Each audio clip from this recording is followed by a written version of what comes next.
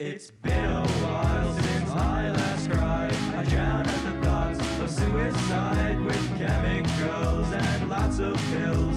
I guess it's still cheaper than a hospital bill, but now I feel so numb and empty. I wouldn't care if the world was empty. I have goals and Pacific Coast dreams. I also have low self-esteem. Socrates and the Apostles' Creed and everything else that I've ever believed. Is it all a sham? Is it all a lie? I admit I'm afraid to die alone, alone. I don't want to die alone, alone, alone. I don't want to die on my own.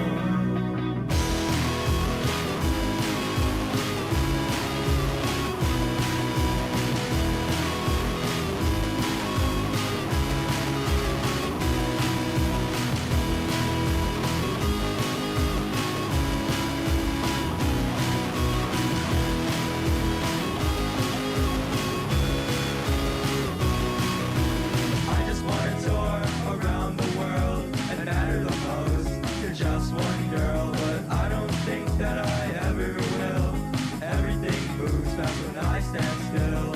Now I am so numb and empty. I wouldn't care if the world was empty. I've got problems with no remedies. I've also got self-destructive tendencies.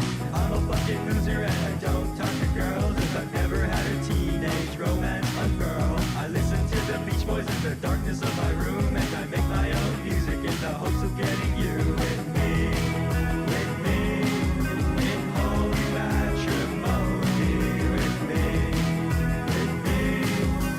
I am so lonely.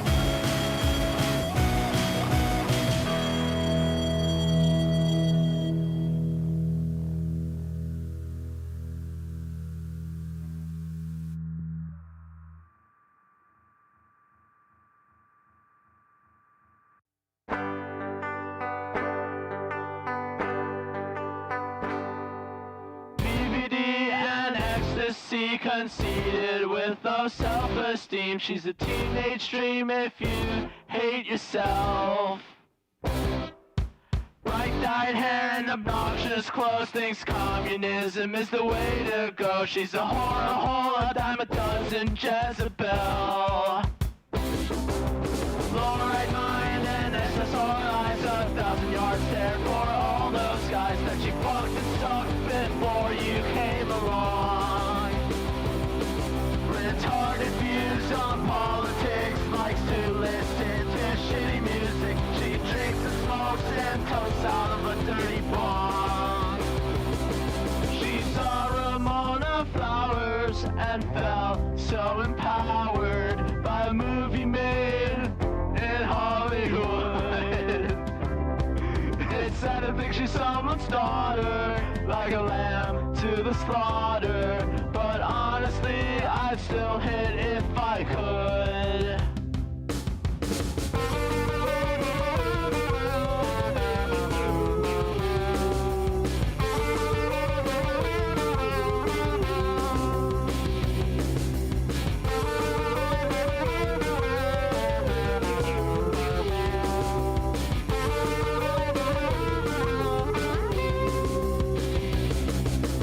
BPD and ecstasy, 30 years old but acts like she's 16. Likes to go to shows cause she's so fucking cool.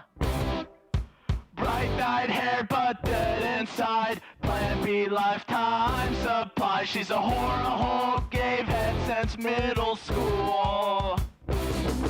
Only pedophiles in denial think she's anything worthwhile. Her fertile lifestyle will drive you wild. She's an alcoholic loser bitch that likes to listen to shitty music. She drinks and smokes and cokes and chokes on dick. She saw Ramona Flowers and felt so empowered by a movie made in Hollywood. It's sad to think she's someone's daughter, like a lamb to the slaughter. But honestly, I'd still hit if I could. She saw Ramona Flowers and felt so empowered by a movie made in Hollywood. It's sad to think she's someone's daughter, like a lamb to the slaughter. But honestly, I'd still hit if I could. She saw Ramona Flowers and felt so empowered by a movie made in Pino Wood. It's sad to think she's someone's daughter, like a lamb to the slaughter. But honestly, I'd still hit if I could. Good evening, good evening, good evening, good evening, good evening. How was your weekend? How was your weekend, guys? How we doing? How we doing? Now, look, I really appreciate everyone coming out tonight. You need to support this stream because obviously we're being cancelled by the woke right, which means that I need your money. I need your money. I'm learning from Jeremy. Apparently this is how you do it. This is how you become a big YouTube channel. You need to support me so I can defend you against the quartering or some shit. Bro, I have watched so much of this guy's fucking content. And, dude, the victimhood. He just sounds like an SJW. How has this happened? How is this guy allowed to survive? Absolutely fucking unbelievable, bro. Guys, I have fucking tab islands, okay? I have fucking tab islands of shit to go through. We're not just doing the quartering tonight, we are also going to go over quite a lot of Melanie Mack. Because, holy fuck, guys. Holy fuck, there's so much. There's so much. Okay, so I still plan to do a video, but I have to go away for work next week, and it'll probably take me a little while to get back. So I figured we'd keep the ball rolling, shall we? Because holy fuck, guys, what a week! The quartering is not having a good one. Quartering is not having a good one. To be fair to him, you know, I do remember the conversation during sort of like the Gamergate days, the mid-2010s, where it was all, we all need to come together, guys. We all need to come together and fight against the feminists. Well, in that spirit, basically the entire internet has united in hatred of the quartering. It's kind of beautiful. Christopher with the 5. No more quartering gameplay, Ginger Boy. I swear to God, thank you for the 5. Yeah, don't worry, we don't have any more of that tonight. I don't think I can take any more. Transnight with the 2. Crabman, thank you very much, Transnight. Thank you, much appreciated for the 2. Also, Transnight with the 5. I might have to dip. I just lost power Lamel. The bold man always picks the weirdest times to stream. There's a 50-50 chance of my whole house getting tornadoed right now. Okay, well, please don't die. I don't know what you do during a tornado because we don't have them here, but hide in a cellar or something. Brad plays with the 2. How was your weekend? Thank you very much. Mountain member for 15 months of coping, 15 months of crabs. How lucky. Let's go. Much appreciated. Kick him with the 15 months of molding. Becky, babe, don't mind me turning your Twitter into my personal battlefield. Dude, we'll talk a little bit about that. Quartering, oh, wait, no, fuck me, dude, my brain today. Quantum, welcome to Seething, much appreciated. Grizzly Bear, member for 22 months. Quartering pisses in basements. Yes, he does. Pinker with the 100 Canadian dollars, incredibly fucking generous. 07 in the chat, much appreciated. Support Beckett, he's being cancelled. We'll see how this. Listen, the amount of like fucking flagging that's been going on at the moment is kind of fucking wild. We'll talk about it because channels smaller than mine have been struck while talking about this, which is insane. It's actually insane. Now, I haven't got like a huge amount up about the like flagging itself. If you want to know, like, I guess see all the evidence and stuff. Like the Kino Casino did a stream the other day, And they went over all of it. But here is the TLDR. Basically, Jeremy provided evidence. In fact, actually, maybe I will do it this way. Maybe I will do it this way. Because it's maybe a little bit easier. Maybe a little bit easier. He says, having set up tab islands. The Quartering basically made the argument that he is not striking anyone, guys. He would never flag anybody. As he, dude, is it still up, bro? This guy tweets so much irrelevant shit. It's unreal. Wait, is it gone? No way, it's gone. Dude, is this the only way he survives? Just endlessly screaming into the fucking void. Here we go. So, the Quartering, to begin with, made the argument that he would never strike anyone, guys. He'd never do this. What a crazy suggestion. What a crazy suggestion. That he in some way would be responsible for this false flagging. Which is, now I see they have switched from he flagged it down to he called someone back, to he flagged it down. Some autists spotted that I had a conversation with my with YouTube. Sorry to report, it was my unsleeved media channel. It was demonetized and I was reporting the problem and appealing. So what we have here is basically just an email from YouTube. Thank you. We hope you are thriving gracefully. I would like to let you know that we're all still waiting to hear back from the consultant team so we can help you further. Now, I tweeted out that this was absolute bollocks, as did many other people. One person, and I don't have their tweet, I apologize, literally flagged their own channel to prove that this is nonsense. But to be absolutely fucking clear, what was seen in Jeremy's search history, he brought it up on stream, was essentially an email that said, "Thanks for your report to YouTube." This is a very, very specific type of email you will get. You'll notice there's no case number, there's no general, because you're not expecting a conversation. It just doesn't get logged in the system in that way. It is literally, you have reported something, thank you. So he has flagged somebody. He definitely flagged somebody. Now, the other thing that's important to note about this is it wasn't just, oh, the Kino Casino channel, the Clips channel went down. It was the Kino Casino Clips channel went down along with Andy Warski's channel. In the space of like 5 minutes. This doesn't happen randomly. This is the sort of thing that you need like human intervention for. This is not something that even like an audience mass flagging campaign is going to do, because why even target Warski's channel? He's not in violation. It's also interesting the timing that this all seems to have happened at the end of like work on Friday, meaning that no one was around over the weekend to actually deal with it. Which is very well timed. Jeremy himself has been cleared to like null that he definitely has those contacts, and despite the fact that he'd go on to post this, and for my final act, I will prove my rep no longer even works at YouTube. I've disproven every single accusation. Anybody accusing me now is doing so in bad faith.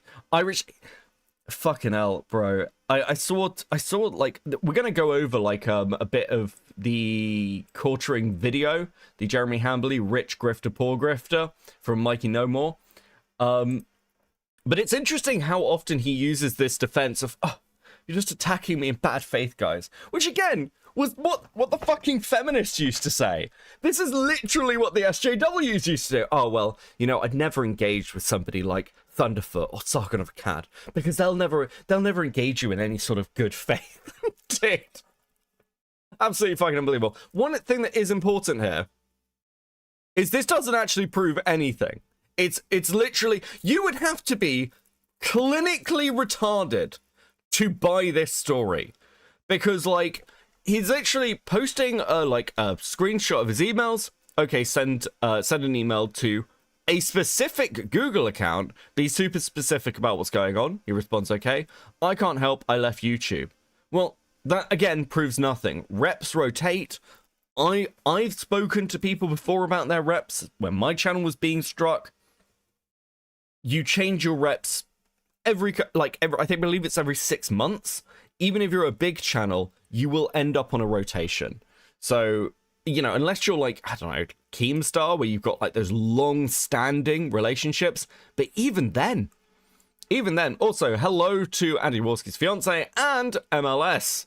I need all the money. True, buddy. Hope you're good, buddy. Let's see. Where were we? Just let me read some of these. Metal Man, 15 months. Thank you very much. And Kickin. Dude, my YouTube is like glitching out on me so much today. Kickin with the 50. Someone in a few hours ago. No stream about Melanie Mack, just a video. Yeah, well, I caved. I had a good sleep. Caved. Tyler Williams with the 5. Does this mean you're going over all the quartering stuff, including the embarrassing videos of him being weird to women? I think that, I don't know if we'll do all of that tonight, but we will have a look at, I think, some of the Sydney Watson stuff. Mel Magnus with the 5. I've never seen such an innocent man in my life. This is slander. So true. Ivy, member for 5 months of modding. Hi, Crab Daddy. Can you believe it's been a week and none of your friends have crashed and burned? It's an act of God. Also, not the food shots video I was promised, etc., etc. Thank you very much. Much appreciated. But let's be clear. The ongoing catastrophe of the quartering shows no signs of slowing. I think the only reason that we've got, like, even a little bit of a lull is because PPP is away. But when looking at his numbers, this is definitely having some impact. One thing that I found pretty interesting, actually, and this is where we're going to start tonight, is a post from John Delaros. This will be an unpopular opinion, but what they're doing to the quartering right now is full cancel mob. It's all rumour, innuendo, and an active attempt to destroy him. Saying a piece on one matter is one thing, but this is really ugly, and I see who's ringleading it. They do this type of stuff regularly. If anything, Jeremy Hambley needs prayers right now, so he can get on track. We should want people to turn a new leaf in grace, not want them destroyed. Do you agree? Bro, it hasn't even been a full fucking week, has it? Like, are we really do we do this with anybody else? I don't know what it is about the fucking, like, again, I don't know how else to refer to them other than the woke right. It's exactly the same sort of victim mentality.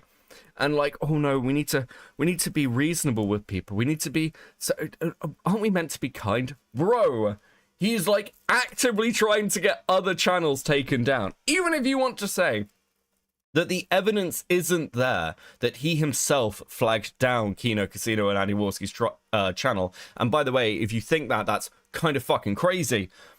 He's still directed his audience, and as you'll see, has had a response from his audience in flagging channels.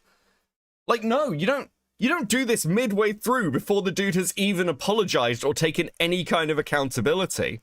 That's absolutely fucking crazy. What do you mean? What do you mean?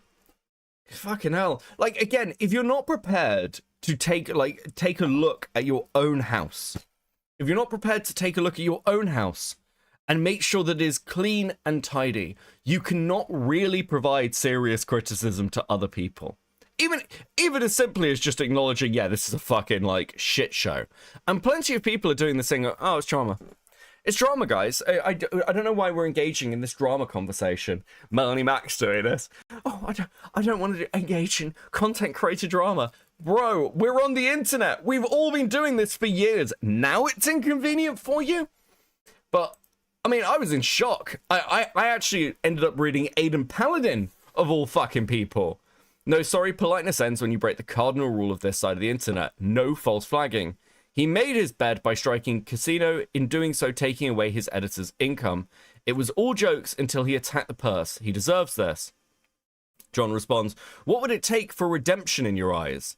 It's not complicated, and I told him directly. Apologize. He claims to be a Christian. He should know this. Just admit that if nothing else, he told his viewers to flag Casino. Ask for forgiveness, and it won't be okay, but it's a step in the right direction. I can't believe I am agreeing with Aidan Paladin. Didn't the quartering steal his logo from a barber shop? I will come to that, Saber. Good evening, buddy. How you doing? Yeah. The answer is yes, which is fucking insane. But never mind.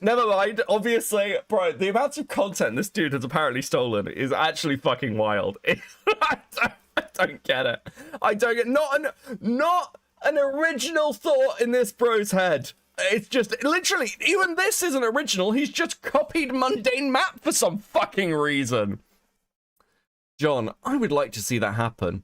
I don't think the actions of the entire piling on the internet are helping move anything towards that, though. If anything, it just causes digging in and mudslinging to get worse when we're about to lose midterm elections.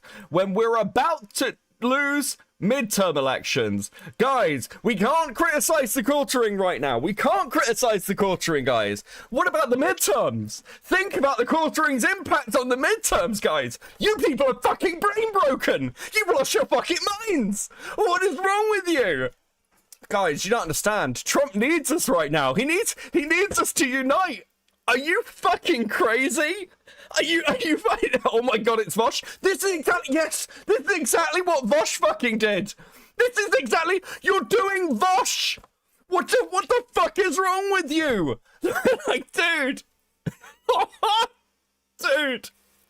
I can't. Am I meant to be taking this fucking seriously?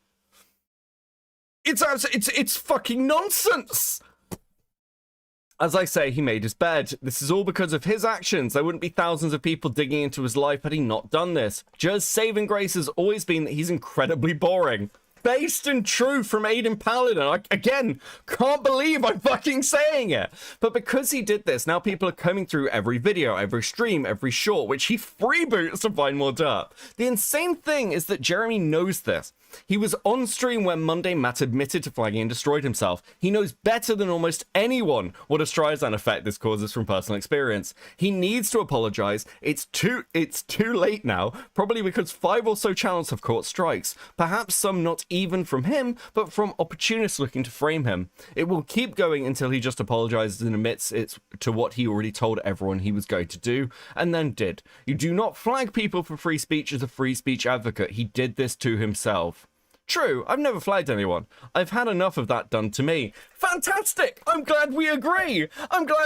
Listen, if you are somebody who will modify your political position to defend bad actions within your own tribe, you are no different from Hassan. You are no different from Vosh. You are the same fucking thing. And I know that some people are looking at like me and go, well, clearly Becca just hates the quartering and Melanie Mack because he's a lib. He's a lib and he hates religion. So for any of those people who may be catching this for the first time, just to be clear, I am on the left. That is true, but I have never once, changed my position. I have always been pretty, what's the word I'm looking for? Dude, my brain's completely gone. I've always been an ecosystem guy. There we go. I care about free speech on the internet to the extent that when the Ethan Klein stuff was happening, I was supportive of Ethan Klein right up until he started to take people to court for the copyright stuff. I immediately got off the wagon and said anybody supporting these copyright lawsuits is out of their mind. I am hardline on these things. It is essential on every part of the internet that we protect the ability for even people we don't like to be able to speak. That has been my consistent position for years now. And it's like, this used to be the position of people like the quartering. I was there.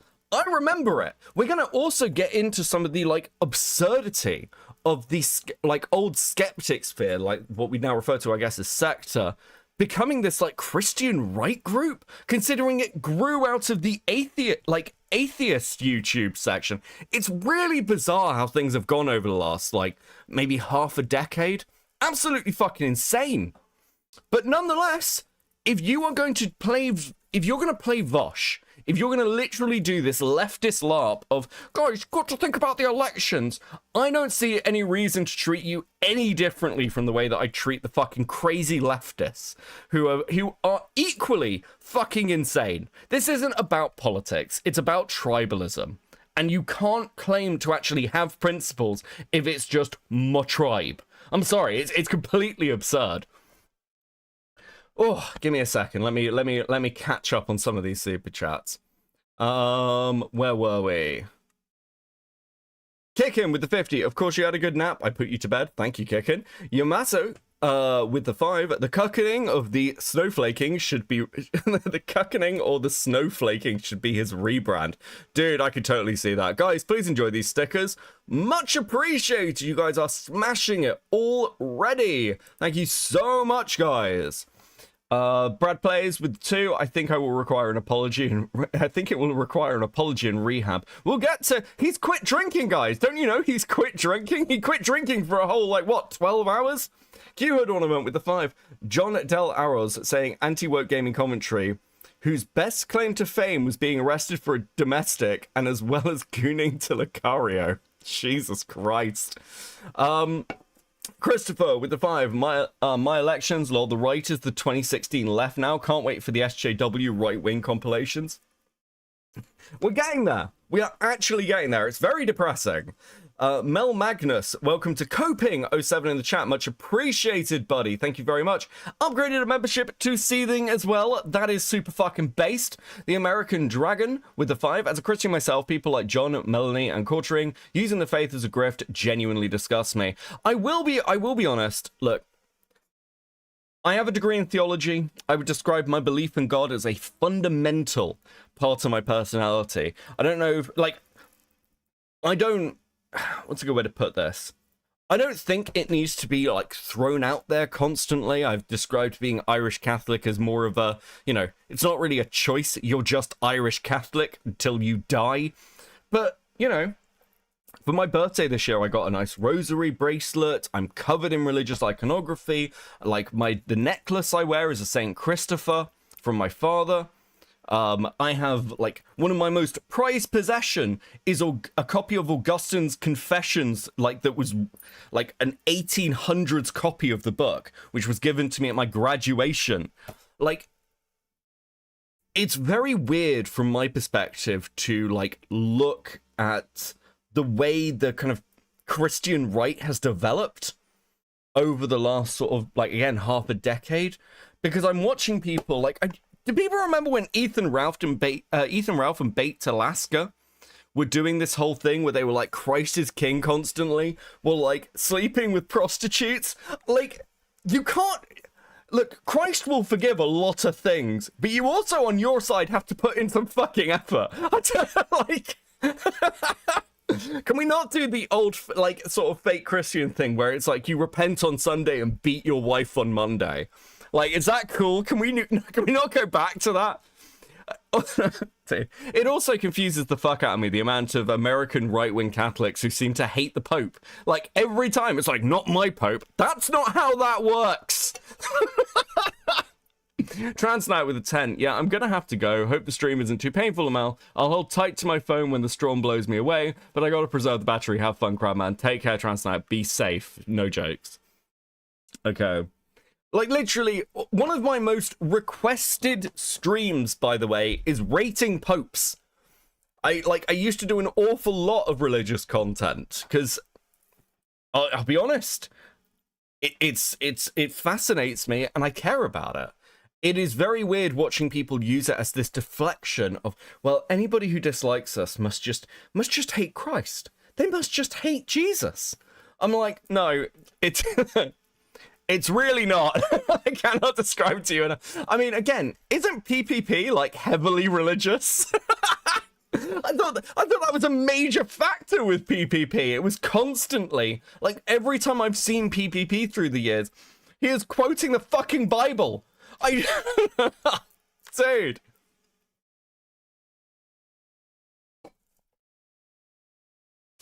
Wolski, responding to John. He got 2 YouTube channels taken down because he was upset, even though he makes tons of videos calling other people out. He has flagged multiple other channels and Twitter accounts. He backstabbed all his buddies and said their channels are dead. He asked his audience for money for multiple things that never came, even though he is a millionaire. He's apparently married but hits on other women and says inappropriate things. He's a massive drunk that spirals and attacks people. He is a hypocrite by being against woke mob tactics but uses them against people. He steals content, all that and more. He is also not apologizing or admitting any wrong. I believe in redemption, as well Andy Warski of all people should. as much as the next guy, but we need to see an actual change and some remorse. If we let this guy get away with it, who's next? I think you can pray for someone yet understand that if they do not change, shit will only get worse. Abso-fucking-lutely.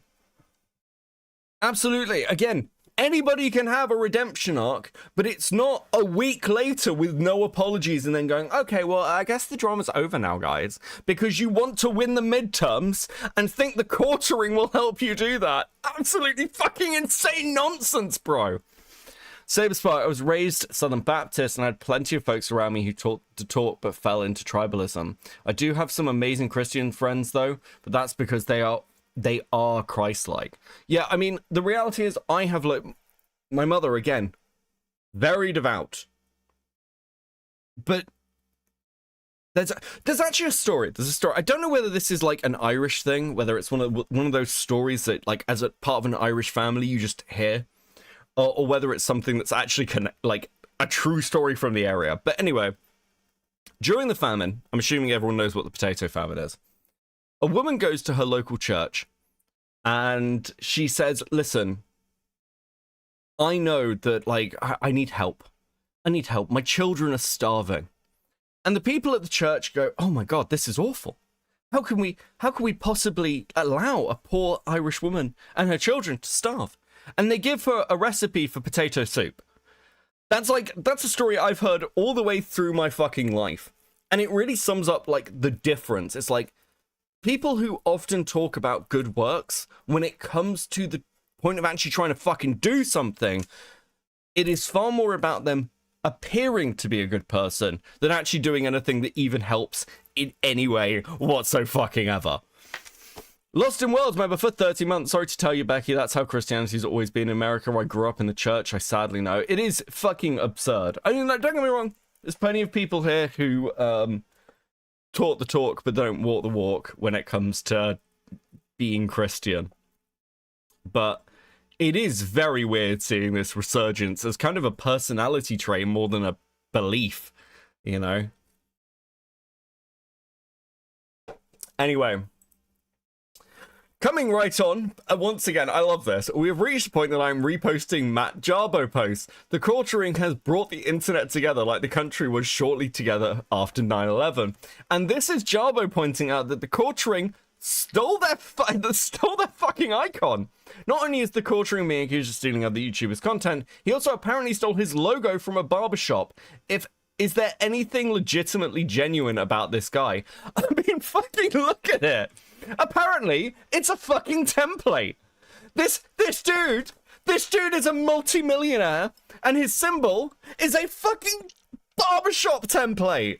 Baron with the 10, plus Pius II is my favorite obscure pope.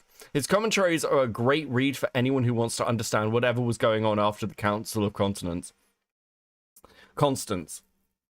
Fuck me, my ability to read today is fucked.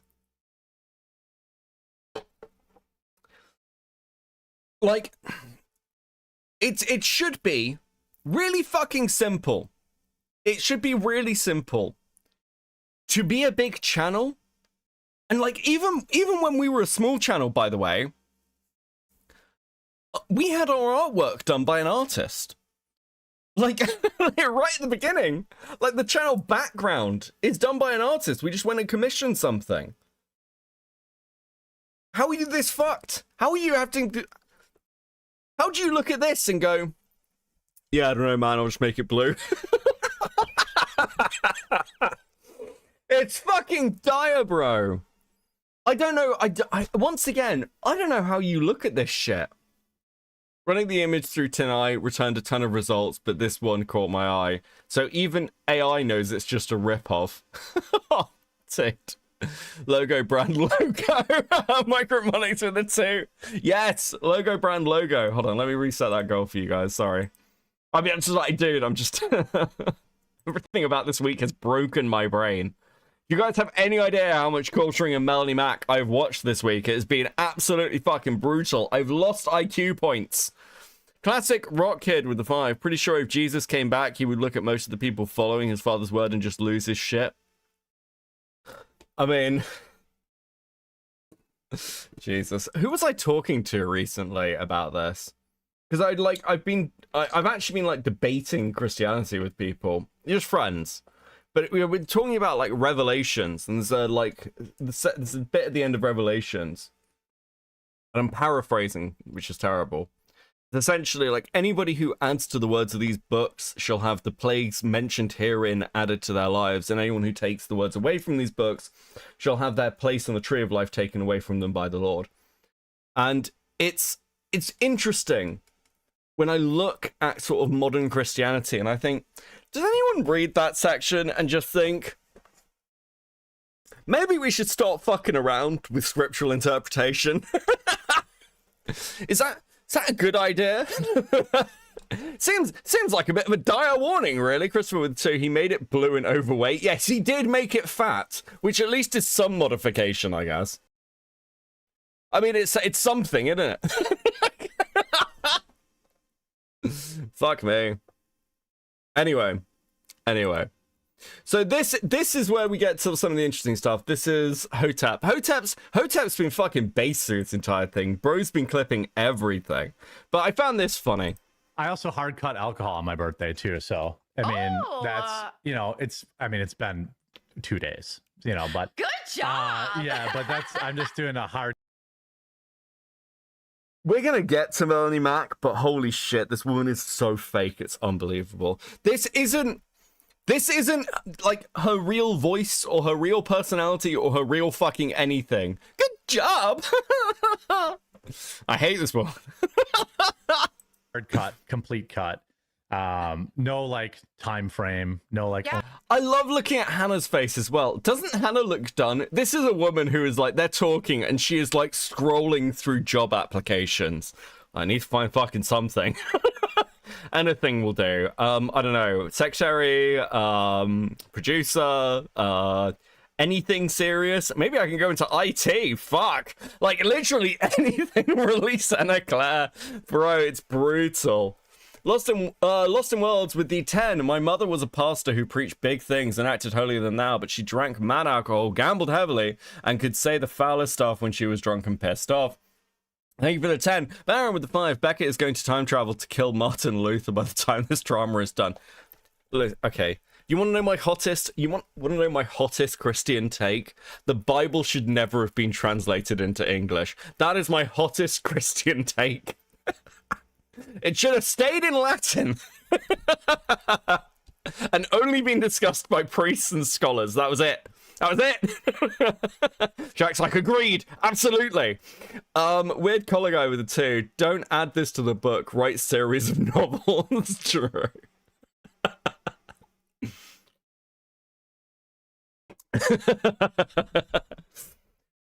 Listen, anybody who's Catholic in the chat just went, oh, he's that type of Catholic. Okay.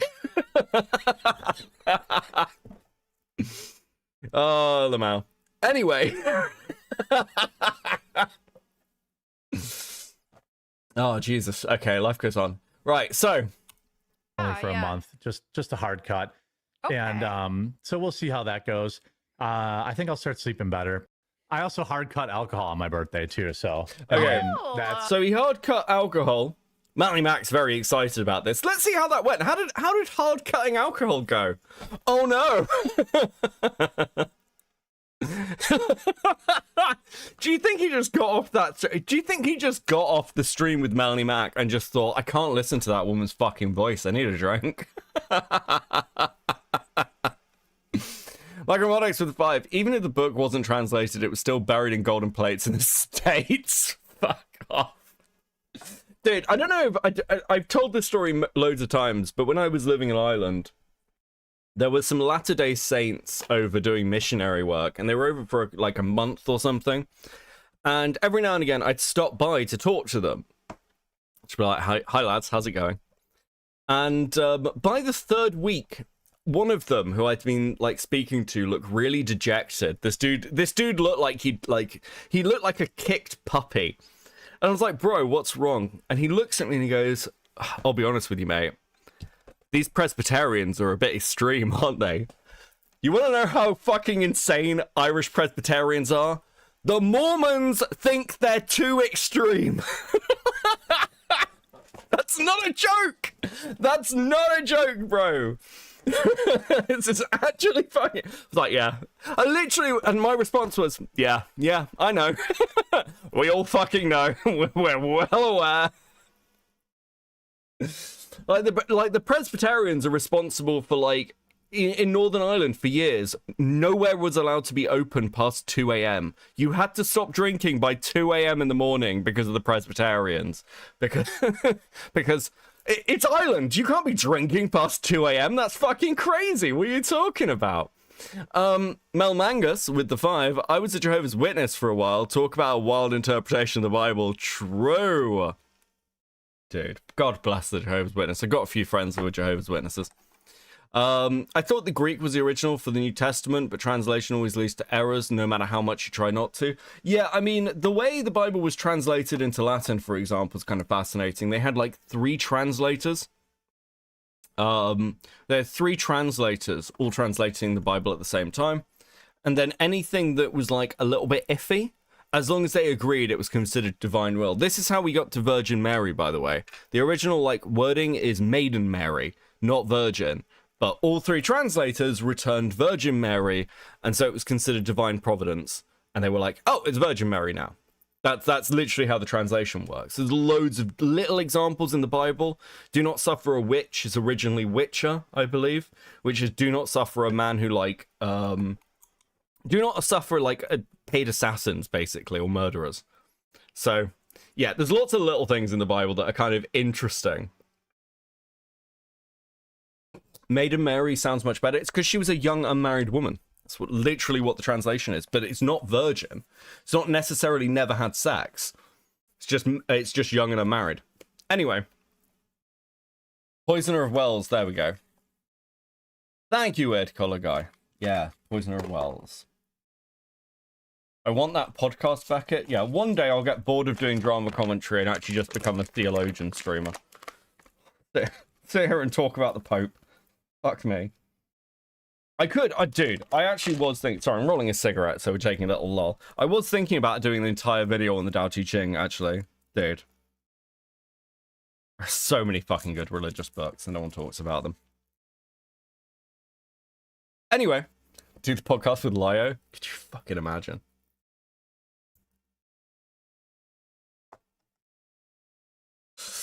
Okay.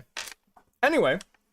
The not drinking didn't go very well. It's bad enough you fucks harass my elderly mother, my in-laws, my offline friends, but if you think you can weasel into their DMs to get them to turn on me, ha ha ha ha ha.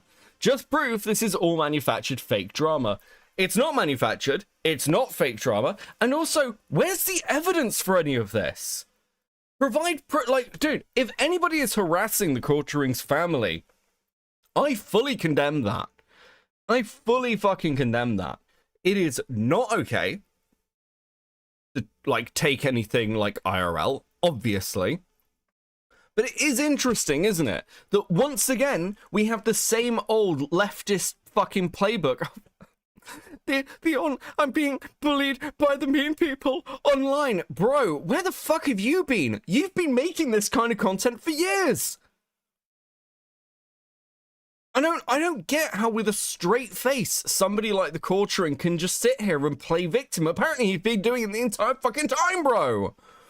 Don't forget, I have the power to summarily delete any YouTube channel I wish. You would think since they all say this shit unironically, they would be more concerned. I'll be honest with you. People are concerned. I'm concerned. I said to somebody, wow, I'm actually surprised that my first stream on him didn't get a fucking flag.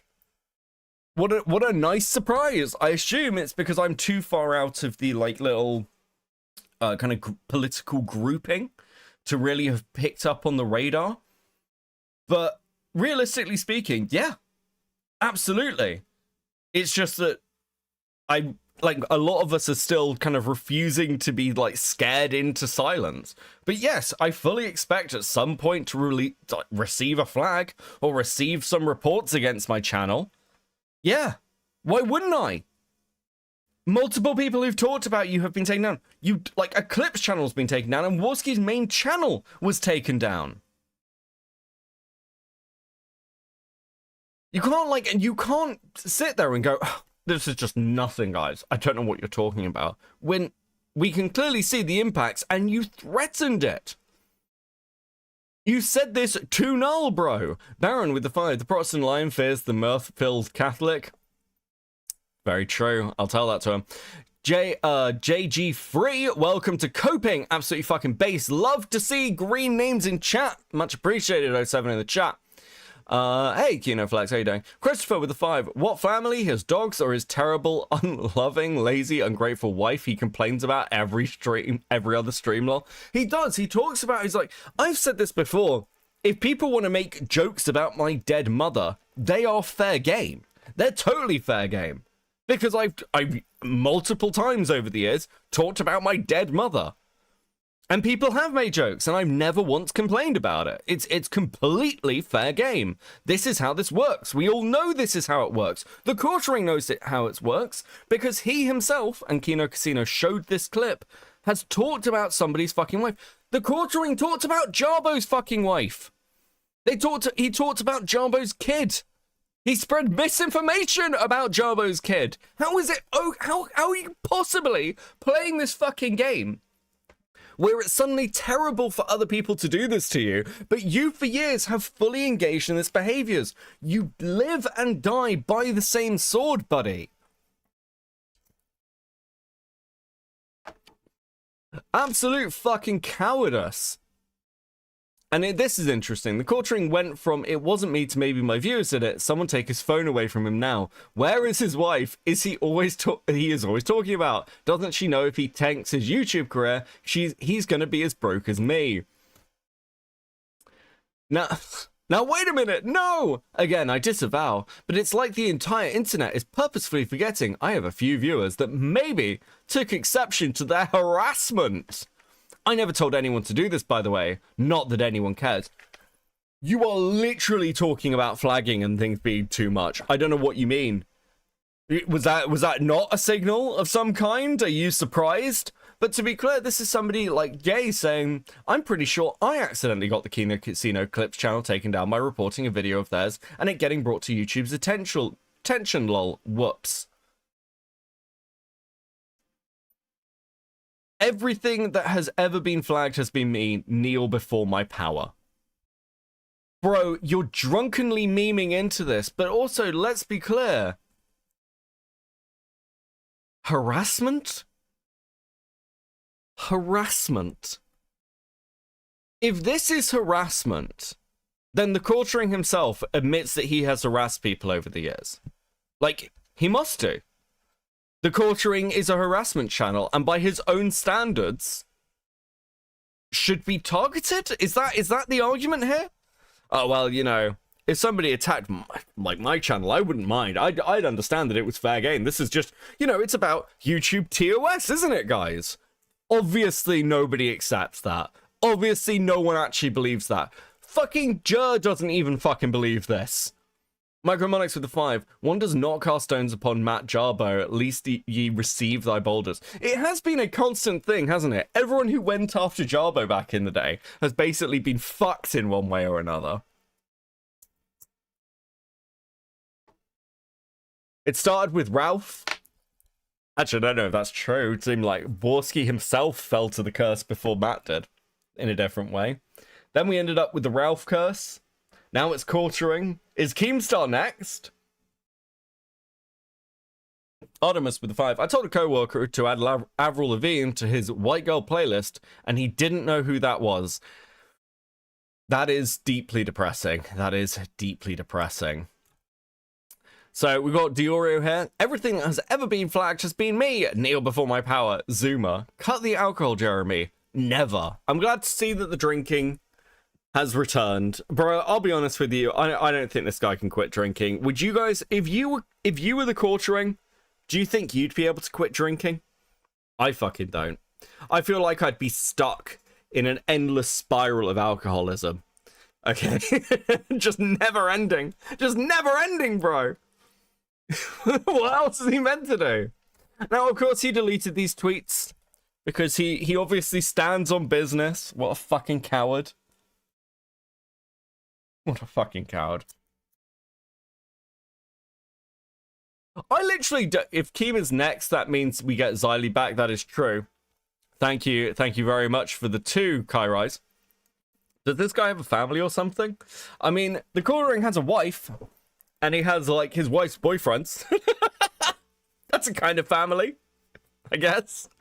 Christopher with the 5. Jeremy got 40 plus videos on Brie Larson because she made a single crappy superhero movie. This is a hike in the park. Yes, abso-fucking-lutely. Thank you guys so much, by the way. Please enjoy these stickers. Oh, dude, what happened to my sticker? There we go. Okay. My poor sticker. Okay. Thank you very much, guys. Much appreciated. Much appreciated. Thank you, thank you. Right, let me reset. Let me get that goal for you guys. Let me get that. Let me give you a little reset. A little top up, guys. Okay. I don't know why he's deleting tweets. I literally don't know. I don't see the point. This is all getting clipped. This is all getting clipped constantly. You've got people watching you now. You might as well just leave them up, bro.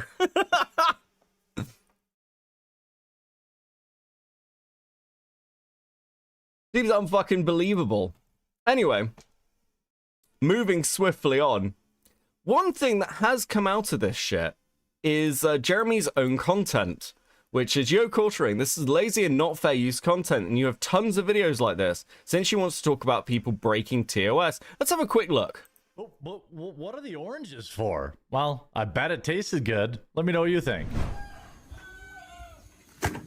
This is what his shorts content is actually like. This, bro, I had no idea.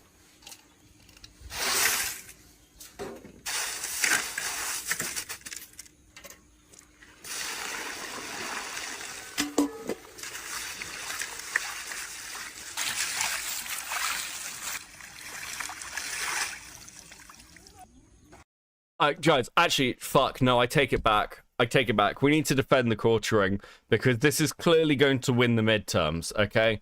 If anybody who's like on the fence or a little bit unhappy with Trump at the moment, with the tariffs, with the war in Iran, with any of the shit that is currently happening, see this short from Jeremy, they're going to think, well, now I have to vote Republican in the midterms. Okay, what choice do I have?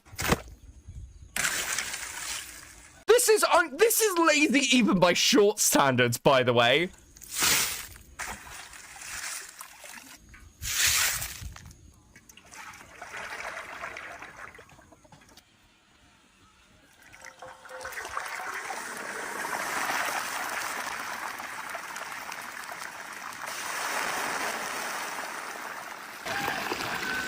Is this how you grow a channel? Should I be doing this? I mean, I don't know why he's put this on here. What the fuck is this to do with any of his actual content? Could you imagine if I did this? Could you imagine if I just started posting random shorts of things I'd scrolled past on fucking Twitter? You'd think I'd gone fucking mental.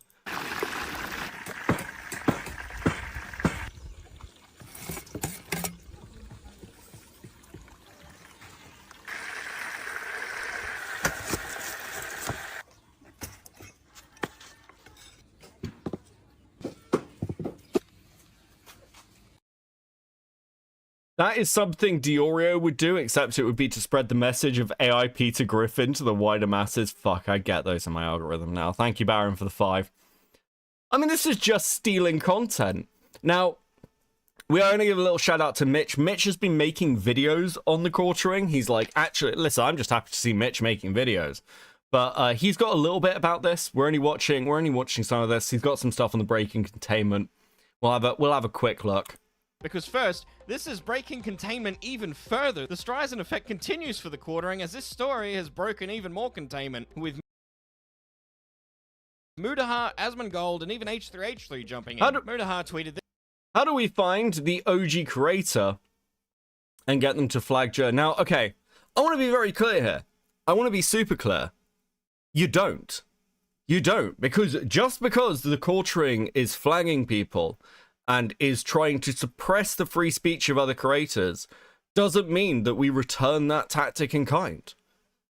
Like, I've spoken about this many times over the years, and I know that some of you are probably, like, checking in for the first time to like what my content is, but I mean it when I say that I am an ecosystem person.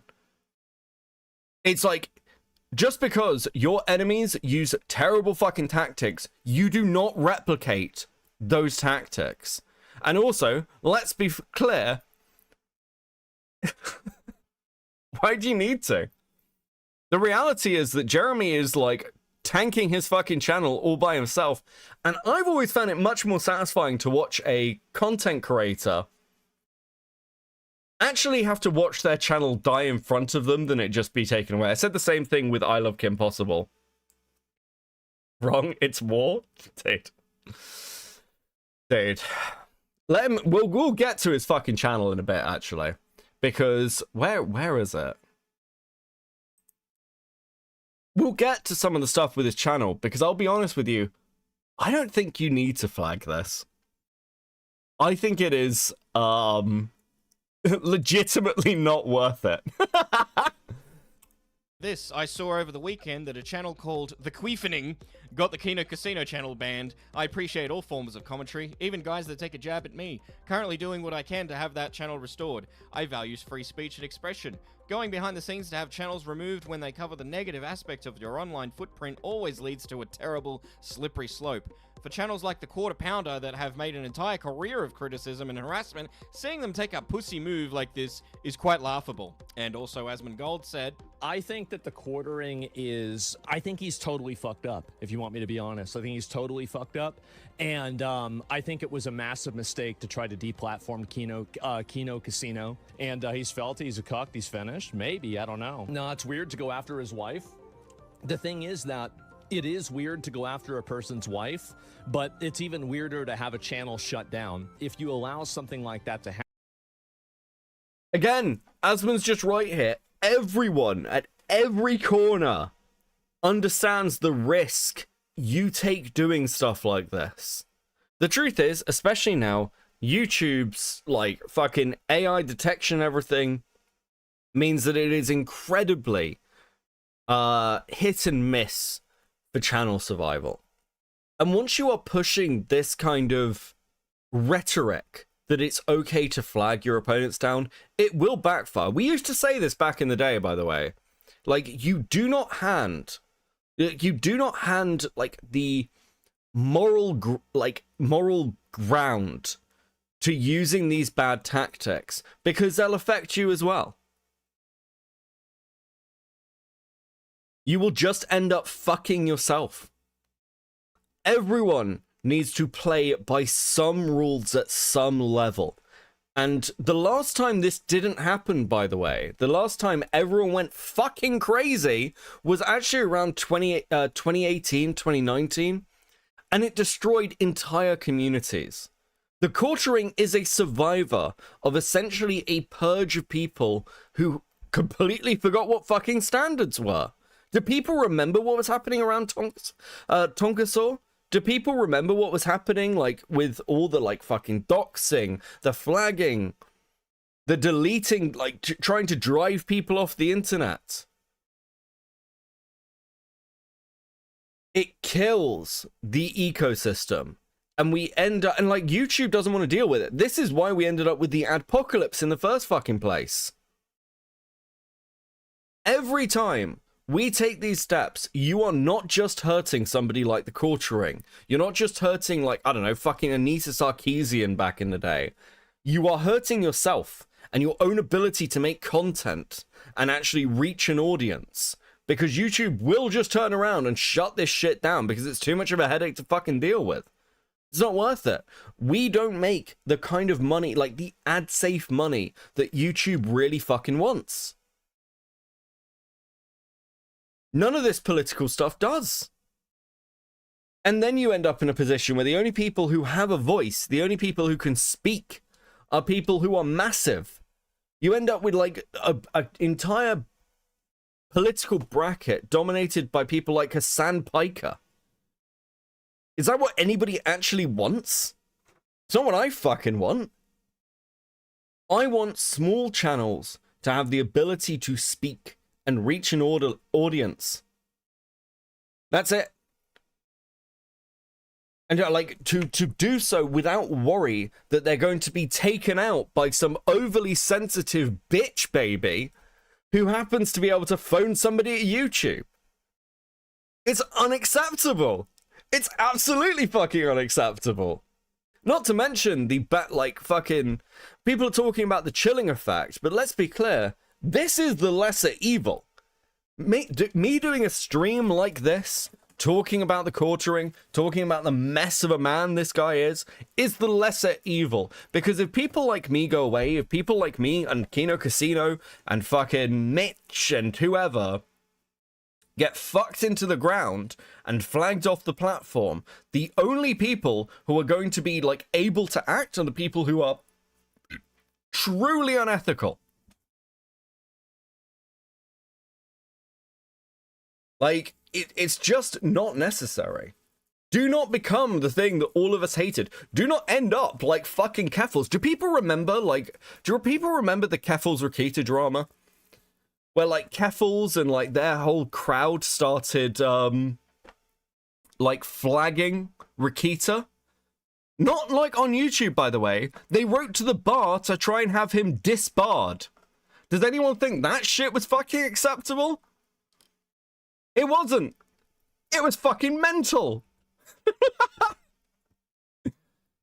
The point of hating these people is because they suck.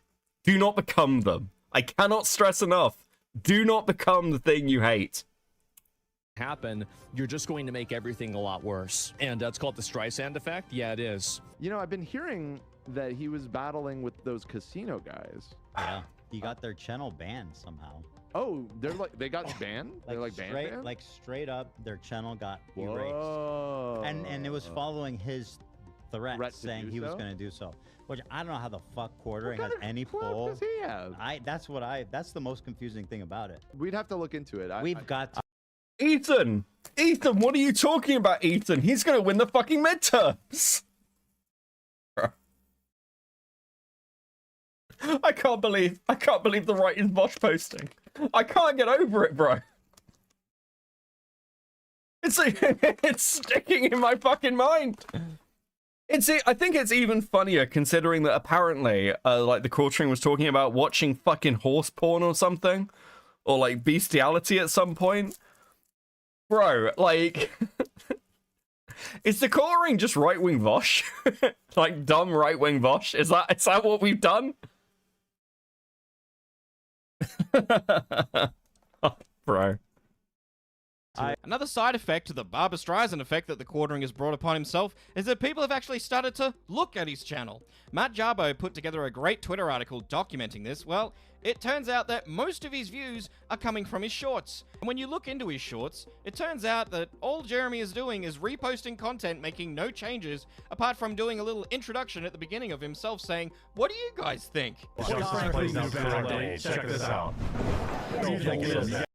This is fucking... This is why I wanted to watch Mitch's video. This is insane. This is actually fucking crazy.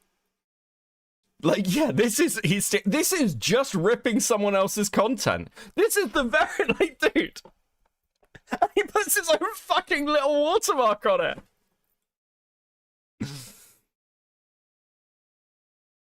Yeah, check this out. Well, here we go. Good, and this looks like the results are fire. Let me know what you think in the comments. What do you think? Check this out. Again, check this out. Let me know in the comments what you think about that. Also, I mean, again, let's be fucking honest. Are there any... Okay, genuine question. Is anyone in chat a fucking quartering fan? Is anyone actually a fan of this guy? Does anyone have a defense for Jeremy? Who's watching this guy's fucking content? Who's watching it? But actually, we're going to go to this one first because, like, people have been going through his numbers and it makes no fucking sense. He has shown who he is through all this right here. And this person says, and yet somehow amidst this drama, he seemingly managed to get 10,000 subs in a single day on Monday right here. Kind of shoving this in our face, right? Which I think is great. Fucking A, awesome. And so I went into a social blade and I started doing a little bit of digging. And let me tell you this right now. The quartering, doing great right now. Look at the views here on a day-to-day basis. day-to-day basis. Now, I have this. I went and grabbed it. These numbers are fucking bizarre. Like, I know that PPP accuses the quartering of buying views and buying subs. But these numbers are fucking weird, bro. And the quartering's own channel. Like, look at this shit. You're a 2 million sub channel throwing out just as much daily content as you possibly can to feed into the algo. And this isn't good. This is fucking crazy. Like, the dude's clearly making money, but this is the definition of fucking slop content. I don't know how anybody ever watched this guy. And it's the shorts. Like, look at these things. Look at them. We'll just go through some of them. Air travel used to be a classy thing, something people got dressed up for, something people viewed as a luxury. Whatever this isn't that. Let me know what you think in the comment section.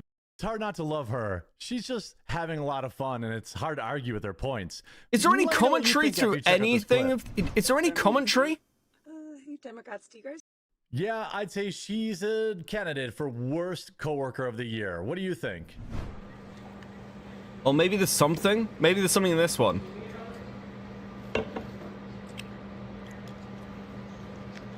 No? Nothing?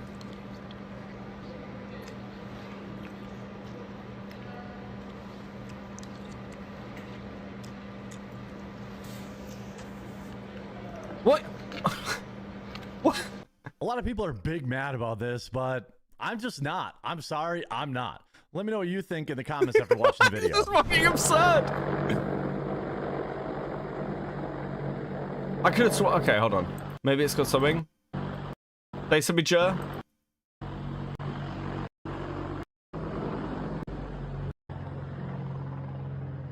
What the fuck even is this? Gamers. What a wonderful thing. Let me know what you think. You're a speedball or something? I literally do 1v1s all the time, and Motherfucker has monetized the Twitter scroll. Even the fucking clips he finds for his shorts are boring as fuck. This is unwatchable nonsense. But what are the oranges for? Well, this Patriot astronaut was having none of this woke reporter's bait questions. You absolutely love to see it. Let me know what you think in the comments. Check this out. There must be something. You know, happiness that lies, Christina, and just and that, you know what? Listen to this. There's just nothing. I think we'd all love some help. This isn't even new. This isn't even news. It's fucking unbelievable. The hypocrisy here is staggering. I don't know if I've seen it worse. Let me know what you think. While they're awaiting some other type of process, they should be allowed to stay here. Yep. Okay, I have 2 undocumented migrants. Dude, I just...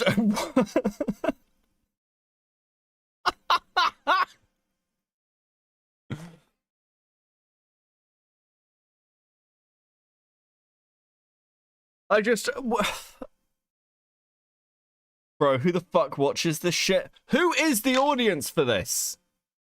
This professor absolutely melts down, and it only gets better the longer. I used to watch Jer back in 2017, my commiserations, but he kept making the same 4 videos a day. It's where I developed my hate for the one-take wonder. I mean, it's interesting. Also, thank you, Morgan, with the 5. It's interesting as well because he basically just filled the slot. Sargon, No Bullshit, Andy Warski, Bearing, all left when they started doing better content. I can't believe I'm saying that about Sargon, but, like, yes. Like, at least Sargon, like, puts some thought into his content now, rather than just doing bad feminist of the week, kicking with a 20. Why extra sticker for making us watch this? Dude. Here you go. There you go. You can have a chomp sticker. Coyote with the 5, with the 2. He looks like the Epic Mealtime guy, but depressed. MLK Ultra with the 5. This guy strikes channels. Let him know what you think in the comments. And I mean, it is clear that he is deleting comments as well. Like, there's no way that this is, that he's like, it's all so positive still, and we know this is breach containment. His audience is obviously plugged into this shit. Anyway, we're gonna do a little bit of Jer history at the end of this Jer section, because I'm still learning about some of this stuff, because I've just hated quartering on principle for a long time. And since the for me, I think it was he was boring as fuck during the Bloodsports days, and then he had a fight with Metica and Keem and continued to be boring as fuck. I was quite surprised. Again, for those who don't know my lore and history, I took a 2-year break from the internet when I focused on my career, on like just actually having a job, and then came back. And when I came back, finding out that like fucking the quartering had somehow survived the skeptic side and was like the only channel with like, I don't know, decent views, shocked the fuck out of me. So let's have a look. We're just gonna watch like I think 4 sections of this. We're not doing the early stuff with Bloodsports and like his early history. I want to see how he began to grow his channel and what he was like with his audience.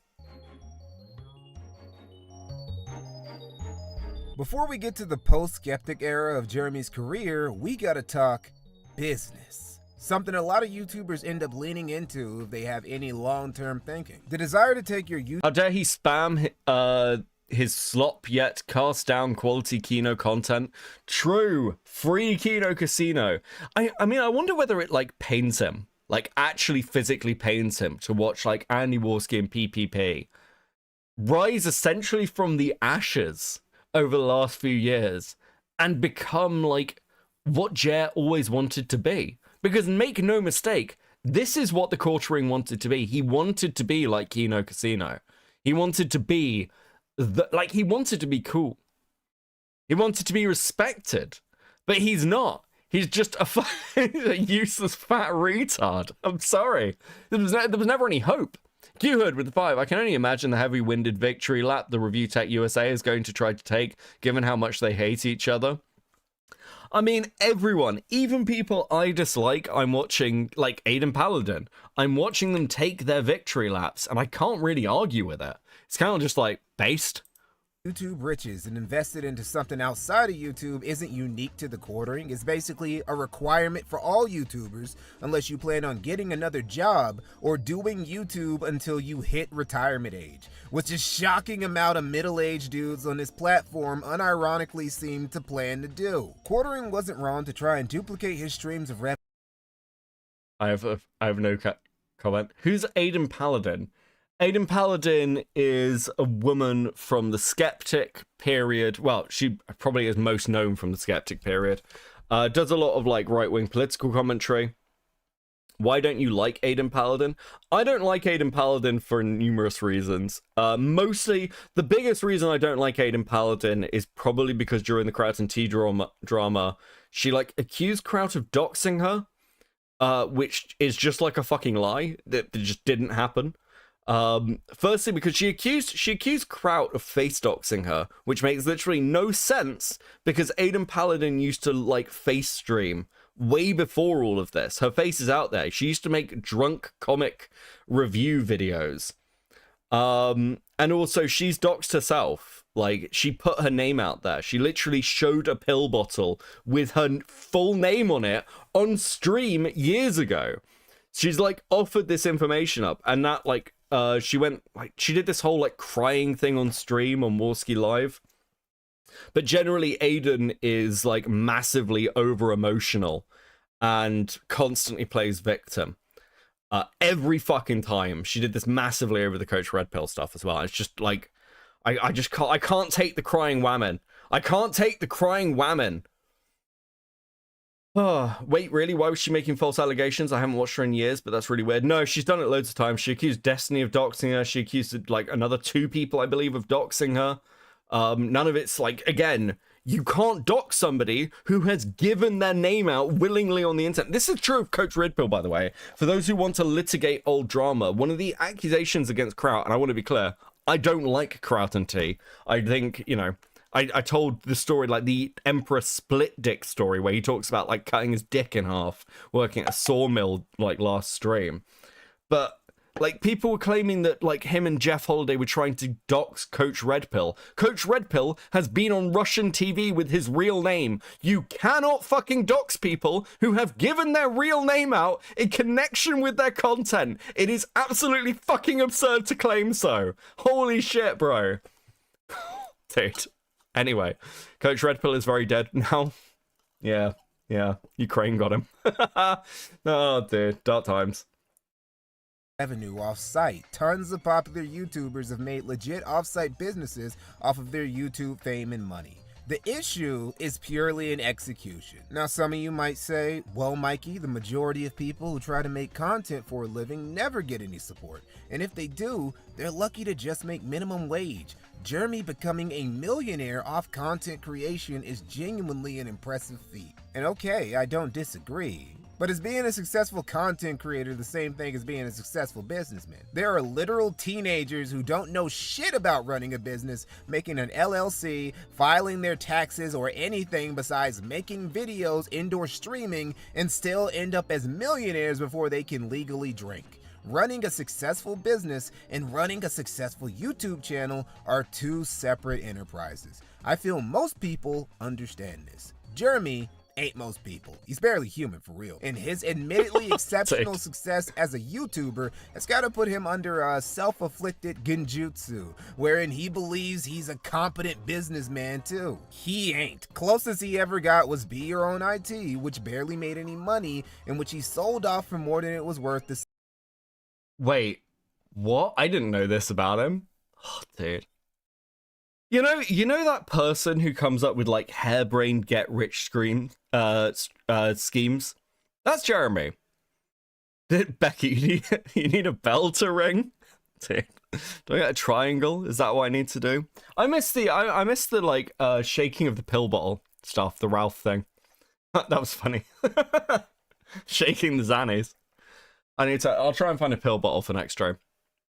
Second he got the opportunity. There's also Marketing Sheriff LLC, which is just a small digital marketing firm he started in 2014 that would never become a known agency brand and is essentially just a business shell for Quartering's online work. Matter of fact, let's go over an entrepreneurial catastrophe of Jeremy's from this time, because it's a great example of what I'm getting at. We go back to late 2018. It's December, and it's a big moment for the Big Ham Planet, because he was launching a new ambitious project, exclusively games. It was going to be a gaming news website with videos and articles written by journalists along with a forum, all of which Quartering... Oh my fucking god, did he get in on this?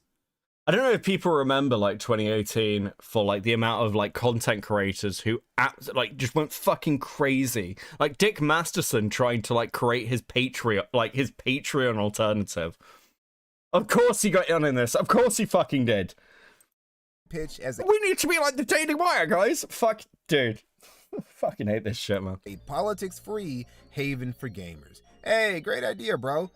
How you gonna pay for that? A small forum is one thing, but you're talking about building something like IGN. What a solution to that was simple. He was gonna crowdfund the money. Despite making a pretty heavy bag from YouTube at this point, Quartering still decided to launch an Indiegogo campaign for $5,000. And ain't it interesting how Jeremy, who brags about how much money he makes, and who claims he was making... net, probably low sevens. Okay. By 2018, still had to crowdfund $5,000 from his fans. Anyway, I think it is crazy how much money everyone made in this period of YouTube.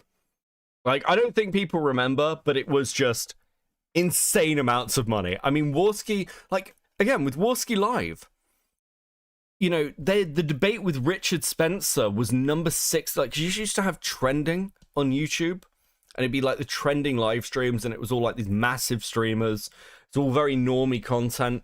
And then the fucking Richard Spencer debate happened on Warski Live. Sargon versus Richard Spencer, which, by the way, for those who don't know, made Sargon go crazy. The reason Sargon insanely fucking changed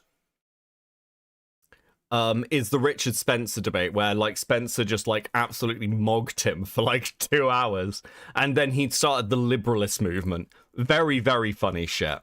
But Warski was like number 6 trending. That stream had like, I think, like 1 million views.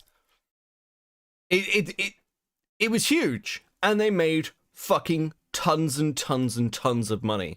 Mostly that they pissed up the wall, let's be completely honest. Holy fuck. I need to revisit the Kilroy event. Do people remember Kilroy? Do people remember the Skeptic VidCon? Bro. Baron with the 5. A reminder that before his death, Coach Red Pill called Diorio to talk about the Kino Casino. Wait, really? I didn't know that. That's fucking... Dude. That's fucking dire. Is Nick the curse? Is that how they found him? Knocked into Carl of Swindon. Dude, it's like there's the Godwinson clip. The Godwinson clip of him following Sargon to the first liberalist meeting. If anybody can find Sargon's video talking about the liberalist movement, let me know. Because he made a video explaining what the liberalist movement was going to be. And it's absolutely fucking kino. And it's completely gone. Sapient with the 2. You are treating me like a white N-word, Sargon. Yes. Why'd you have to smugly chuckle so much, Sargon? Dude. Oh, dude. Campaign was a success. Quartering would end up raising almost $160,000 by the campaign's end. Okay, we got some motion here, some real fan support. Now you would think when Exclusively Games launched in 2019, everything would be smooth. What with Jeremy getting over 3,000% more than what he initially needed to even get it off the ground. You would be... The site was violently burning through money from day one. The main problems for Exclusively Games came down to 2 very poorly thought out promises Quartering made beforehand. One was that he was gonna be hands-off editorially. This was his way of not scaring the hoes, so to speak. Possibly warding off people who wouldn't want to touch the site because he was affiliated with it. It didn't work. Obviously, because... I mean, you own it, nigga. You were always going to be affiliated with it regardless. It also meant that when things started getting funky at Exclusively Games, he wouldn't be able to put out the fires because he literally wasn't paying attention to this website he had taken $160,000 from his audience to make. The second... Oh my fucking god, bro. This was 2018. How has this guy survived? Listen, how did... I wasn't here. Okay, I wasn't here. I'm not American, and I'm not a right-winger. How did any of you let this guy survive? I feel like somebody has to take responsibility because this fat retard cannot take responsibility for himself. Fuck me. I feel like there should be some sort of like apology forum of some kind, just like a simple, let's set up a website, let's crowdfund it, and everyone who's ever supported the culturing can come and apologize for watching this motherfucker's content, okay? Listen, I get it was bad. I get like a load of people fucking left and stopped making content. Tonkasaur went insane. Warski went insane. The JF Garepi, like, I don't know, fucking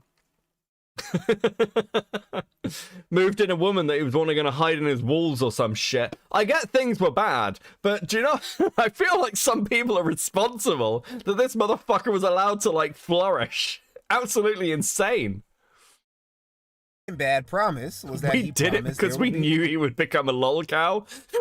Yeah, listen, Beckett, you don't understand. We were laying the groundwork, okay? You wouldn't have this wonderful content to laugh at if we hadn't supported the quartering to believe that anybody liked him. It's not our fault. It's all an op. It's a 6-year op. Ads. All the money would be made from donations and merch sales. The problem with this idea is that it only really works as a business model if you have a lot of dedicated users/whales. Exclusively Games did not. As for the other problems, well, it'd be simpler for me to just read these messages of people who worked at and used Exclusively Games. He spent $2.5K to have the review section redesigned. Ground up. The developers took about 2 to 3 weeks to finish. Isn't he struggling for money? Yup. Oh my fucking god. They finished. They put the reviews in the staging area on offline version of the site. I watched him back in 2017 to 2020. I could tell he had low cow qualities back then and stopped watching. Yeah, there's again the stream where like Keemstar smuggles in Metica to fight with him. You can tell that this guy was always going to become a lol cow. I despise the quartering, and it didn't help that I discovered him through a very bad date who tried to sell me weight loss MLM products. I'd check in and be amazed no one took him down. He survived just by being the most boring member of the skeptic community. That's it. That's why he survived. I'm well aware. It's because he was like, there were so many other, like, it was a target rich environment. Think of it like a battlefield. It's a target rich environment. There's a lot of people running over the trenches, a lot of people you can just pew pew and like take him out, and the quartering's there like fucking hugging his rifle, which is unloaded and like badly assembled, crying to himself in the trenches. And by the time, like, I don't know, people got over to his trench, they were like, maybe we should just leave the crying guy alone. He can't do any real harm. It's not like he's going to be important for the midterms or something in 2026, is it? Fuck me. I can't believe this is a fucking argument, bro. Only the admins No have way, he said pew pew like TikTok censoring. I couldn't think of a phrase. I don't know why. It's Jeremy. I blame him. I blame the quartering. He's like fucking showing me YouTube shorts, and he's rebranding them as his own. It's breaking my brain. I love Jeremy Quarter Pounder. He inspires me to sprinkle in my basement. Polite drunk. Thanks, Potato, with the 5. Guys, thank you so much. Much appreciated. Thank you. Please enjoy these stickers. It is absolutely based. You guys are awesome. Very much appreciated. Thank you. Let me get that goal for you. Let's keep going. Access to. They worked brilliantly, better than ever. Apparently, I watched him until the Dr. Disrespect stuff. That's interesting, Storm, with the 2.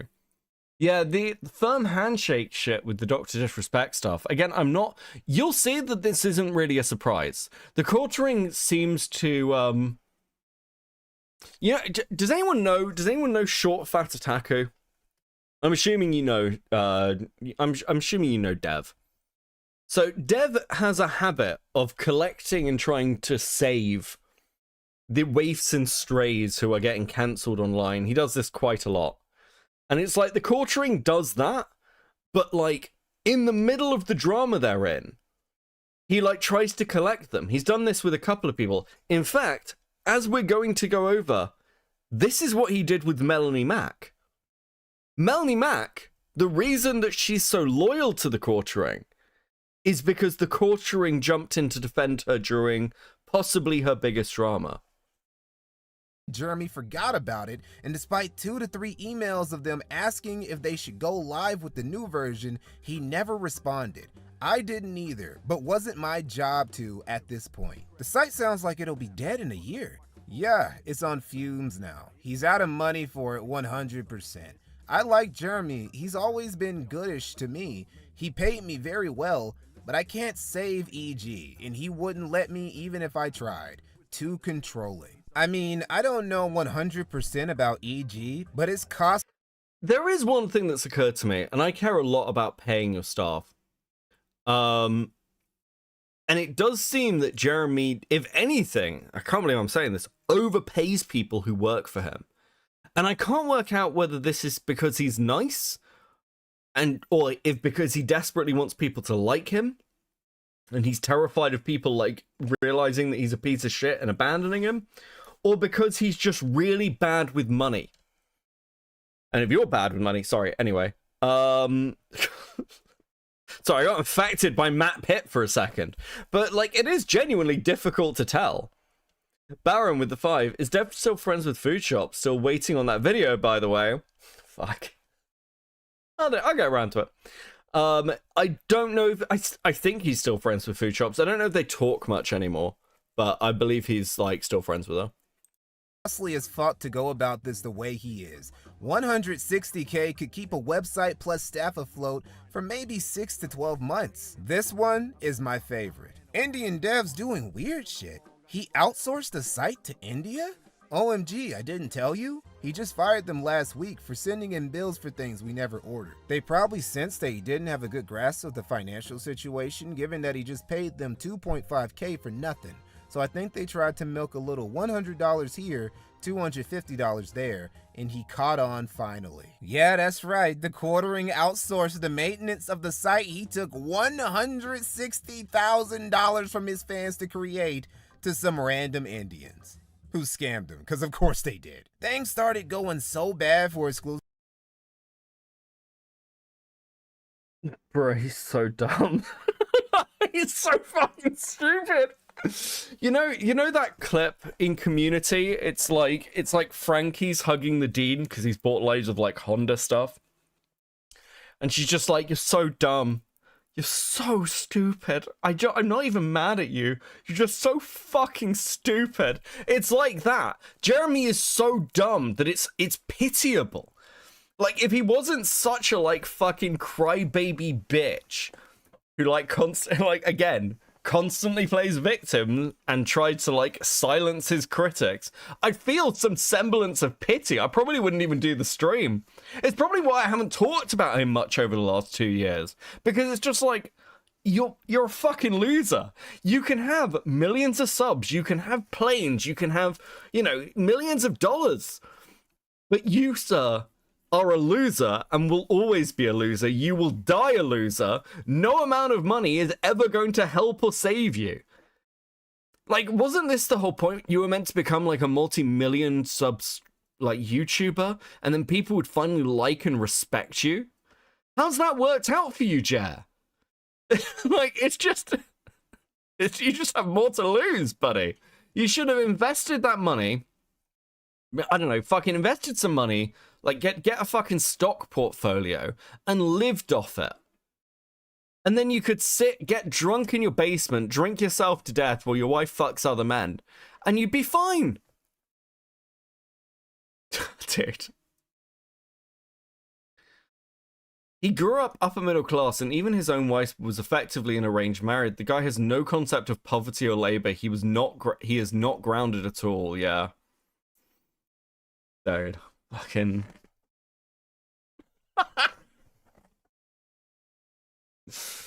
I never thought I'd meet somebody who I'm like, wow, you're like a lazier right-wing version of Hassan Piker.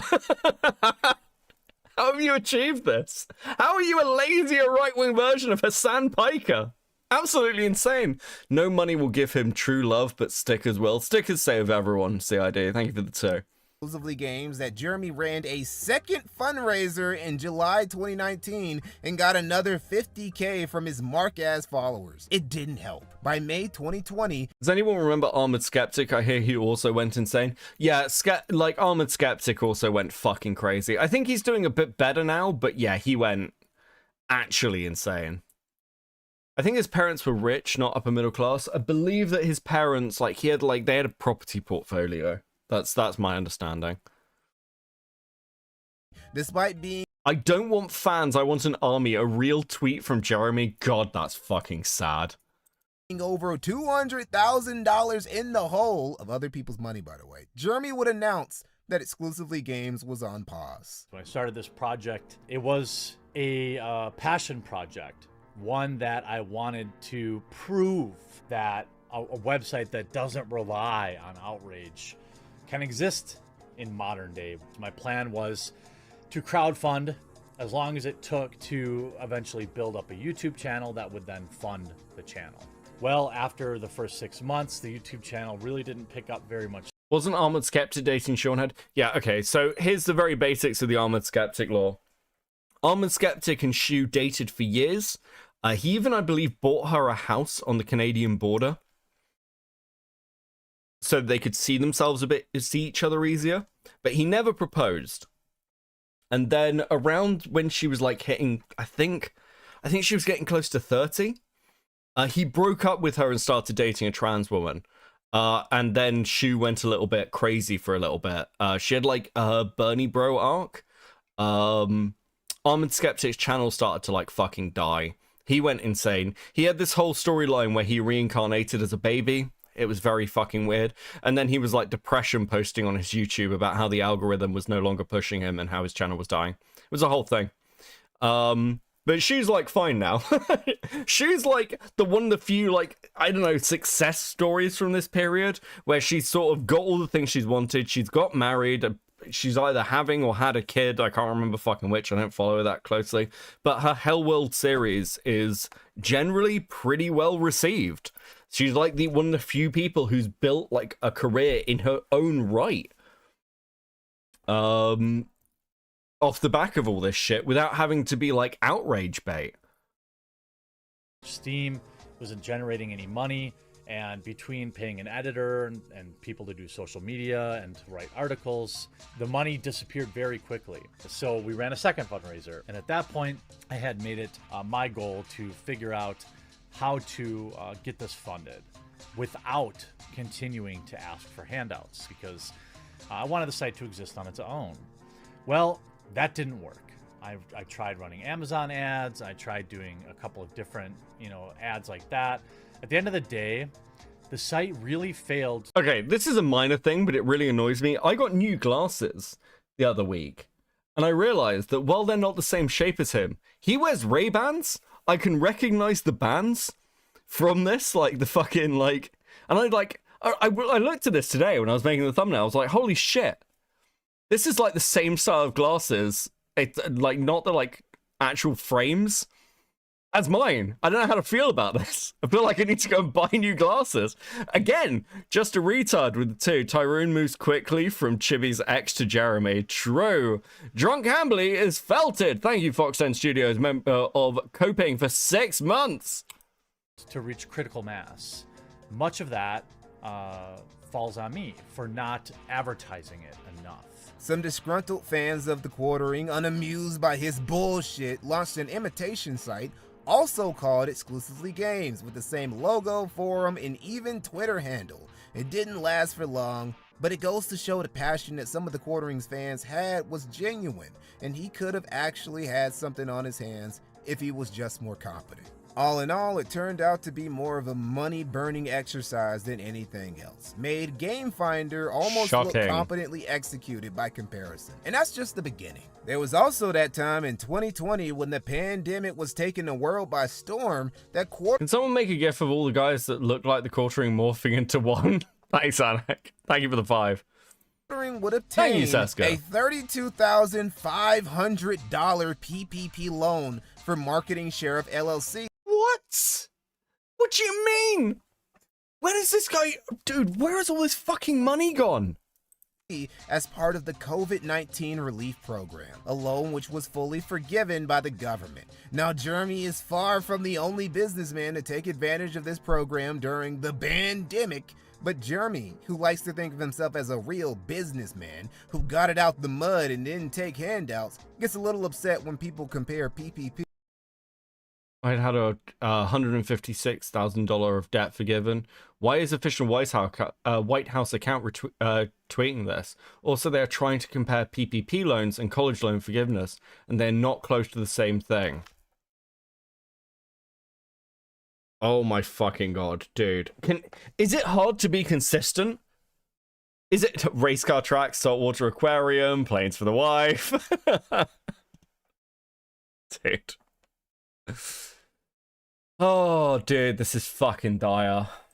To other types of loan forgiveness. It's okay, bro. You're not less of a man just because you got off on PPP. You are less of a man because of that time you ran away from a bread tuber in August of 2020, though.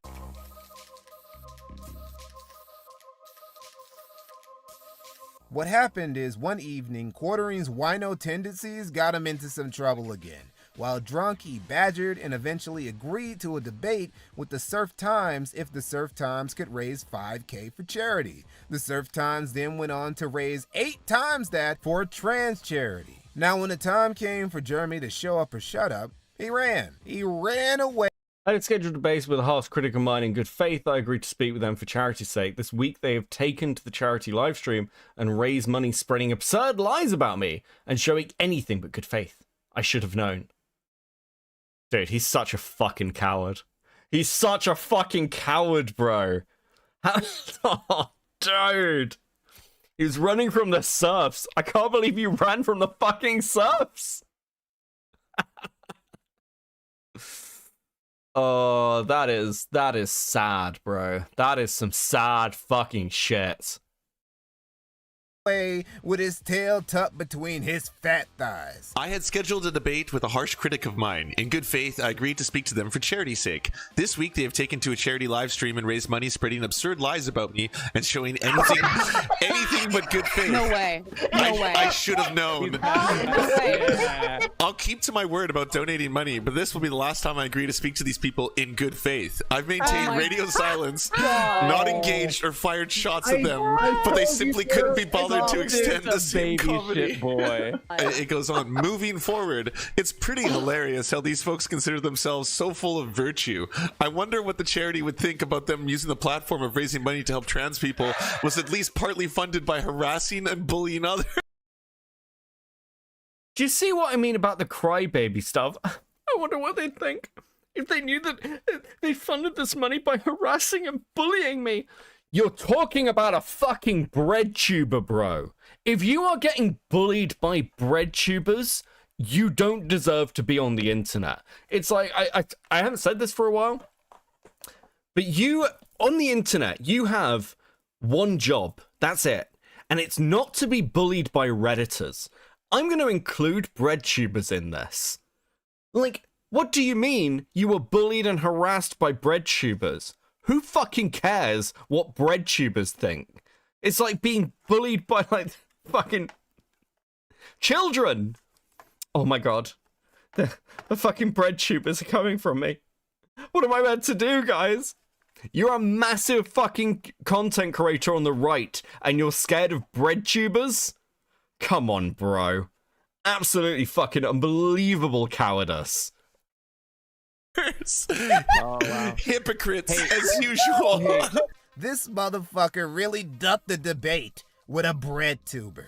Grown-ass man who talks shit about other people for a living, who one of his biggest gravy trains was making fun of other people in the magic community and obsessing over Brie Larson, was crying because a bread tuber was cyberbullying him. My thoughts on this are encapsulated by a tweet by Vouch of all people. What an unbelievable pussy. The quartering said he'd only debate at the Surfs TV if he gave $5,000 to charity. So Lance went ahead and raised over $40,000 for Trans Mutual Aid in a massive 36-hour marathon. And now the quivering is backing out. Just embarrassing. You're getting fucking owned by Vosh. You're getting owned by the horse fucker guy. Can we like, I don't know, I mean, can we reassess what's happening on the right? Can we just do that for a minute? Is that okay? What the... I'll be clear, I hated the fucking feminists and like SJWs. I hated these people. They were fucking insufferable. Many on the left are still fucking insufferable. But I don't hate them just because I disagree with their politics, so that's, I'll admit, part of it. I hate them because they're insufferable fucking crybullies who constantly just can't hold themselves to their own standards. Well, when you're looking at people like Jeremy or a few other people who are congregating in the current right-wing sphere, they are exactly the same fucking people. They're just on the other side. There's no difference. If you are prepared to act like the worst people on the internet, and to be clear, the feminists from the 2010s are some of the worst, most insufferable people on the internet, you deserve no fucking quarter. You should be treated exactly the same fucking way. Somehow Vosh is better than Destiny and Hassan. It's, well, I wouldn't say that. I'd say I'd throw them all in the same fucking bucket. And maybe put it in a case. Tie it with chains. Throw it into the fucking ocean, okay? But what's amazing is that this still wasn't a Crybullies are what Jeremy would call woke SJWs. I mean, I've heard that, like, I've used the phrase this stream, and I've heard it over the last few years. It's literally just the woke right. It's exactly the same shit. It's just like you're on the other, like, opposite side of the aisle. I'm sorry, it's just not fucking good enough. Most embarrassing thing to have happened to the quartering that month. No, that honor goes to something before this. To Pissgate, the time Jeremy got blackout drunk and pissed in his basement. You never know. Okay, we watched this last stream. We're not doing it again. We'll watch a little bit. Hold on, we'll watch a little bit. Get up! No! Sure, fuck it, why not?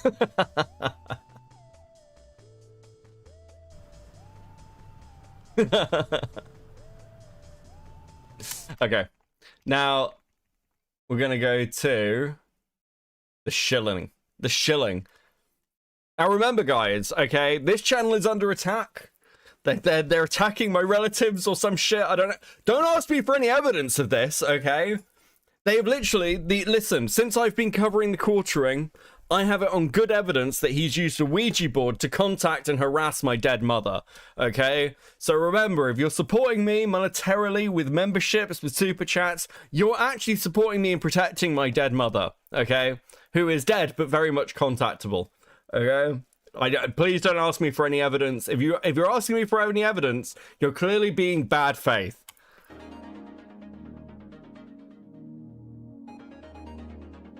We jump to 2022, the year, in my opinion, that's been the most fateful for the quartering after 2017. It was the year he would purposely shackle the heaviest ball and chain he could to his ankle, voluntarily branding himself with a brand of sacrifice that would see financial demons hunting him down for years to come.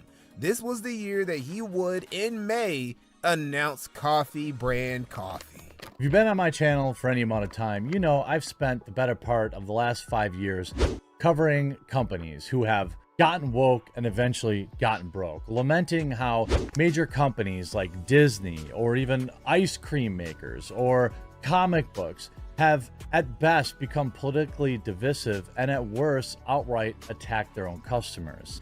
Well, I've sat on the sidelines long enough and I've decided that I was going to put my money where my mouth was and get into the game, introducing coffee brand coffee. So yeah, fucking hate. Listen.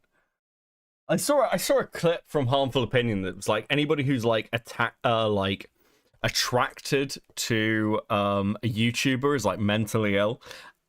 And I'll be honest, there is something about YouTubers where they do stuff like this, where it's like, listen, I'm launching a brand, guys, where it's kind of fucking incredibly cringe. But that's nothing compared to coffee brand coffee. Coffee brand coffee. Why the fuck? Like, I get it. You don't want it to be political or something. Just call it, I don't know, Milwaukee brand coffee, or like, I don't know, what's another one? You can't even call it, like, I don't know. Make it gaming themed. Can't you make it gaming themed? Couldn't you be like nerd coffee? Some shit like this. Quarter coffee. Quarter coffee is actually good. No bull coffee. Artemis with the vibe. Hey, my mum is also dead. We should get them to hang out. Yeah, dude. Yeah, sure. Actually, my mum was pretty antisocial. I don't know if she'd like that. I bought a coffee company. And man, Quarter would really act like this was going to be his biggest move yet. That this was going to be the crown jewel of his entrepreneurial journey. What it would actually turn out to be is a financial burden, a money pit, and a masterclass. To be fair, there were actual businesses that attack their own customers, but Jeremy fails at marketing his own alternative. Yeah, I fully agree with you. I think that the whole go woke, get woke, go broke thing is really true. And a lot of companies, though I will agree with Razor Fist. I think it's more go broke, get woke, where like you're struggling to attract new customer bases, so you go for like the political shit. But if you look at like Ben and Jerry's, like I don't like buying Ben and Jerry's now because I don't like the overly political stance the company takes, especially when it's incredibly fucking hypocritical. Like was it Mills Mills Light, whatever the fuck it was, who went like really woke. I remember the old Gillette advert, the fucking Gillette advert that was super woke. Yeah.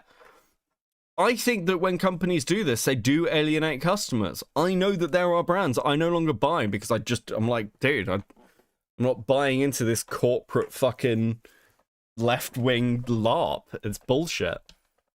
And there are game companies that I won't buy from. But this just isn't the way. This just isn't a good alternative. Ben & Jerry's has always been left-leaning and progressive, though.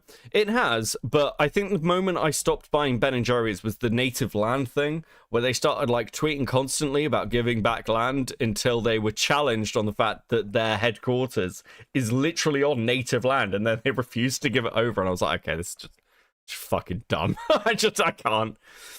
I can't stand being morally postured to by a fucking mega corporation. I just fuck that shit. Okay? Yeah, it's performative. That's the thing. Like, if you genuinely believe these things, good for you. But I don't want to be postured to by a fucking mega corp, okay? Fuck, just sell me product and shut the fuck up, okay? That's on how not to run a business. First, we'll start with the conceptual phase. From the beginning, Jeremy's attitude with this business ordeal of his was a little problematic. He talked about all the other businesses he's covered over the years that have failed, but presenting their failings as a result of them just gotten woke and eventually gotten broke. Never mind that there have been woke-free and straight-up anti-woke businesses that have also gone broke. But Jeremy had fooled himself into believing that as long as he didn't become an obnoxious ideologue, Here's like the basic thing. If you make a product people want, just make the product people want, okay? Don't try and posture to a loud minority. Don't try and posture against your, like, do your work, do your research, work out who your customer base is, make a product that your customer base likes, sell the fucking product. This actually really isn't fucking rocket science. It's actually incredibly fucking easy. It is easier than ever before in many respects. Coffee company would magically make money. That's not how this works. Luther, it's part of why I hate companies that support gay people during Pride. It's purely performative and just them looking to sell and pander. I say this as a non-straight woman. Yeah, I mean, like, I've got loads of friends who are like this, who are just, like, have stopped going to Pride. Like, Pride used to be, like, a massive thing where I used to, like, Pride used to be a really small thing where I used to live, and it got bigger and bigger. And I was talking to one of my old gay friends. This is years ago, but he just stopped going. He was like, Beckett, it's just corporate now. It's like they're trying to sell me Mars bars based on the fact that I like cock. It's just like, it's fucking ridiculous. And it is. It's fucking absurd. And it's like, well, 1 month a year, I guess this is where we need to sell to like fucking gay people now. And then you look at like the distribution across like overseas, where it's like anything like that, any Disney film, anything slightly gay or involving like the Star Wars stuff involving Flynn, they cut that all down for a fucking Chinese audience because it won't do well in the market.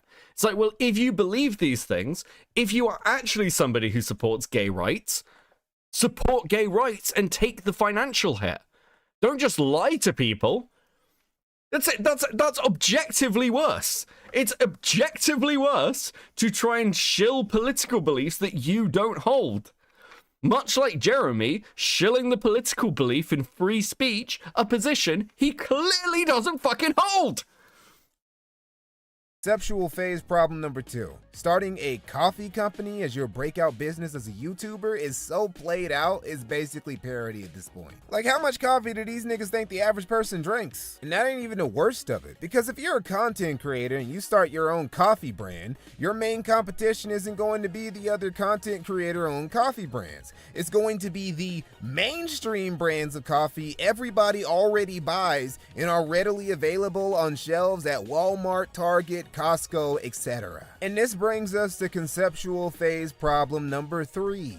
The name. Quartering naming his coffee company coffee brand coffee is simultaneously the most arrogant and most retarded thing he has ever done. The cojones on this pendejo to give his coffee this placeholder ass name and this generic minimalist off-brand aesthetic really speaks to how high he had gotten on his own supply. He really thought he was like that he could sell this shit based on his own name recognition. Maybe he even thought that his giant audience would buy up his whole stock in the first year, so he wouldn't need to make use. Mikey, what are you talking about, buddy? Don't you know the Quartering is going to win the midterms, and that's why we can't criticize him right now? Think of the midterms! Of that masters in internet marketing and actually market his product to him. He would be wrong. Because Quartering would spend the next few years from the time he launched it to the date of me making this video struggling to sell his generic, boring, overpriced coffee to anyone, including his fans. Do you know who I blame for this, unironically? Unironically, Alex Jones. Does anybody actually watch InfoWars here? Any InfoWars fans in? Because I happen to watch InfoWars. And Alex Jones is a master of selling random fucking shit that he's got in his shop. Okay? Like, for those familiar, I assume most people are familiar with the gay frog clip, where it's like, they're putting chemicals in the water and they're making the freaking frogs gay, right? Go and watch that whole clip. He's like red in the face, he's screaming, and then he stops and goes, oh, now guys, we need to make sure that we're pushing back. InfoWars needs to stay open, and you need to buy some tactical tape wipes. It's like the most fucking absurd shit. It's like that all of his segments are like this. They're like outrageous, insane fucking statements before he tries to sell you some incredible, like fucking prepper ass, like weird InfoWars brand shit that you just don't need. Like tactical fucking tape wipes. Turns out when you name your product something that if you put it into Google, you get 9,000 other products first, it's kind of hard to sell. You would think a dude with a degree in marketing would know that, but I guess not. So literally, before the company even got off the ground, the odds of it being a success were already in the single-digit percentage range. I feel like anyone who thinks he will win the midterms isn't saying it for the right. I think he'll push more people to the left, but I still think he should get away with. I still don't think he should get away with his conduct. Here's the actual reality: content creators like the Quartering, on their own, to their own audience, have a minimal impact on political outcomes. That's just the reality. Yeah, that's true on the left and the right. Hassan, Destiny, Vosh, Quartering, Tim Pool, Ben Shapiro, fucking David Crowder, who else? Like, fucking name any of these big creators have minimal impact. And if you want proof of that, go and look at Cenk Uygur running for office. Cenk Uygur is one of the longest running alt political commentators on the internet. Steven Crowder. Did I say David Crowder? Dude, fucking hell. Cenk Uygur is one of the longest running, like, alternate political commentators on the internet, and he could barely scrape together any votes, because the reality of internet commentary is you are not targeted to a specific demographic in an area. You are not on television. So while you may have a massive audience, it's incredibly disparate, meaning your ability to, like, create groundswell or like votes. Look at Progressive Victory, or look at like Destiny's efforts at canvassing and getting people out in an area to, like, they lost all their elections. Every election that PV got involved in, they lost, because the truth is that, like, online political content is very good as a whole for changing opinion, because it can, like, spread through social media, but directly targeted at an audience is like single content creator is incredibly ineffective regardless of your size. It just doesn't fucking work. It's why everyone needs to create networks, because they need to push things through Twitter and Facebook and Instagram. And if you want to know what, like, actual effective political online kind of shall we say voter sway looks like. It looks like the algorithm manipulation that goes, hey, are you interested in why immigration is bad? Here is 1 million posts on why immigration is bad. Hey, are you concerned about abortion? Here's 1 million posts about why abortion is bad. Hey, are you concerned about women's rights? Here's 1 million posts about how they're trying to take away women's rights. That's the real impact. Jeremy is part of that system, but the overall impact is, like, fucking negligible. Christopher with 2, isn't InfoWars dead because he lied about dead toddlers? I mean, InfoWars is still going, I want to say. I think I think he might have stopped completely recently. But, like, Jones is certainly still going as a commentator. Artemis with a 5. The Quartering sleeps Commando in an oxygen tent because he believes it will give him reproductive powers. Also, remember the Liberalists. Yes, I very much remember the Liberalists. Right? Sargon and Count Dankula getting involved in UKIP, for example, had a negative impact on UKIP. But also, by the time Sargon and Dankula got involved in UKIP, we'd already had Brexit. We were already agreeing to leave the EU. UKIP was essentially dying even before they became involved. Their impacts were negligible. Negative, but negligible. If Jeremy had consulted anybody else first, maybe the future... I thought you were going to say women's rights were bad. Okay, listen, every woman in this audience wants me to say that because everyone in this audience hates women. I didn't cause it. It's not my fault. They're pressuring me. But I don't know. I have watched a lot of Melanie Mack, and that does make me question a lot of things about women's rights, I will admit. Woes he would have had to endure could have been avoided. But that's the downside of being rich and also being your own boss. You develop an ego and start thinking you don't need to get a second opinion on shit. Bro really started thinking he was the Elon Musk of YouTube, who he loves, by the way. Jeremy's admiration of Elon is so strong, in fact, that in December of 2022, after Elon bought Twitter, Jeremy... I don't want you to say that. I like women personally. Women are pretty cool. I like women, just not many women's wrongs. Am I right? Okay, let's listen, guys. Don't gaslight me. Don't gaslight me, guys. The last time I was nice about a woman on this fucking channel, you argued with me for 20 fucking minutes. He got overexcited, got PP piss boy levels of drunk again, and had a meltdown about how much he loved Elon and wanted to eat his semen just like he ate Sargon's. I literally got out of bed to make this video. My most important video that I've literally ever made on this channel. I'm tired. I've been working 14 hours a day. I'm on fumes, like pure gas. But this decision, this minute, this moment is so important that I'm willing to F up my entire week. I'm blowing my entire notification window for this video because it's important. It's the most important video I've ever done. Elon Musk has put out a poll. Should I step down as head of Twitter? It is currently 56.3% to 43.7%. It's actually gotten a little bit closer. I need you to go to Elon Musk's Twitter right now. Go to his poll and vote no. So what was Quartering's God, this is just fucking sad. Brilliant idea on how he was going to sell his coffee? By shilling it, constantly and shamelessly. Shilling your own products isn't the worst thing in the world. It's actually quite respectable to sell something to your audience that you made yourself rather than shill products to some random company whose stuff you might not even use or would have endorsed if you weren't receiving a check for it. But why didn't he start a whiskey company? Wouldn't that make more sense if he was like selling alcohol? Imagine crying about Musk. I mean, are we shocked? Christopher with the 5. No, we said to stop being nice to retarded women, not women's rights bad. I feel like you're rewriting history here.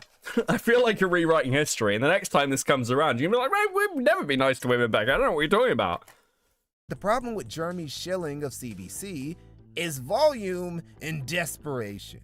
Quartering would literally never miss an opportunity. Hey, Mitch. If he sold whiskey, he wouldn't have any products left to sell. True. Hold on. Clip in your... Which one is this? Women shouldn't be allowed to vote. Okay, this is massively taken out of context. That is massively taken out of context. But I'm trying to think of the woman in like question when I said that.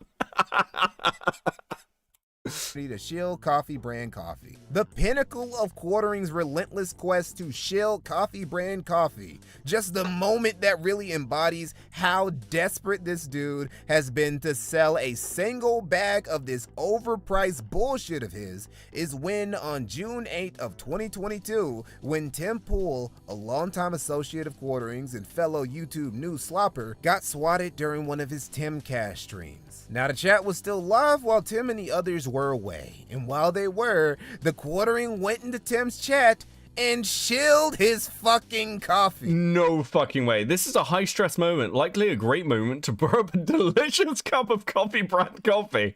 If the stress is getting you, perhaps one of our new teas will calm you. Maybe a velvety up of...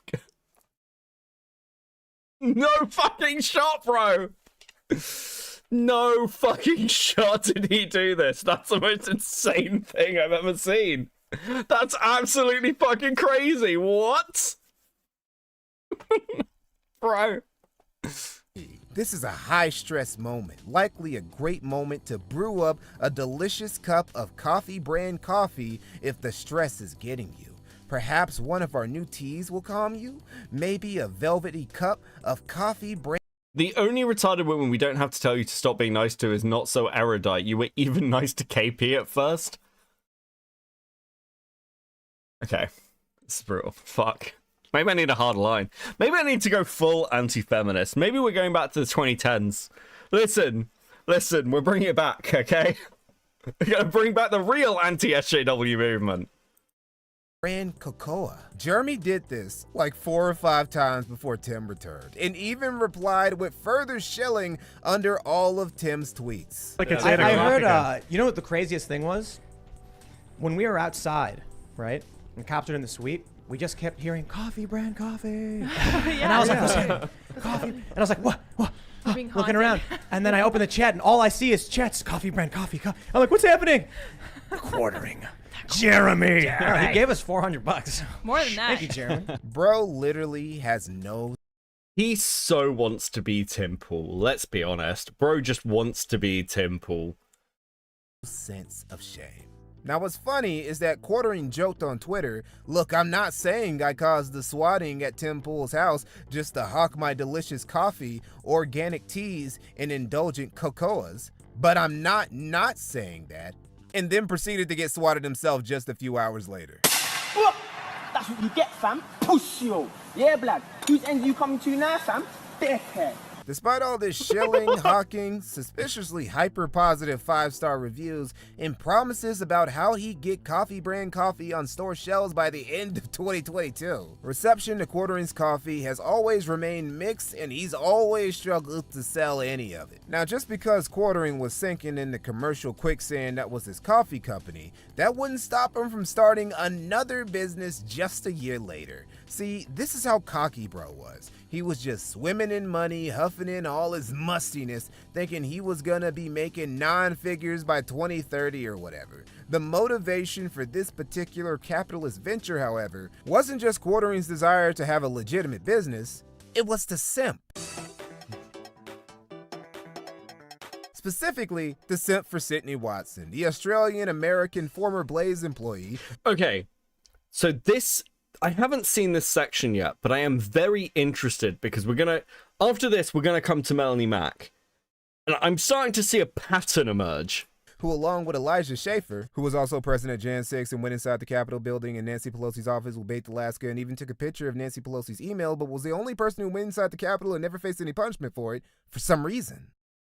Hosted the show You Are Here Together. After Sydney left the Blaze and got in a lawsuit with him, she was kinda left in a bad spot. So Jeremy decided to bust out his cape and play Captain Save a Sheila, and they would, in late 2022, start a new show together called Community Notes. But the Save a Sheila didn't stop there. Now, in March 2023, Quartering would team up with Sydney to launch a whole website called The Publica. The Publica would be a politics and culture news site for free thinkers. Oh my fucking god. Oh, dude, again? And mischief makers that will be a grassroots alternative to mainstream media. And quartering would front $2,500,000 into this venture. It's disappointing to hear about Sydney, but I don't know what anyone takes Lauren Southern seriously. Yeah, I mean, I was heartbroken when I saw her messages. She like literally told people, you know, I went out of my way to try and help her with her tea company, and she had no idea how to do fulfillment or any of this shit. And I was like, hey, let me help you with that. And because she didn't like the price that it would cost me, by the way, I was making no money on it, she told all these other people in these private DM groups that I was ripping her off.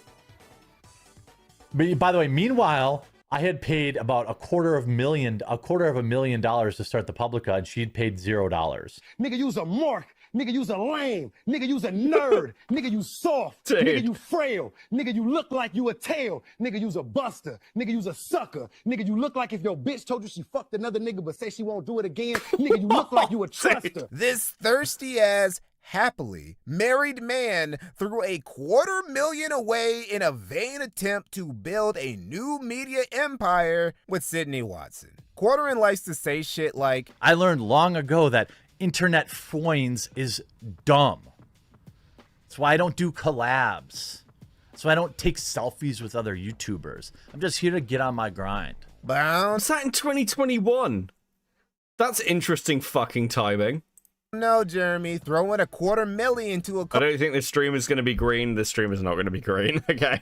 This stream is definitely not fucking green. Collab with a bitch you barely know is definitely a few steps beyond what most people would do for their internet friends. Jeremy actually really wants internet friends more than the average e-celeb does. He yearns for acknowledgement and acceptance from his peers like Dankula, Sargon, Tim Pool, and especially conservative women like Sydney, along with Lauren Southern, Lauren Chin, and pretty much any other right-wing chick he tried. Boomer would say that's his wife, that's not his wife. To bait using his money. Sydney barely gave him crumbs of attention before, by the way. But now there's nothing wrong with friends. I mean, like, look, we all, despite what anyone says, everyone doing this has internet friends, okay? Everyone has internet friends.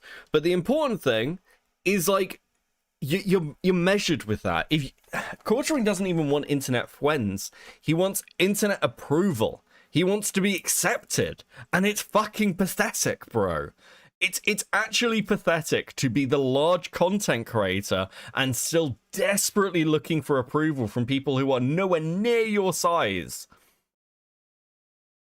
She was in a vulnerable state, and having burned several bridges with conservative influencers she probably shouldn't have. She had to rely on Jeremy, who swooped in to be the extremely awkward and creepy hero that Sydney probably didn't want, but definitely deserved. And when I say awkward and creepy, I'm not just pulling a quartering and pulling stuff out of my cheeks. On the show, Jeremy would often let loose slips like, my DMs are closed. I'd get too many dick pics.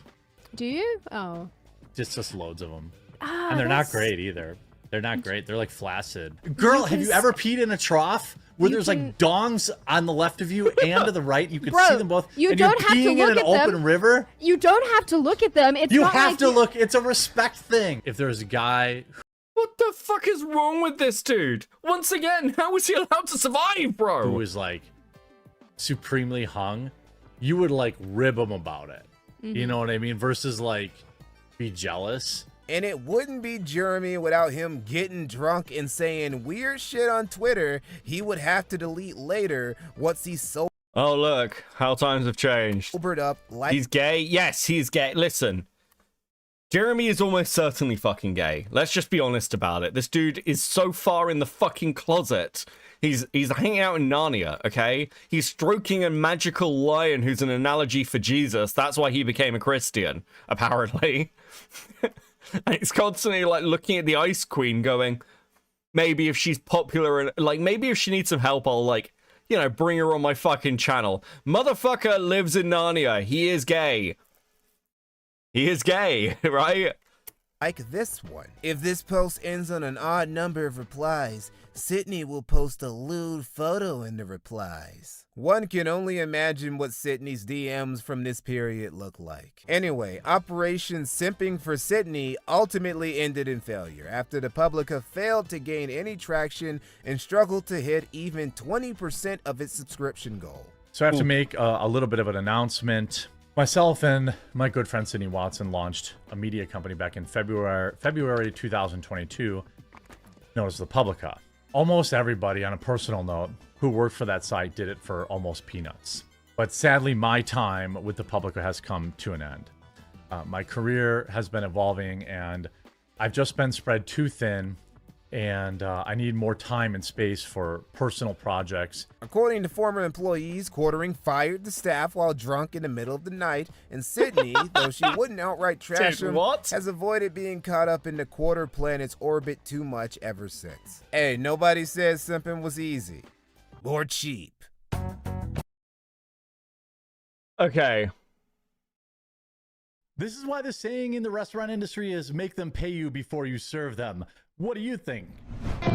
The secondhand embarrassment is legendary so on this one. Oof, bad day. Check this out. These stars are insufferable. You wanted the fame. You get it. You get to be the star. Okay, look. I have a lot more things to go over with Melanie Mack, okay? We are about halfway done. Your contents are true. Look, I've been talking a lot about Melanie Mack on Twitter this week.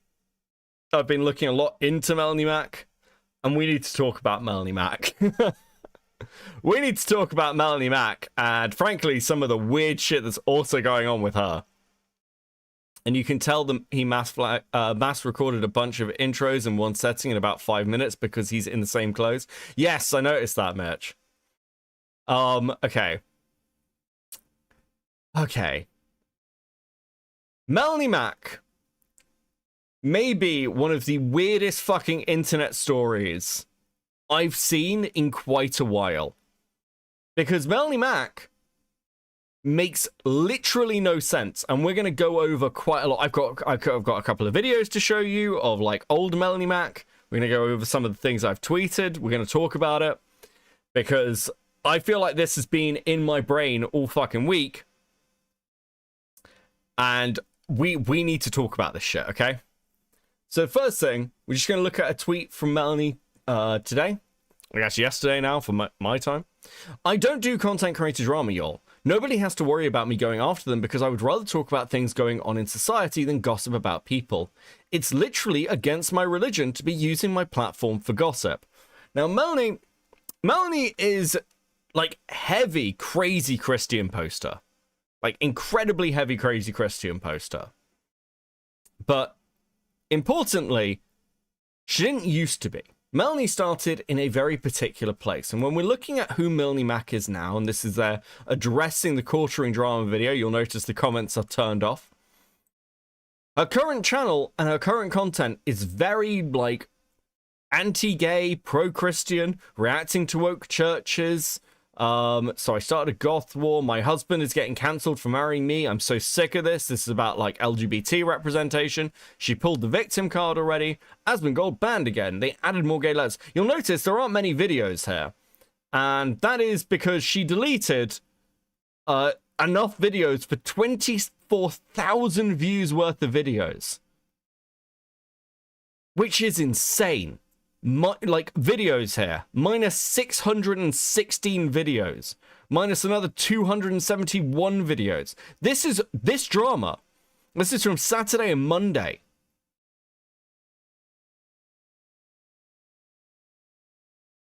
What the fuck are you hiding? Now, I began to look into Melanie Mack. Firstly, because her voice is really fucking annoying, and I was kind of interested.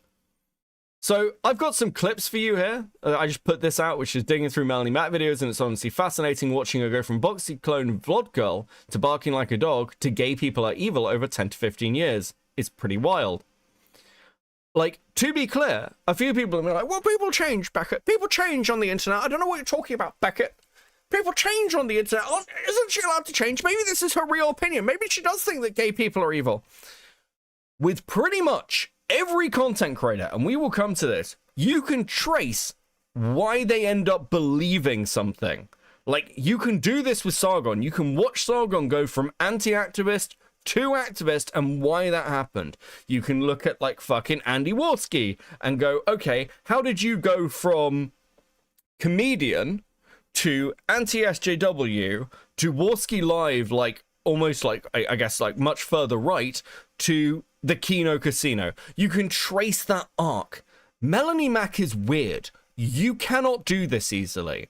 Her views, particularly her Christian views and her anti-gay views, seem to come out of fucking nowhere. And I'm going to explain to you, I think, my best guess of why this has happened, and the answer to the whole, like, clickbait thing, the answer may surprise you. Artemis with the 5, I just realized Melanie Mack is kind of like a real-life version of Emily meme. A simulacrum of a person who doesn't really exist. It is bizarre. Her entire fucking history is incredibly fucking strange. But also, guys, thank you very, very, very, very, very much for hitting the goal. Please enjoy these stickers. Absolutely hyper super based. Thank you very much. Talking like Melanie now. Much appreciated. Let me reset that for you. Thank you, thank you, thank you. So first things first. Let's start with like a clip from her earliest video. In fact, actually, do I have this up? We'll just go for oldest. We'll start from here. Hi everyone, my name is Melanie, and this is my first blog. She's literally doing the Boxy thing. Now, for those of you who don't know who Boxy is, Boxy was an internet, like, viral emo girl, and a load of people started, including Sean Head. Sean Head, if you know, like, Shoe's history, went from this Jersey Shore girl thing to basically her personality now, which is copying Boxy. Boomerman with the 5. I've been saying Chris the Narc x I Love Kim Possible a lot. Holy crap, that's a mouthful. But what about Beckett x Melanie Mack? No, I'm good. Okay, look, dude. She sounds just like her. It's crazy. She's got the same, like, vocal inflections. And I thought a good subject for that would be a little bit about me, my blog about me. So I'm very excited about that, and I hope that you enjoy it. I guess I'll start off by briefly introducing myself. My name is Melanie, as I said before. I'm 22. She even does the breathing in thing. Can you hear that? Can you hear that? She does the breathing in thing Boxy does. I hope that you enjoy it.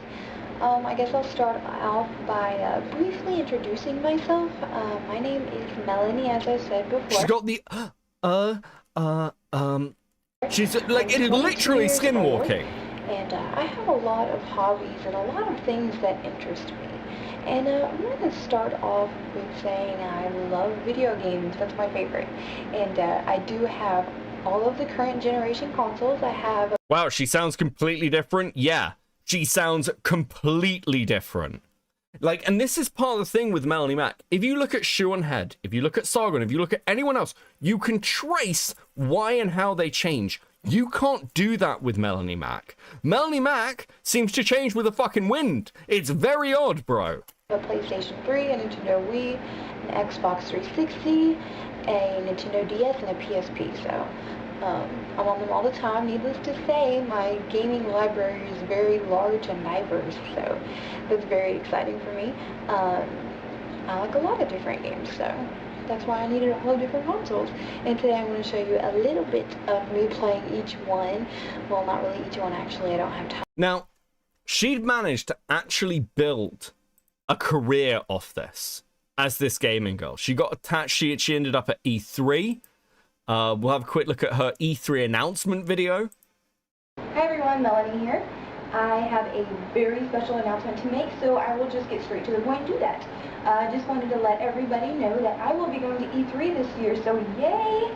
I'm excited. This is the very first E3 that I will ever have attended. So as you can imagine, I'm stoked and pumped and ready. So I want to thank Ubisoft and the Frag Dolls for making this happen for me. Cheer. I really cannot... Absolutely bizarre shit. Absolutely bizarre shit. But she would essentially, she'd build like this sort of like gaming persona over time. And this is like 16 years ago, right? And then we sort of start to hit the like 10 years ago, where she starts to do review stuff. And she starts to do way more promo things. And she's becoming much more professional. Like most people will be aware, she actually ended up working with GameStop for a while. She was like the voice of GameStop, and we'll come to some of that. However, about 4 years ago, her career would take a turn for the worst, maybe. And she would become a little bit less employable in the mainstream. And she goes through this weird period of trying to work out what the hell to do. And this is a genuine clip on her channel. This is Melanie Mack ASMR, full, uncut, and unfiltered.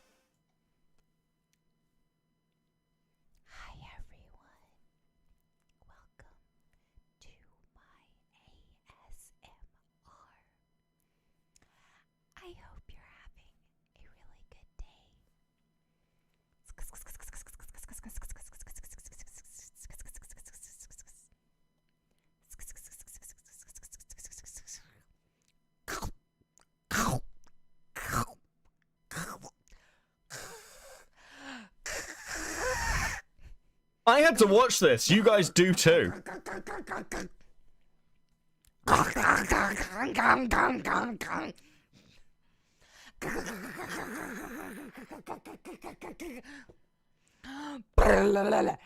Actually, what's the date on this? This is like 2 years after a divorce. Dude, divorce fucked this woman up so badly. It's actually unbelievable.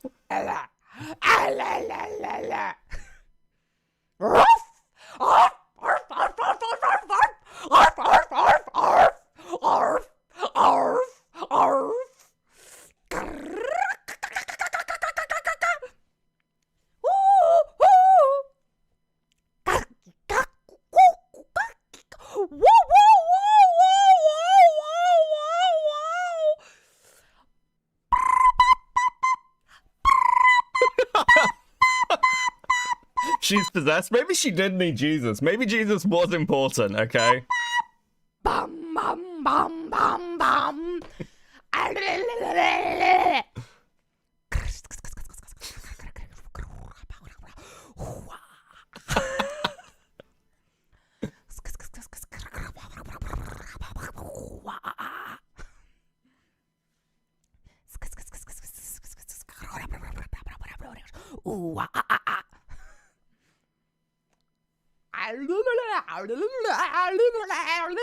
I really want to know the context of why she made this. Like, I feel like there is no reason, there's no rhyme. This is like 15,000 views. Dude, what? Surprise corn, yeah.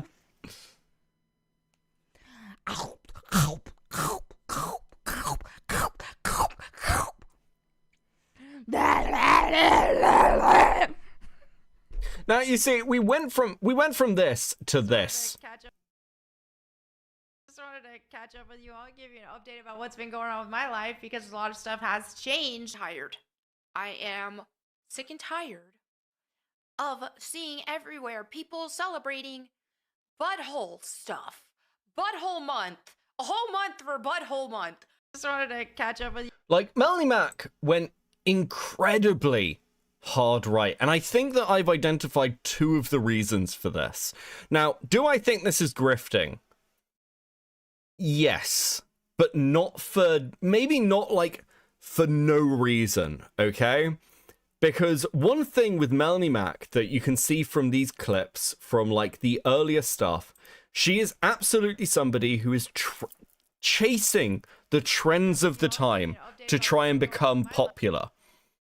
And I think that something happened with Melanie Mack around 2020 where she started down this very particular path to become a right-wing content creator. It's not entirely fucking random. The CIA used that for interrogations at Gitmo. True, Macrocheese. Thank you for the 2. Dude. So, let's begin. We're going to very much focus in here on the anti-LGBT stuff. Seen a few comments like Melanie Mack is just being honest, people change, or gay people suck based. Personally, don't care if she's anti-gay. My interest is the change. Mel was very pro-LGBT, and we can compare this to her anti-Guna stuff, which she's been talking about since 2014. Now, we're going to look a little bit at the end of the anti-Guna stuff, because people have also accused her of grifting off this. But with the anti-Guna stuff, I can clearly see from 2014 that she had some of these opinions. And you can see this here. This is an article from Melanie Mack's website in 2014, Sexual Exploitation in Gaming. This is something I wanted to talk about a long time and finally gained the courage to do it. One of the unfortunate things is that if someone is feeling punished for a problem, their opinion doesn't matter because it's perceived as biased. Basically meaning that because I am female, I am not allowed to discuss my opinions on female sexual exploitation. But what the heck? I'm just going to throw my 2 cents out there anyway, and people can choose to accept it as they will. Below is a video where I share some of my opinions regarding sexual exploitation in gaming, and we'll watch that video. So again, with the Goonagate stuff that happened last year, I can see the beginnings of that thought process in her in a way that is just not apparent when we look at this. This is a recent screenshot. Have you ever heard of a gay carnivore person? Yeah, me neither. Stop being gay. I have disagreed with Trump on many things. I wish he'd taken a stance against gay marriage, for example. Stop being gay. Every minute you stop being gay matters. Stop being gay. Stop being gay. We fought so hard against the child grooming and mutilation bombardment of gay in all of our media, DIE, and a lot more just of people to turn around and try to bring that back by voting blue to own Trump. Absolute insanity. These are her current opinions. But if we go back to March 1st, 2021, I don't get how Women X is more inclusive than women. Trans women are women. If anything, Women X is bordering on transphobic, unless I'm misunderstanding something here. One of my trans friends grew bigger boobs than my cis self. It happens. Also, she's a huge fan of exaggerated feminine characters from comic books and classic Lara Croft. I am forever confused by developers who think women are at all threatened by game characters. Most aren't. Melanie Mack, and I've got more of these, was incredibly fucking pro-LGBT. And now you have the option for same-sex marriage too. So that's new and really cool. And now I don't have to play as a dude to marry my favorite suitor. And now you have the option for... It's a hard 180. Yeah, this is the point I'm driving at. This wasn't just her opinion that she was hiding. She had a lot of gay friends. She had a lot of LGBT friends. She was very hardline on this. The most creative, it's pretty easy to see the arc of why they ended up believing some of the stuff they do. For instance, you can see/understand the shift with someone like Sargon over his career. Mel's anti-LGBT stuff seems to just be get divorced, career issues, grift to the right. And this is, again, April 21st, 2020. I played as a boy back in the day because I wanted to marry a girl. So looks like I can play as a girl now and still marry Anne. Hype. Lara Croft amassed a massive women/LGBTQ plus following within her hardcore active communities. It's women and gay men who are the majority. For more on Lara's impact on the LGBTQ plus community, I encourage you to listen to Survivor Reborn podcast. Melanie Mack, this is 2021. Do they not realize that gays are literally the backbone of the Tomb Raider community? Melanie Mack in 2018 just blocked 2 of my followers who replied to this tweet with homophobic hate speech. I have no tolerance for that, so good riddance, bigots. Once again, these are very clearly publicly stated opinions over years. So what actually happened to Melanie Mack? Now, I do have an answer for you. Around 2020, Melanie Mack found herself in controversy with Eric Weil. Now, Eric Weil is a game developer. I can't remember what fucking game he was attached to, but they started fighting over Tomb Raider. This was Melanie's probably first major controversy.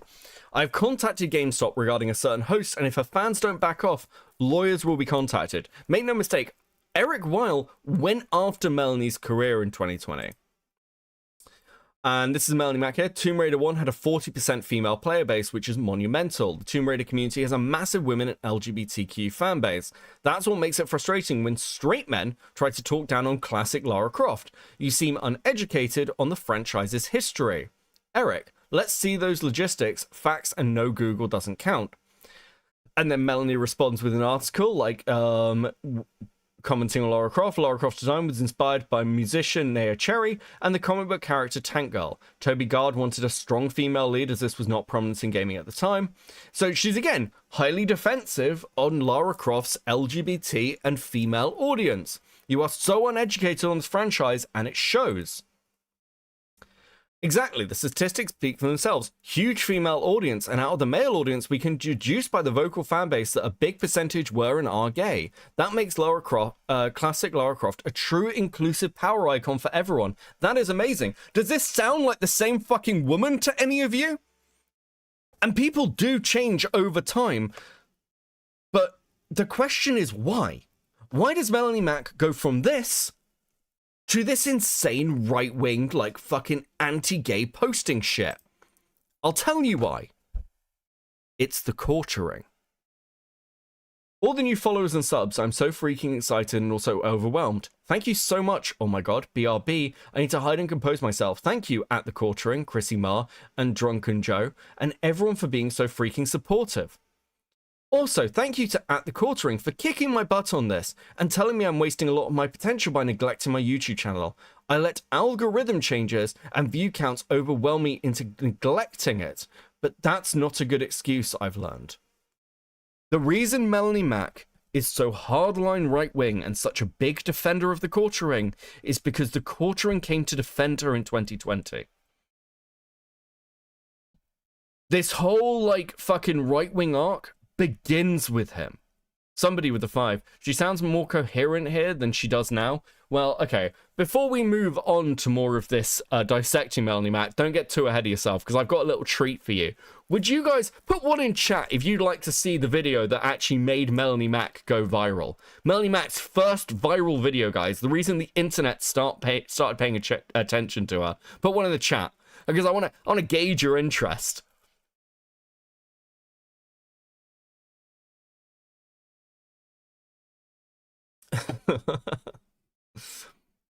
And I want you to know that you're doing this to yourself, okay? Before I show this to you. Because... Okay, let's have a look at Melanie Mack's first viral video. What's up, guys? Melanie Mack here, and look behind my back. You can't see it. No. Hide.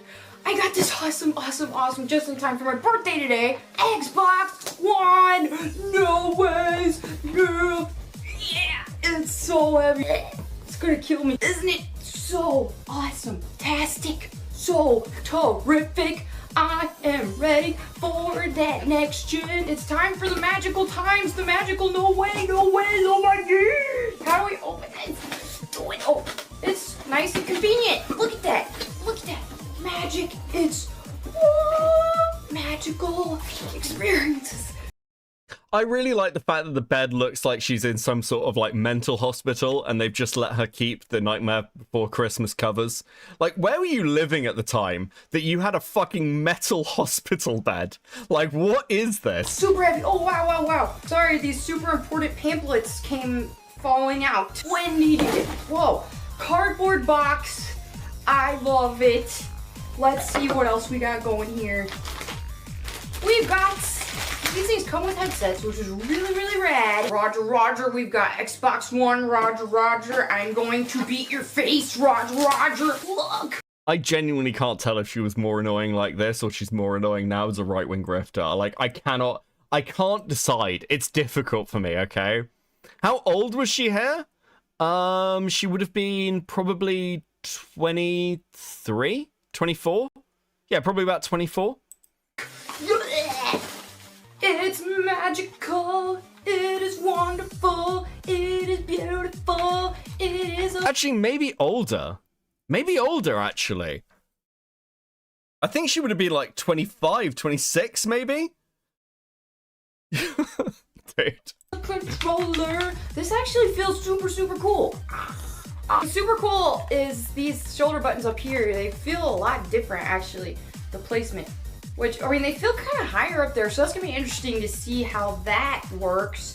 But feels pretty comfortable. Very, like, this controller's super sturdy. It's smaller than what I'm used to, which I like because I don't have massive hands or anything like that, so works for me. Super streamlined, super awesome. awesome, super cool. Power block, all that stuff that we need to make it work. And this is an HDMI cable. They don't skimp out on that HDMI cable, guys. And this, the Connect thingy, the Connect camera for on top of your Xbox. Look how shiny that is. Yeah, she's acting like a teenager. Yeah, because that's what was like she was trying to sell to the gamer bros. I want to take a selfie with this. Fake gamer? She absolutely... Okay, I will give this to Melanie Mack. She is not a fake gamer. She's talked about the fact that she was homeschooled, and basically her only sort of like outlet was gaming. Like she is a real gamer girl. She's just incredibly fucking stunted. Yeah, camera goodness. Get ready for this. Use all of my strength to lift. Now the box is empty, guys. It's empty right here. You can see it. And I typically like to wear these as hats. So now we have. Look how shiny this is. Look at that, man. Look. Ooh. You can see, like, my stuff in the background. See Gurr right there? Ah, hi, Gurr. Okay. Okay, I can't take any more. Artemis with the 2. Not gonna lie, I kind of like this scene kid vibe. Yeah, I mean, it makes it worse that she's sort of mid-20s at the time. Anyway. Melanie Mack. Unplugging for a couple of hours, having friends in my DMs trying to slander Jeremy further despite said friends subtweeting bad things about me when the mob came after me for internet points. Jeremy was one of the very few in the space who defended me. Don't insult my intelligence. Make no mistake, Melanie Mack's current trajectory is entirely trying to get fucking head pats from the quartering. That's it. This woman just wants to, like, impress the, like a fucking YouTube daddy. It's bizarre. Now, another thing did happen around 2020, which we have to talk about, and I don't want to be insensitive here. I questioned even bringing this up, but I think it is important to the story of how Melanie Mack ended up where she is. So we need to talk about her divorce. This time last year, we got engaged, and now we're almost 3 months married. This is like her with her ex-husband in 2019 in October. Now, even by March 2020, this is work-related, by the way. At least one person thought it was a breakup tweet. No, my marriage is amazing. Joey is my hubs for life. Let's go to June. Where this is the first time she starts to really start posting about, like, going to church. Yeah, I went to church earlier. I was wearing flip-flops at the park when I got a bit a couple of days ago, though just turned purple today. Went to church on my own for the first time in a few years without my family dragging me in on the occasion. Absolutely, I left the church a few years ago for that reason and recently started praying again. But as a whole, I have tons of bitterness towards Christianity that I'm learning to let go of for the good Christians. I rebelled hard against it. Same with feminists. Some are good. Potato with the 5. Oh, homeschooled. Makes sense now. Would pre-divorce. Jesus. So by the time we get to 2021, so many of us want that, but sadly it's not that simple. Married life is absolutely miserable with the wrong person, and unfortunately society has bred more selfish people than not.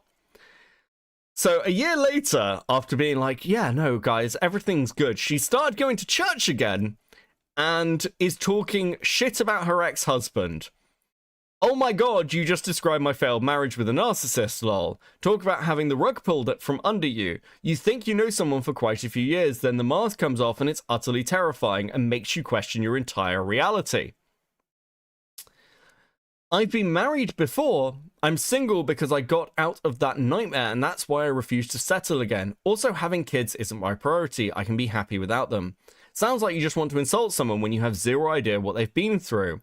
I ain't marrying anyone until someone is actually worth it. Would rather be alone than settle for someone who makes me miserable. If we can't improve upon each other's lives, there is 0 point. I'm doing fine right now, not worried. What's meant for me, God will deliver.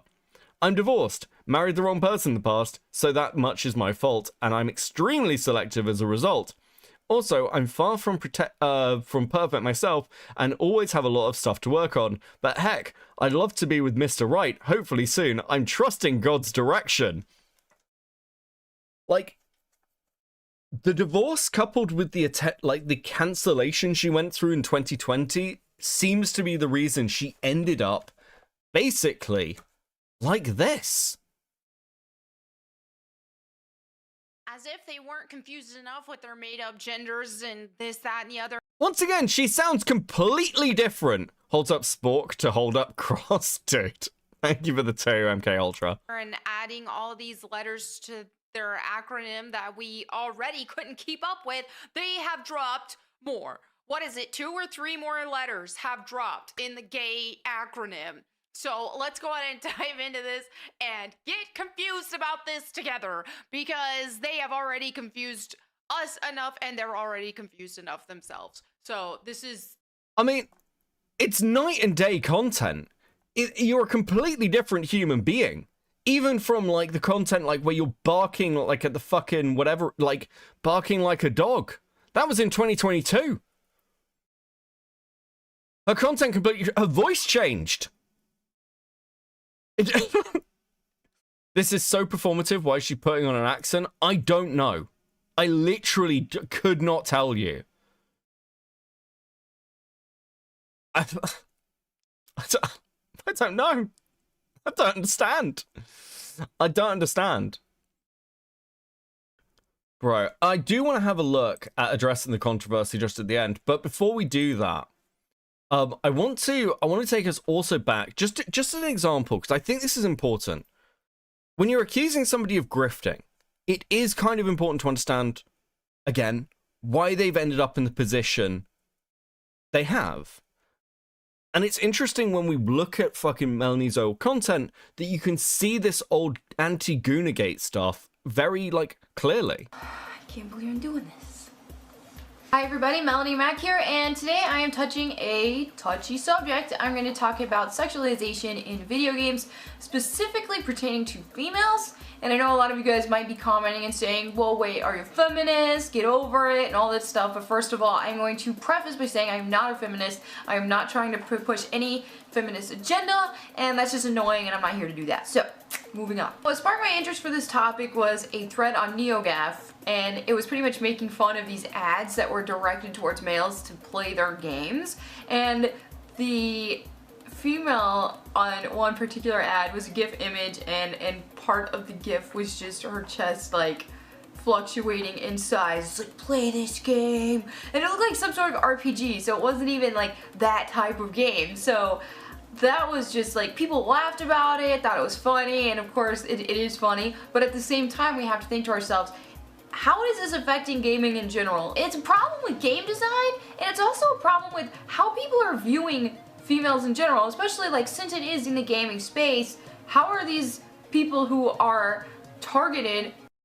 One thing that's interesting about like going, oh, I'm not a feminist or anything else, is one of the accusations that gets thrown at Shoeonhead. I don't even know if Shoeonhead would totally disagree with this. Shu was somebody who definitely sought male approval, and that seems to have been a large driving factor for her.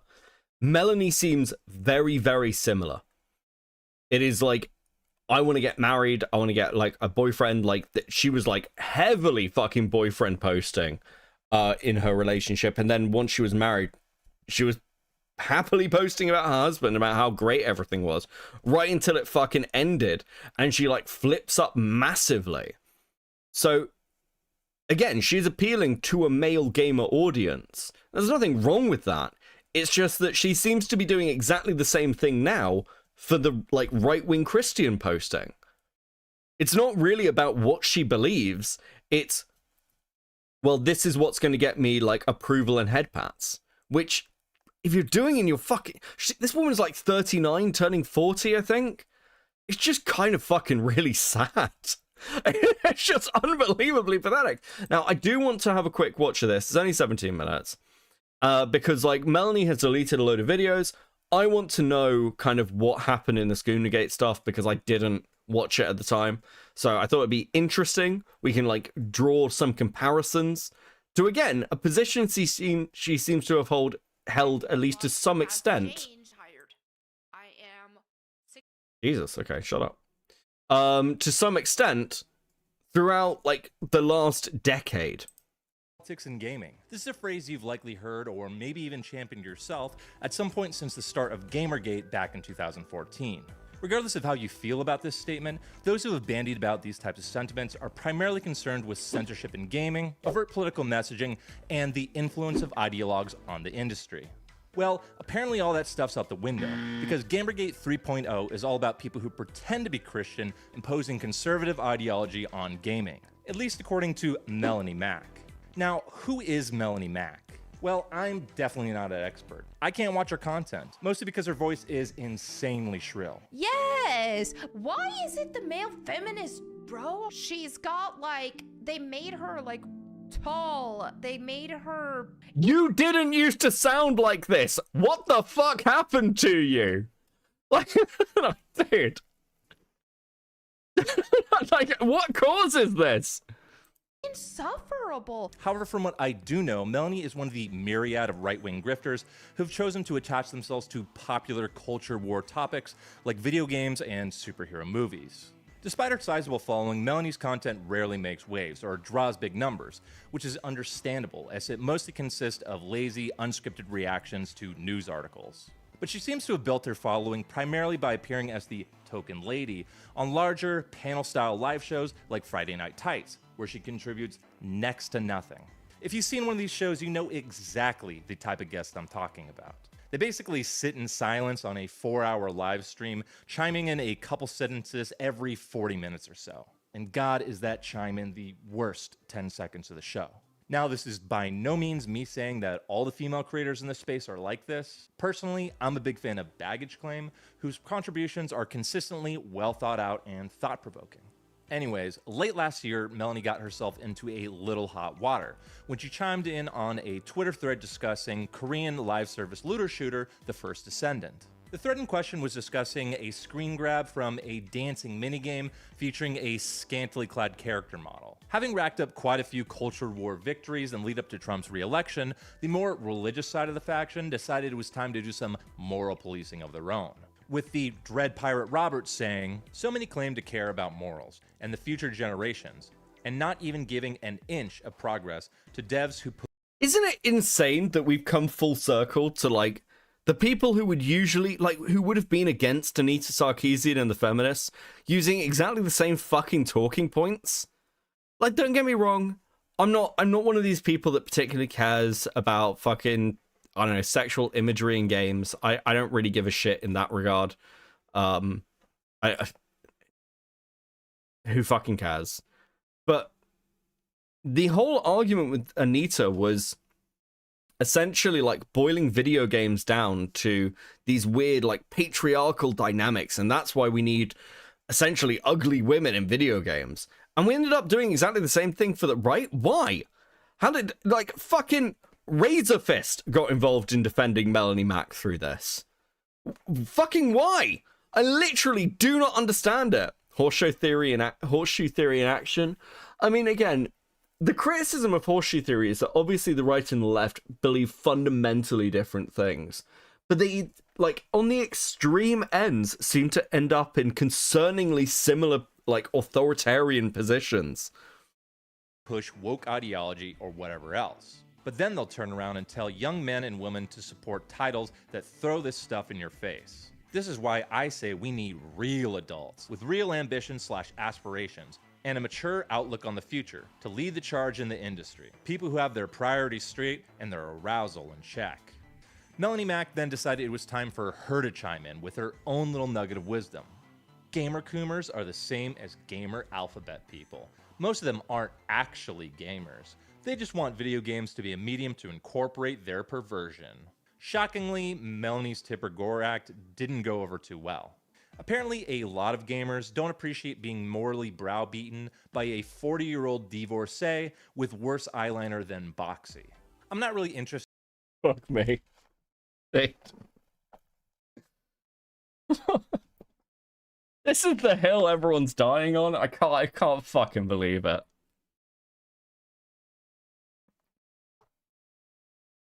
Can we all just agree that, like, the end of the quartering and, like, fucking Melanie Mack, like, nothing will be lost? Nothing will be lost.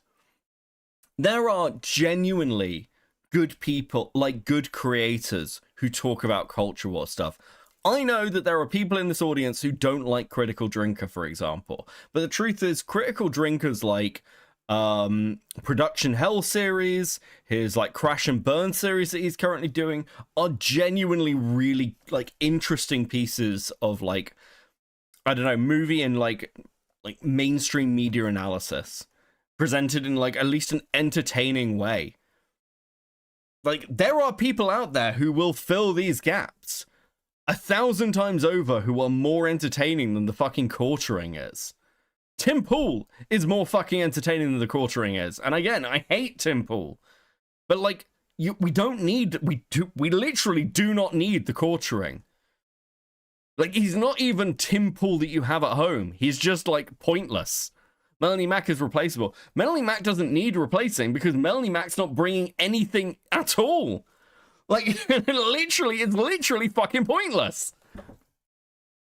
And getting too caught in the weeds with the ensuing Twitter spat, but Smash JT did a pretty decent video covering the drama in more detail, which I will link in the description below. Now, the backlash to this whole situation caused Melanie to lose some followers on Twitter and some subscribers on YouTube, but she's a relatively big channel. Obviously, the right course of action would be to take the L and move on, right? Wrong. More than a month later, Melanie decided to resurrect the drama and expose it to an even larger audience in this absolutely dog shit 30-minute video I'm about to discuss. Take that back, Beanie Boy is not more interesting. They are the same person. Look, whatever you want to say about Tim Pool, and believe you me, I've said a lot of shit about Tim Pool over the years. Tim Pool at least has some journalistic talent and has done since Occupy Wall Street.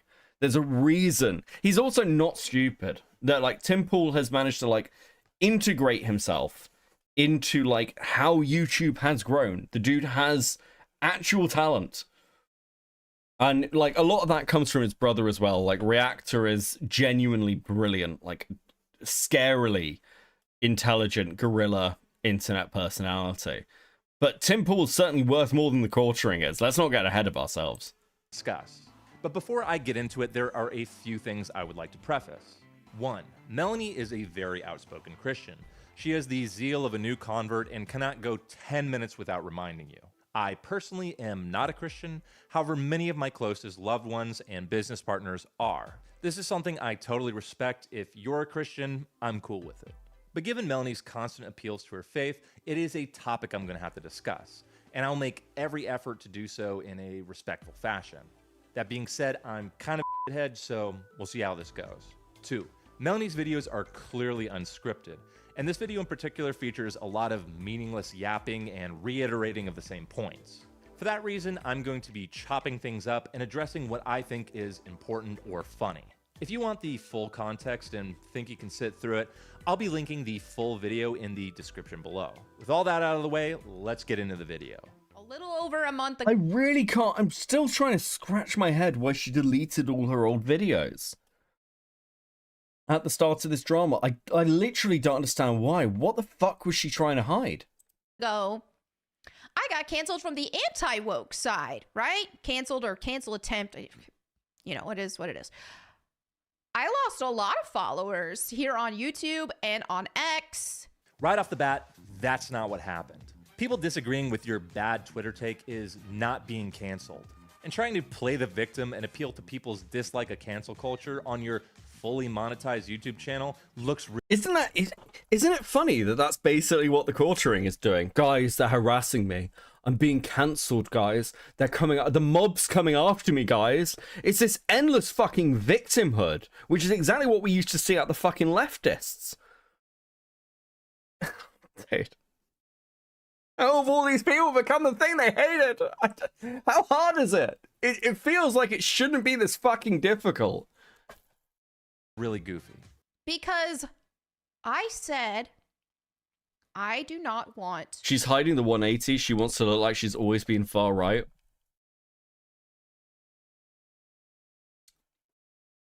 I wonder I wonder whether she realized that people would start digging through stuff. Now, like, a lot of her stuff exists in archives. She's been around long enough.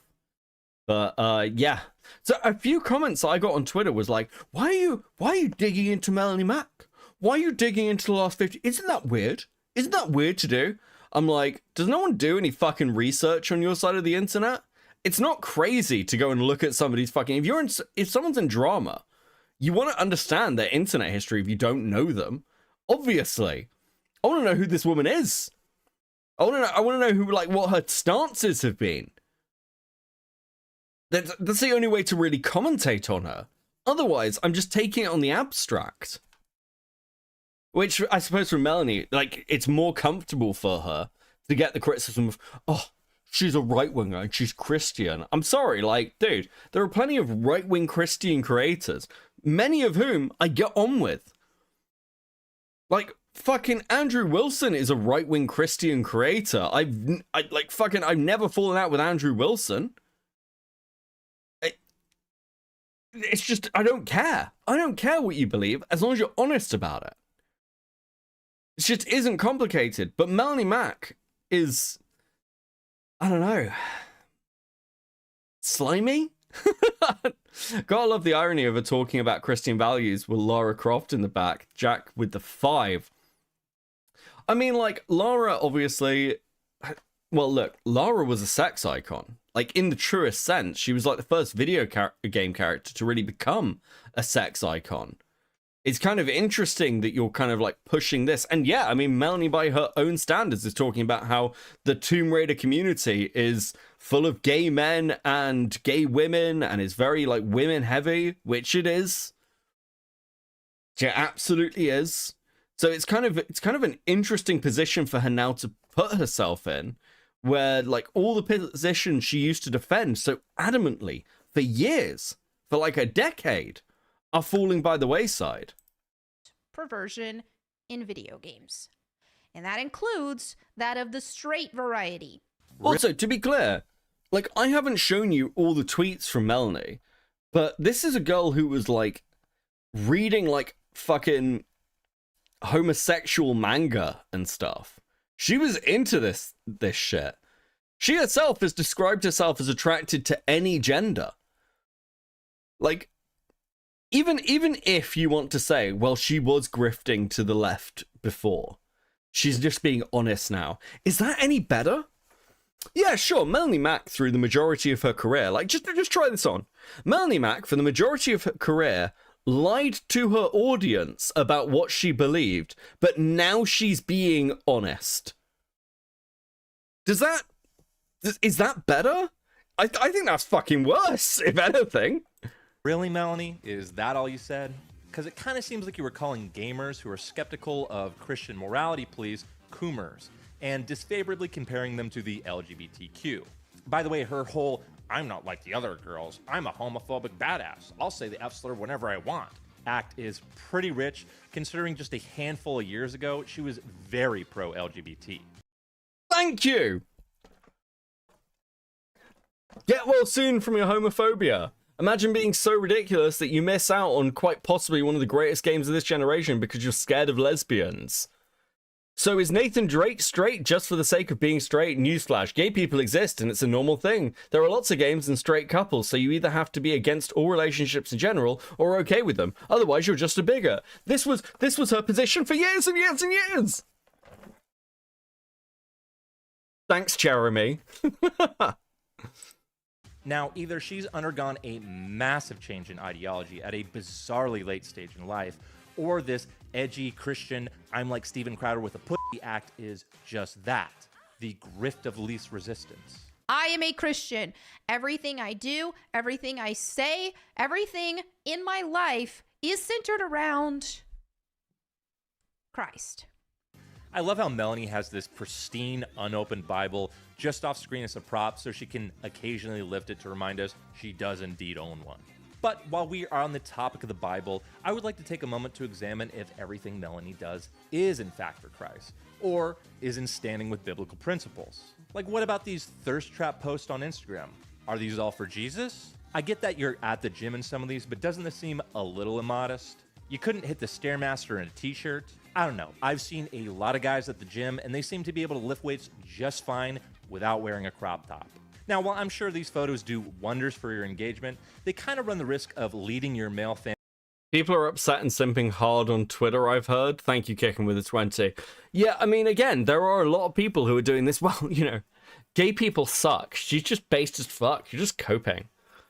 Bro, like... Seriously? This is the best you've got? I feel like I feel bad for right-wing fans on like the internet that this is the best they've got. Like surely there are better right-wing creators out there for you guys. It can't, like, it's kind of like when you see like left-wingers and you're like, wow, the best you've got is Destiny. The fucking the fucking weird sex scandal dude, or Vosh, the fucking horse porn guy, or Hassan, the fucking shot color dude who's like constantly posting about how America needs to be destroyed. Is this it? Is this all you guys have? What the fuck happened to us as a culture? Like, there must be a right-wing woman somewhere who's like better than Melanie Mack. There must be. Please. But you deserve better. You deserve better. Fans into temptation.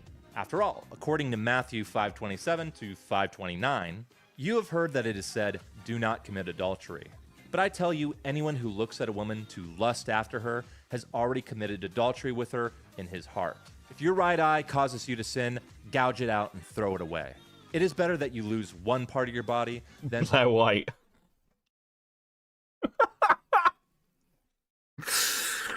I mean, yeah. Yeah, sure. Blair White is a better right-wing female icon than Melanie Mack. I think that's just objectively true. I think that's just objectively true. Right? And for your whole body. The MAGA cult sees Trump as a god. Like, again, there's this recent Twitter, like, there was this recent AI image of Trump healing the sick that, like, he like, put out on Truth Social. And a load of right-wingers were defending this and being like, it's not blasphemy. It's not blasphemy. It's absolutely fucking blasphemy.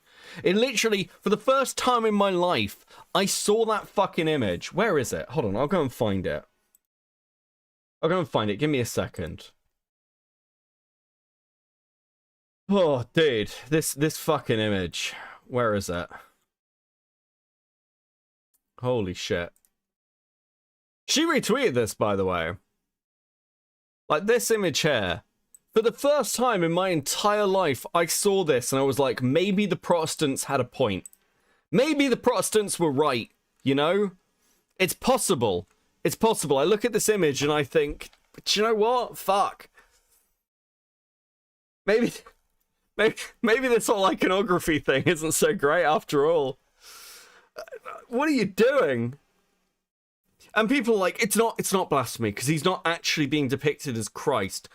That is a depiction of Donald Trump as Christ. I'm sorry, that's just what it is. It's Donald Trump healing the fucking sick. This is obviously fucking blasphemy. And like, again,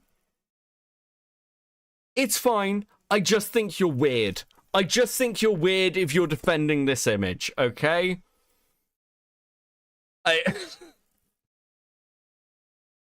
I think that if you look at this image and you're prepared to go, that's absolutely fine that Trump posted that out and not in any way sacrilegious, I do genuinely question whether you're Christian or not.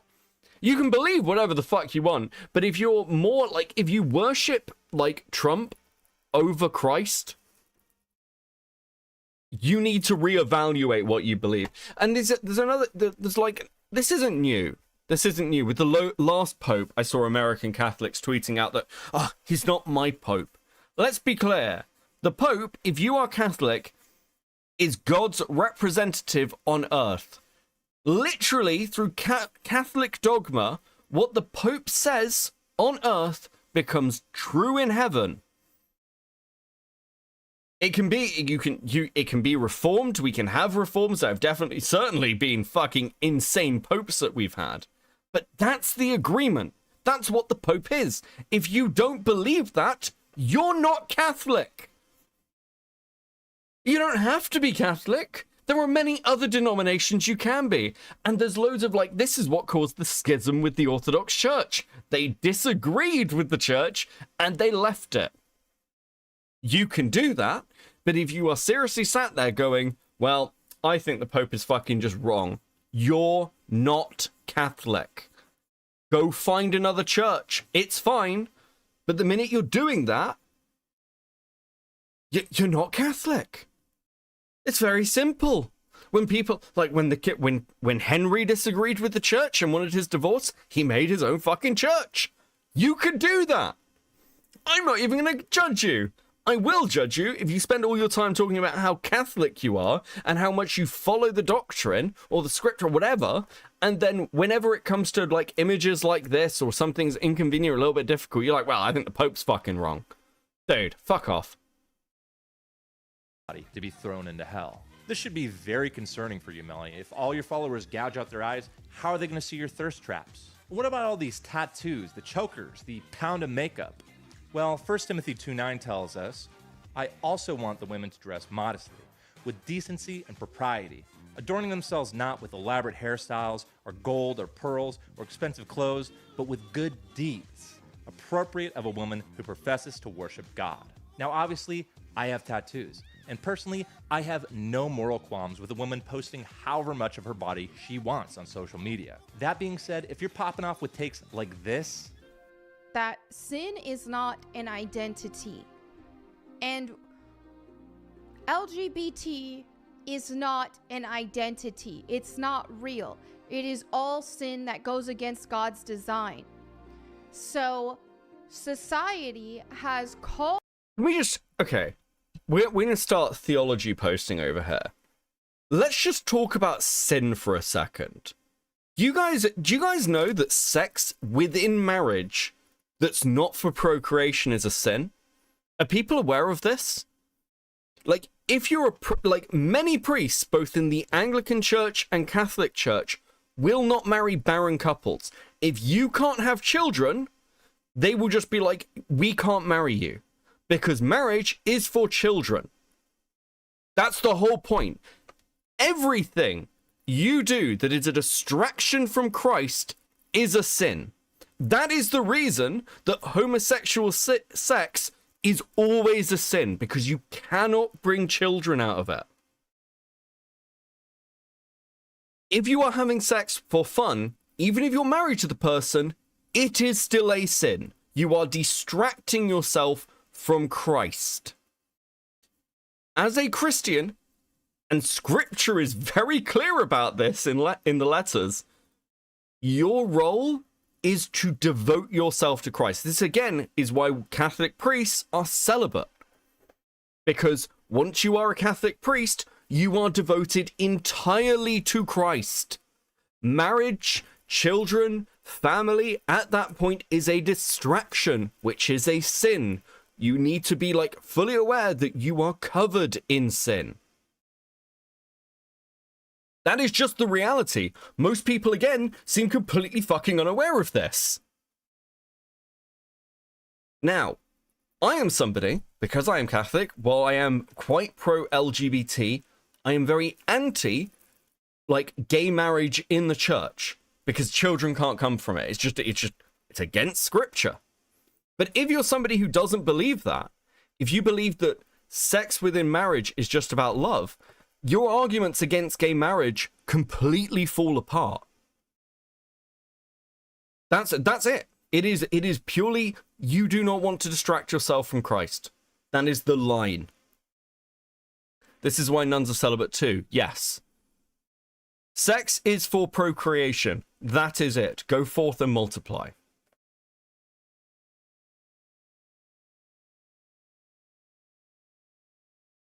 It amazes me how much people pick and choose on these things. Also, by the way, you can be gay and a priest as long as you don't act on it. That's fine. Everyone, once again, is covered in sin. We're like, we carry on essentially the Jewish tradition that we carry the sins of our forebears. Each of us is born in a fallen state, in like with these sins attached to us from Adam and Eve. And the reason we need Christ, by the way, is because it's only through Christ's suffering that our sins can be cleansed. He is our advocate. This goes even further within the Catholic faith when we're looking at the saints. It should be like, this stuff is like 101 basically. It's not complicated. And it amazes me how many people seem not to know this. This is one of my big things with Tactical Templar. He doesn't seem to understand what fucking, like, how Christianity works. Potato with the 2, only have 3 bears. Thank you, buddy. Dude. Just go for end time sticker. Thank you guys so much. Much appreciated. So yes, we're doing theology posting. But like, a lot of these people seem to just have no recognition. Beckett going to save me in the rapture. Dude. Sure. Fuck it. Why not? Like, most of these people just have no theological grounding at all. Tactical Templar doesn't think women should be can be pastors either. I mean, actually, unironically, I kind of also don't think women can be priests. And which isn't actually an uncommon belief.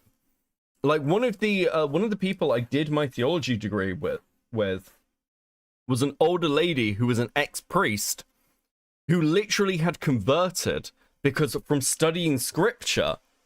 She'd been a priest for like 20 years, and she was retraining because she'd studied scripture and just gone, oh fuck, I actually can't be a priest.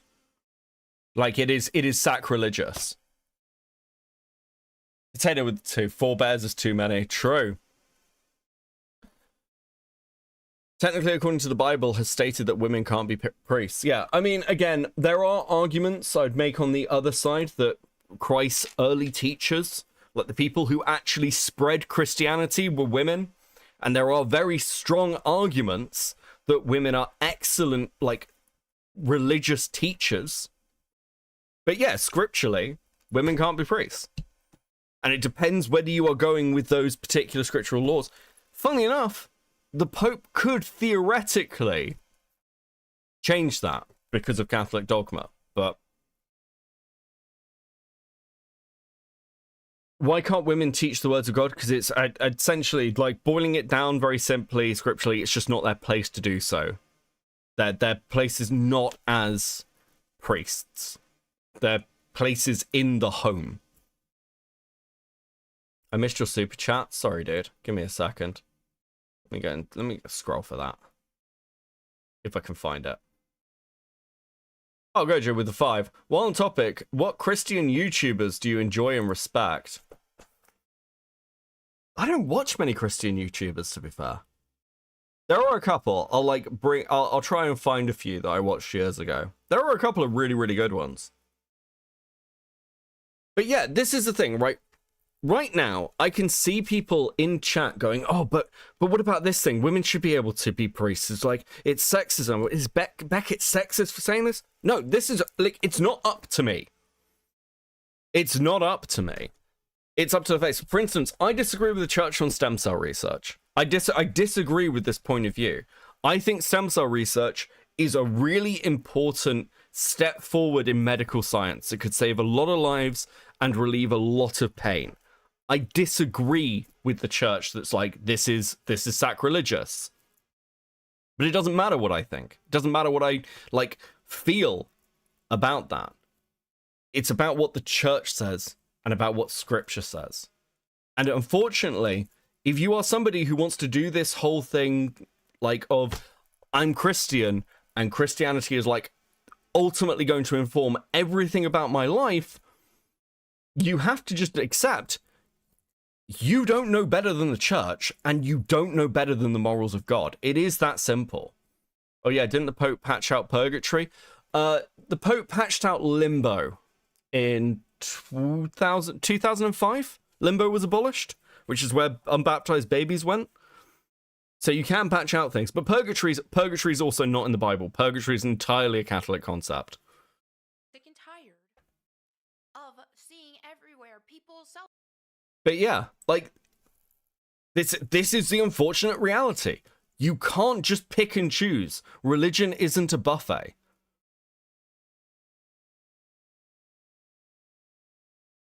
Hold this sin and identity to normalize it. Andrew Robb, thank you so much.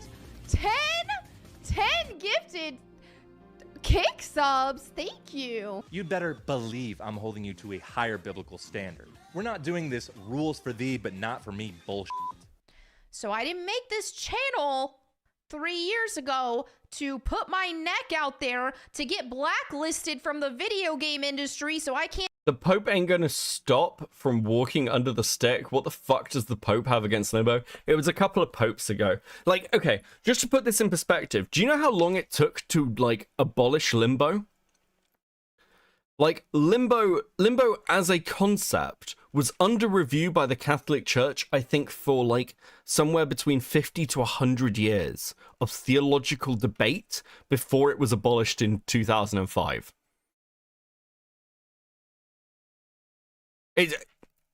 It's insane amounts of time. Like, purgatory itself is entirely a concept, and like the church has done loads of crazy fucking shit. Do people know about selling pardons? Are people aware of this? I'm crying you didn't get the joke. Fuck, I'm sorry. You're joking about limboing as like a concept. Yeah, okay, I get you.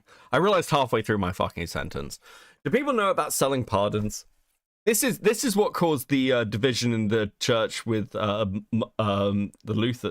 Lutherans. Like, selling pardons was insane. Here is a genuine story that apparently happened in Germany. A guy goes to, like, the wandering pardon seller, who's like a priest. And they basically went and sold pardons. It was like a way to essentially reduce your time in purgatory.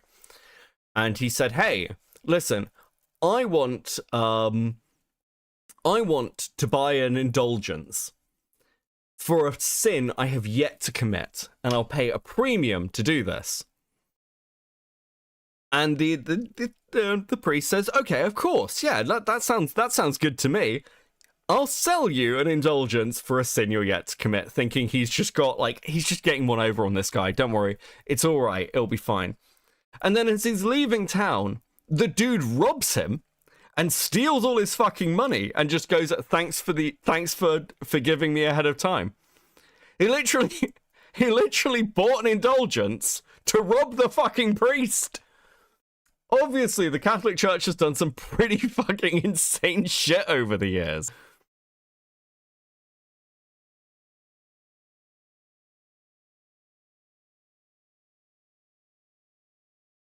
Deal with the church's problems. That is just the reality.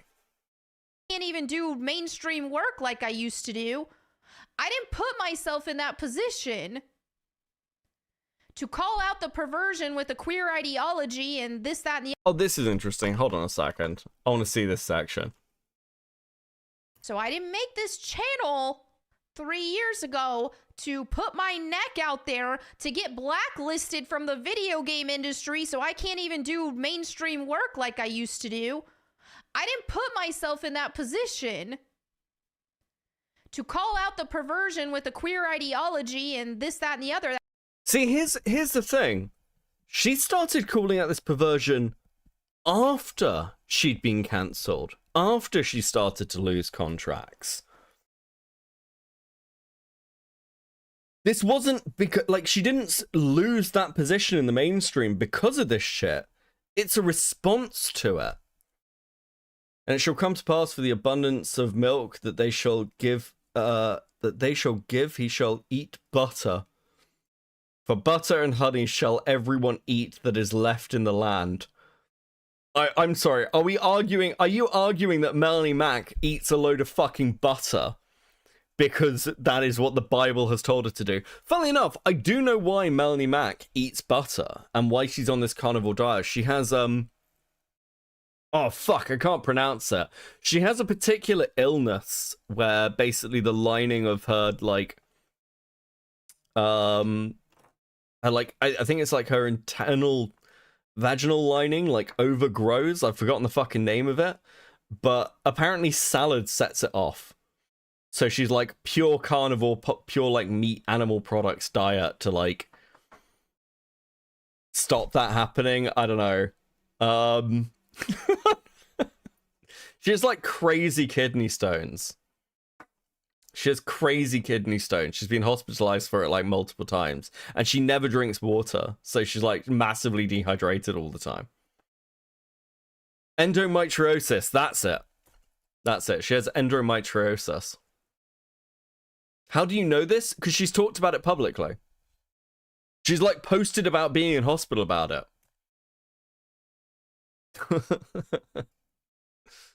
That has been infecting every. I don't think it's the vaginal. Listen, I don't know. Okay, I'm not a doctor. I'm just telling you she has endometriosis. Thing. I didn't put myself in that position just so I could turn around and push perversion just because it's straight. Not gonna happen.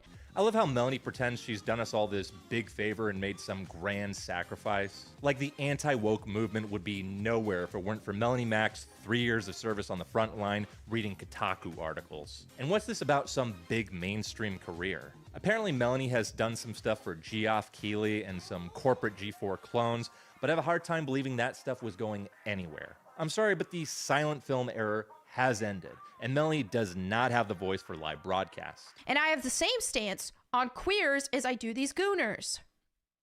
Is that, hey, yes, what you're doing is shameful. Yes, I think this stuff is shameful, and I don't want it in my entertainment because it's shameful and it's hurting society.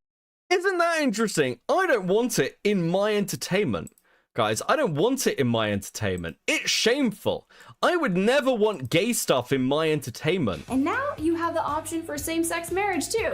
So that's new and really cool. And now I don't have to play as a dude to marry my favorite suitor and... I don't know. It sounds like you were very all on board for same-sex marriage a few years ago. That's very interesting. Fennec Dragon Tamer with the 5. All aboard the Cope and Seeth rails. We can't promise you'll get to the destination you planned, but we'll get you somewhere. Thank you so much for the 5. Society. It's disgusting and it's perverted. No, I don't want it. Do I think that people participating in these activities are losers? Yes. But you know what? It doesn't mean you have to always be a loser. Have I ever been a loser? Yes, you're being a loser right now. I don't know how you thought it was a good idea to turn a cope sesh about being blown out on Twitter into the longest video you've made in 6 months, but you're doing it. Also, there is no my entertainment. You don't have ownership. So is Melanie closeted and making it everyone else's problem?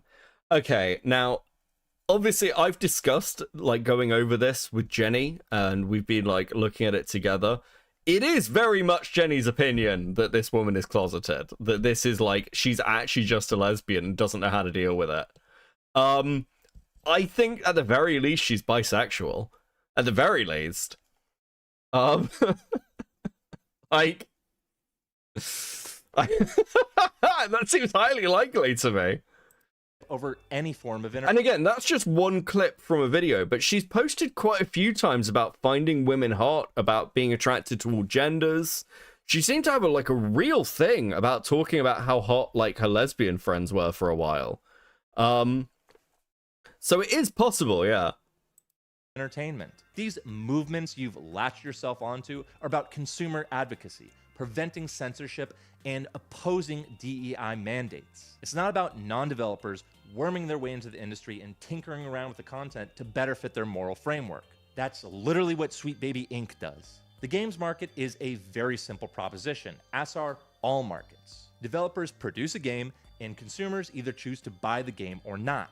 Interestingly enough, your videos, which are also a product, operate in much the same fashion. If people choose to unfollow you, you're not being canceled. They just don't want the product. Don't kink shame. Don't shame people's sexualities. They made up an entire concept of sexuality that isn't real. God created woman for man.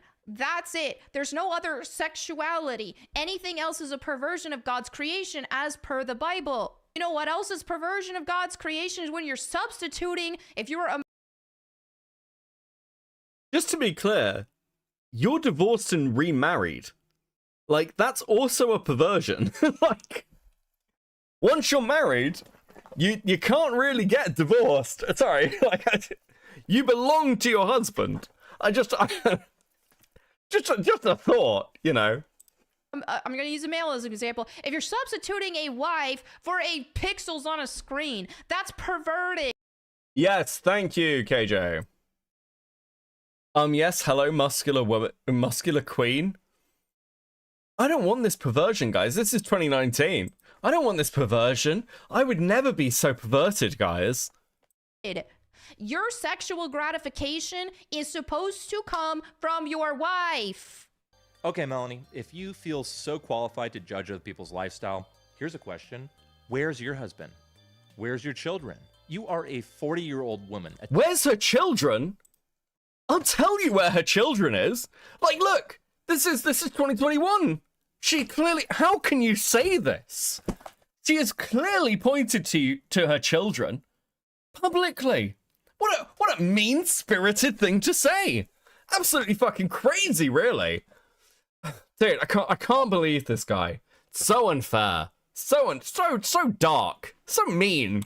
Attempting to preach this trad lifestyle while clinging on by your fingertips to this 20-year-old e-girl aesthetic. Do you not see the cognitive dissonance? Do you not see why people might not take you seriously? If this message was coming from a nun or the modest mother of a nuclear family, I might buy it. But how anyone could look at your social media presence and see anything other than a vapid hedonist adoring the shallowest trappings of piety is beyond me. This has to be the best grift going. You get to claim moral superiority without making any personal sacrifice. Now, I'm not going to cover the rest of Melanie's video. As I said earlier, this is the most yapping she's done in half a year, and there's basically no content. However, I do think it's worth mentioning that this new position is a total about-face from her previous content. All this comes off the back of vehemently defending both Lollipop Chainsaw and Stellar Blade, two games that feature equivalent sex appeal to the first Descendant. What I would like to... Okay, sorry, give me a second. My Steam Deck just died on me. Motherfucker. Give me a second. I want to have a look at that. I respect your opinion, but I personally am fine with it. Has upskirt camera angles when climbing ladders, and yeah, it's cheesy as fuck, but I love it.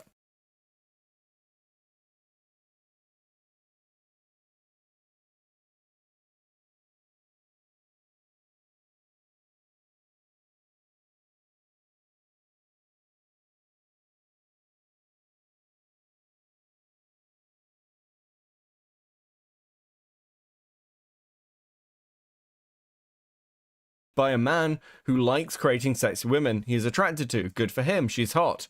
What kind of message are we sending if we say being sexy in video games is always bad? I mean, sometimes I want to shoot down metal robots as a strong, realistically proportioned woman, but sometimes I want to crack skulls with a metal whip as an over-the-top bombshell too.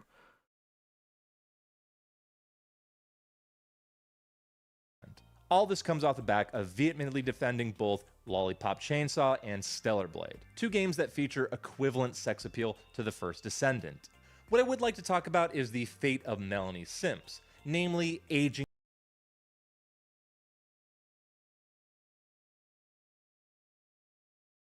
Or my Stream Deck. Dude, it's been asking me for updates for ages, and I've just refused to do it, and now it's died. Bathroom masturbator Razorfist. For those not in the know, Razorfist is an Arizona-based content creator who loves leather jackets, wears sunglasses inside, and films most of his videos in black and white. He's also the proud owner of a thesaurus, a fact he will remind you of more frequently than Melanie reminds you she owns a Bible. As an avowed metalhead and libertarian, he's frequently spoken about the importance of free speech and creative expression. But for whatever reason, Mr. Fist felt compelled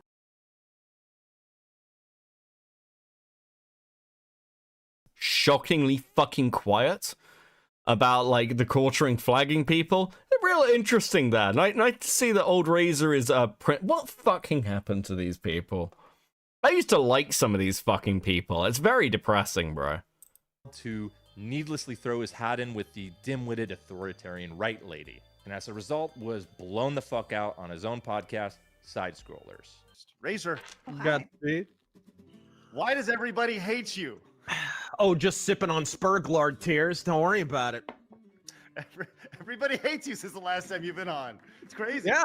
I don't know why so many people are so passionate about defending sexy ladies when the only freaking venereal disease they've ever contracted is carpal tunnel. But hey, we'll go on. It's fine.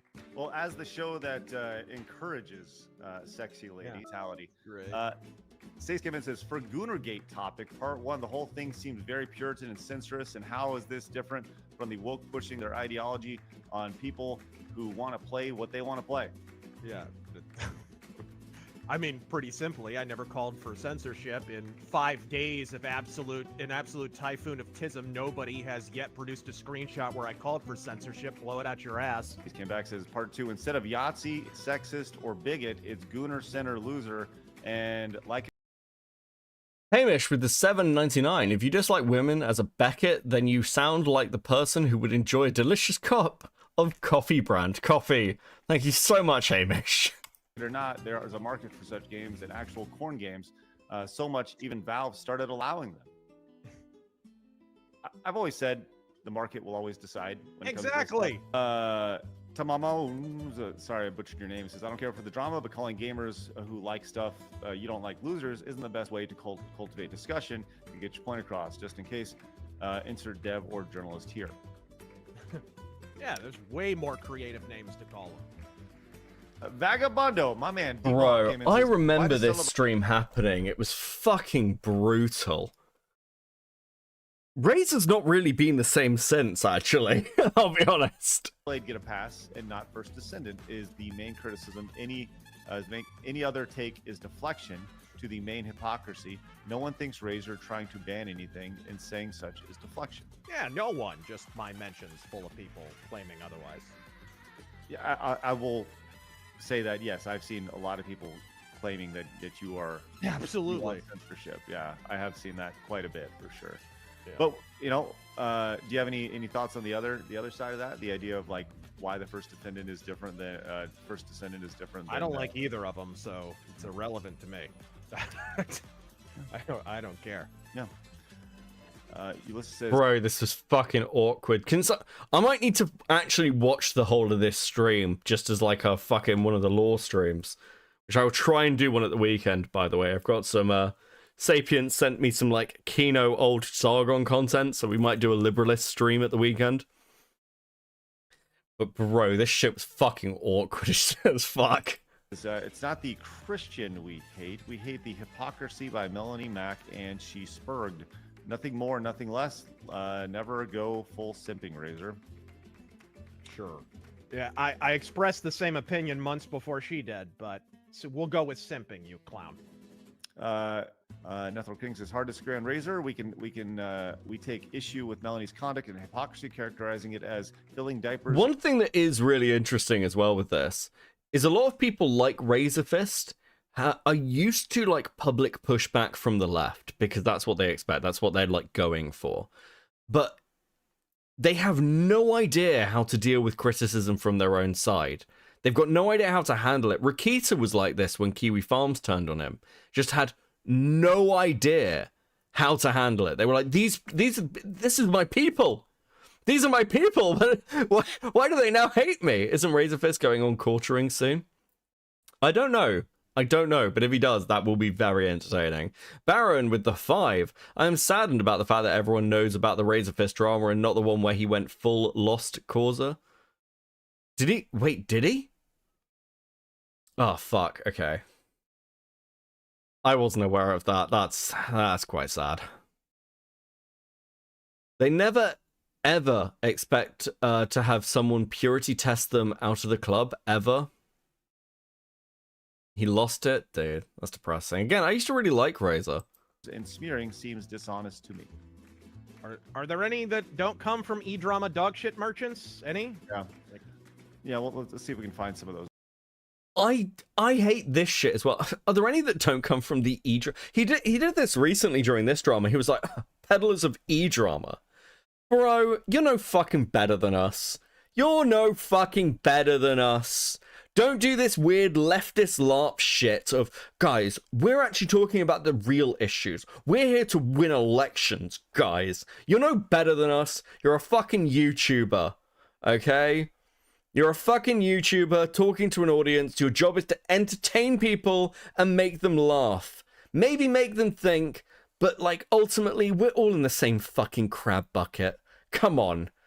I hate this. Oh, drama YouTubers are the lowest of the low.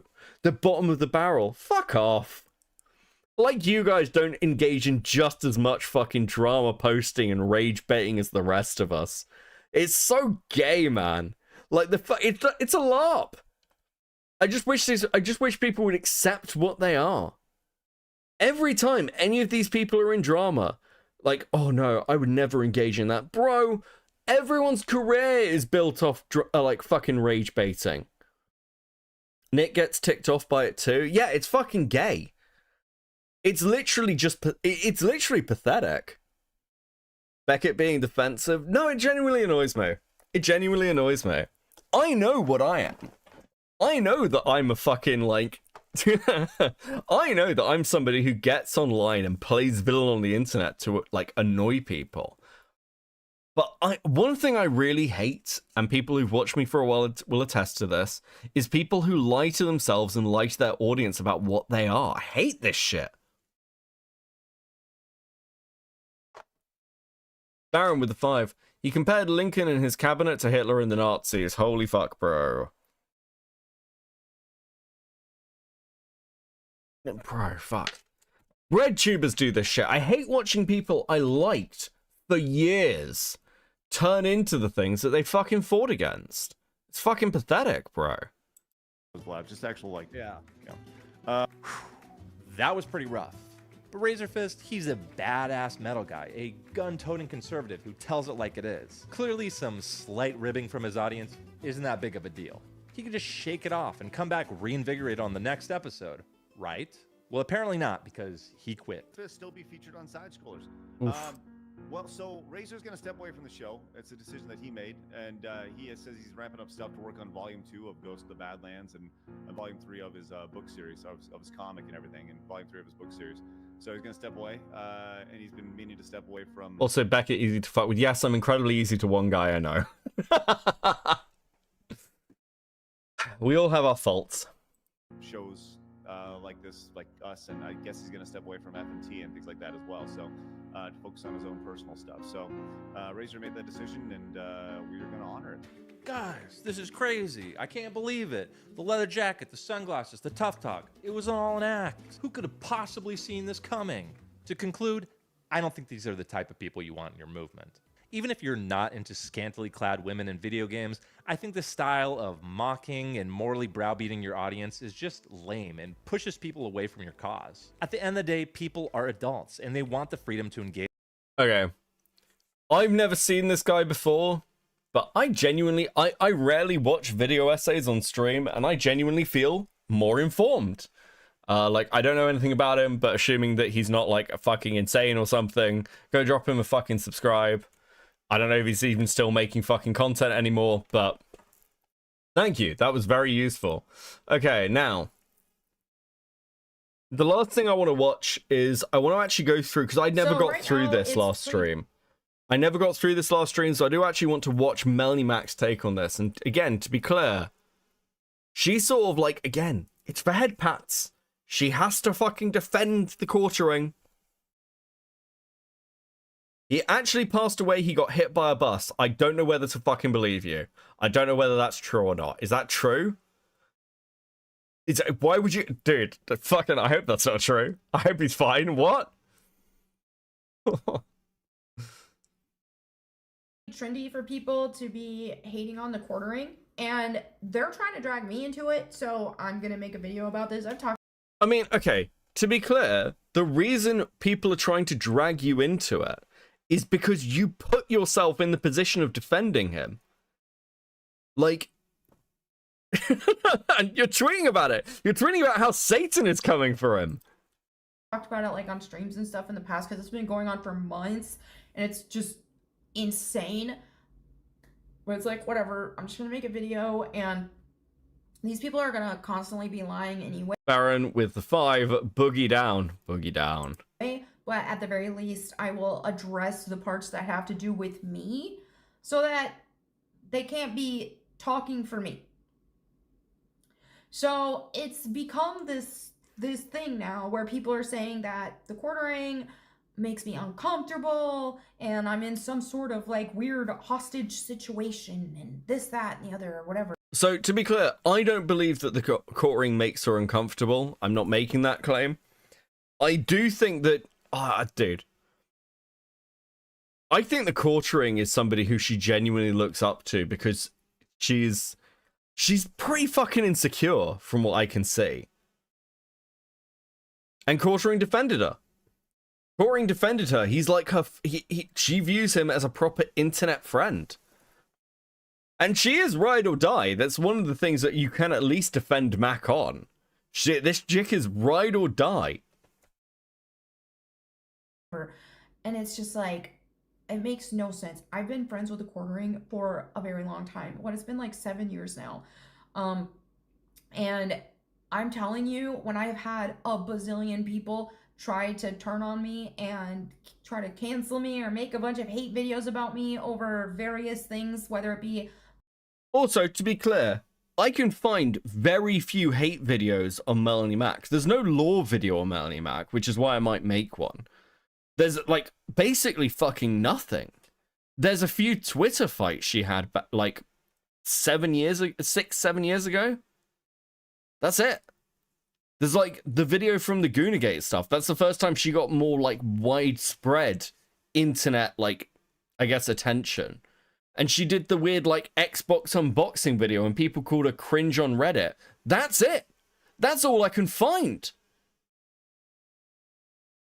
My Christian opinion being against the gay stuff, or when I didn't get the COVID jab and I had, I got canceled from like the liberal side of the gaming industry and all that, to Goonergate, which happened because last year, or what was that, last year or 2 years ago? I don't know. Anyway, whenever I like spoke out about as a Christian, I am not advocating for Gooner games. I don't like them and I don't play them, and that's not what I want to see in gaming. Then I had a bunch of people who, because that's the thing, I went from being canceled from one group of people. A Christian. Oh my god, bro. Delete your channel, go and make a fucking sandwich for your husband, go and be a good barefoot wife, okay? Like...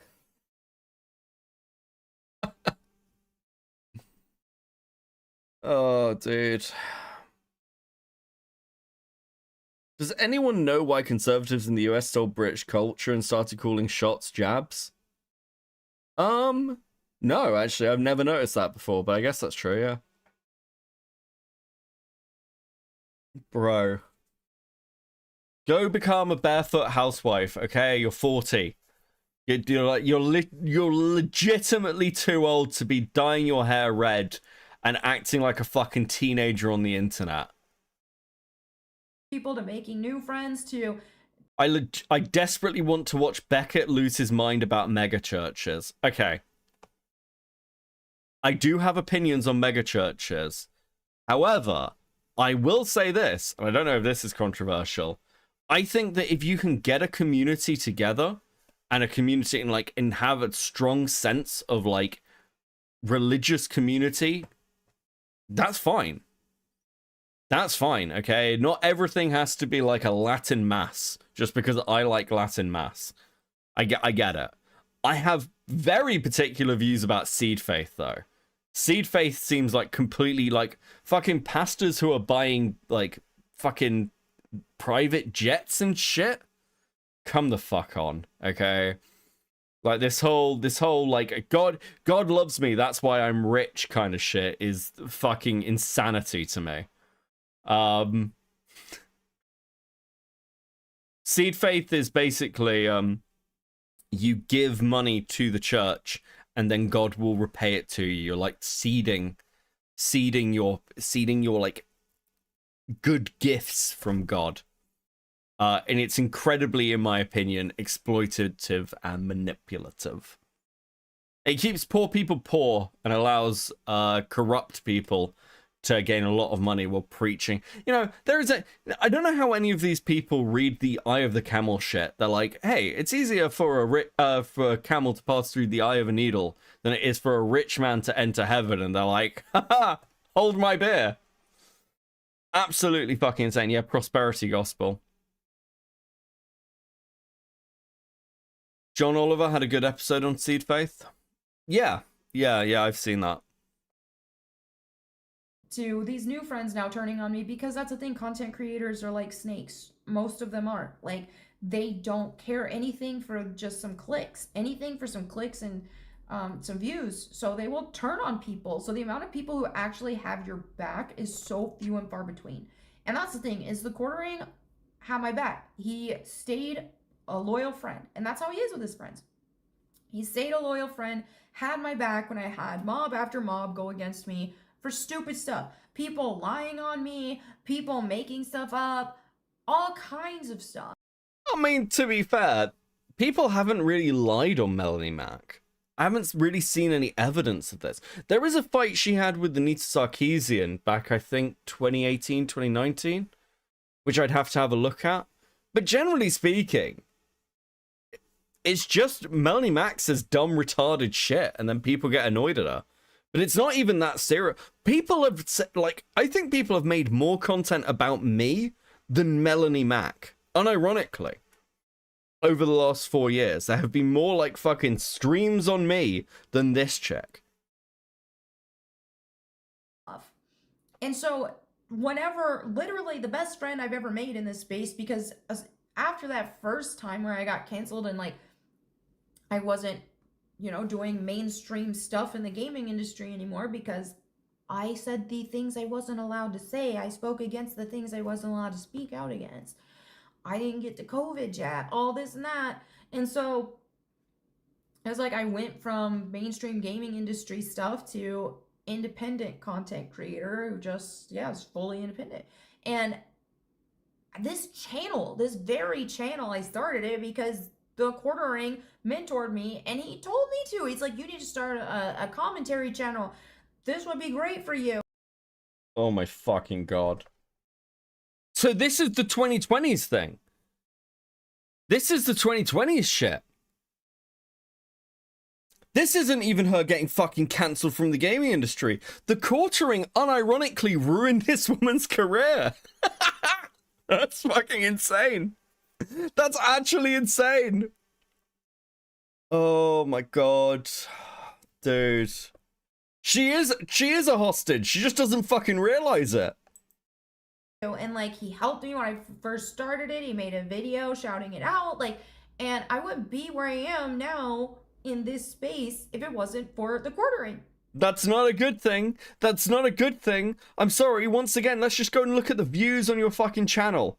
I know that most of these are gone, but this is like meant to be the height of your popularity. You have 250,000 subscribers and you are barely scraping. Like, this is 8 months ago.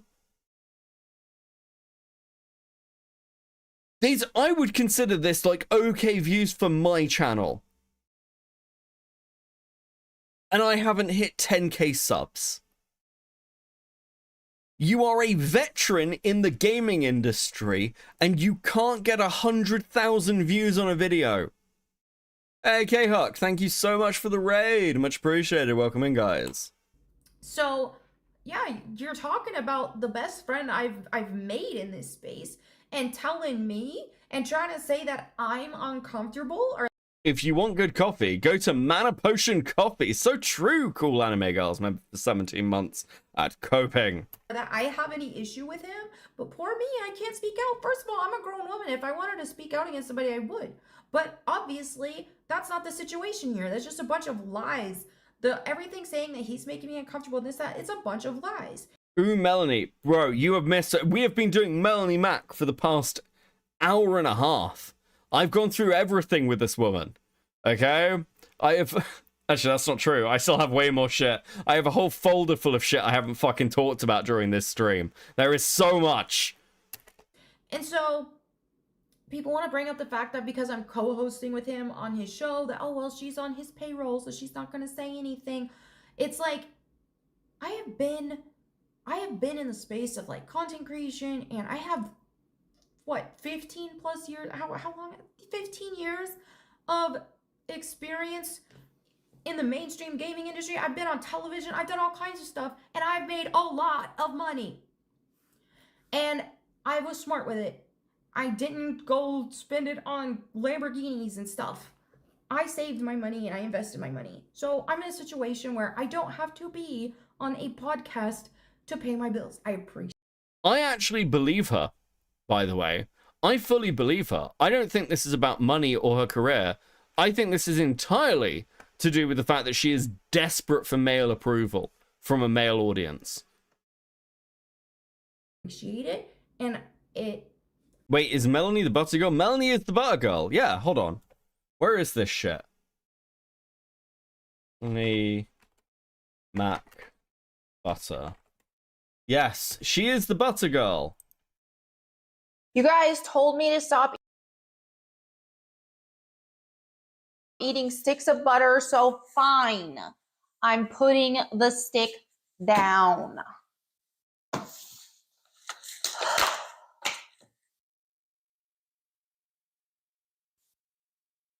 There.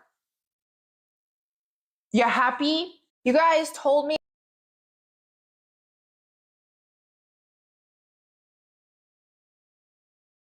Honest, what am I meant to say to this? The fuck am I meant to say to this? Like, dude. She has to eat butter, guys. She has endometriosis, or whatever the fuck it's called. Okay? If she eats a salad, she'll die. This is her actual argument, by the way. She apparently ate salad and it hospitalized her. Am I exaggerating? Hold on, let me see if I can find the post. Give me a second. Where is it? The fuck is it?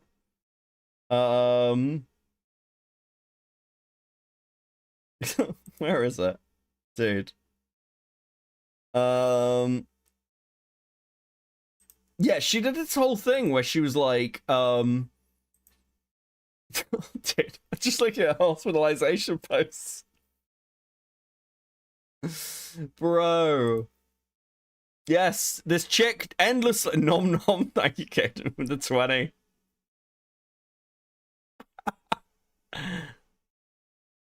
It's nice, but I don't have to have it. I don't have to do content creation. Like, my husband does well. He could take care of us on his own if he wanted. Like, I could be a full-time housewife and not have to do any of this. But I like to do it. It's fun. It's like I started before monetization was even a thing on YouTube, and I still do this stuff because it's fun and I like it. And yeah, it's fun to make money too. I still like making money, but I'm not beholden. Again, that's a little bit fucking misleading because she used her early YouTube fame. And like back in the day, Melanie Mack did gain a following to essentially get deals to go to E3 and things, and she was getting sponsorships. Like, the idea that she did this thinking, oh, it's not a career path or anything, a little bit disingenuous. To the quartering. Spotworld, remember, for 10 months, the more coping, the more content. Just like bees, we make bread like honey. True. Thank you for the 10 months at Seething. Yeah, I mean, her husband is like an anti-SJW person as well. Like, I don't know. Some of his content's a bit weird. I have looked at some of it, but not in detail. He does seem like he's also grifted to the right a bit. It's interesting.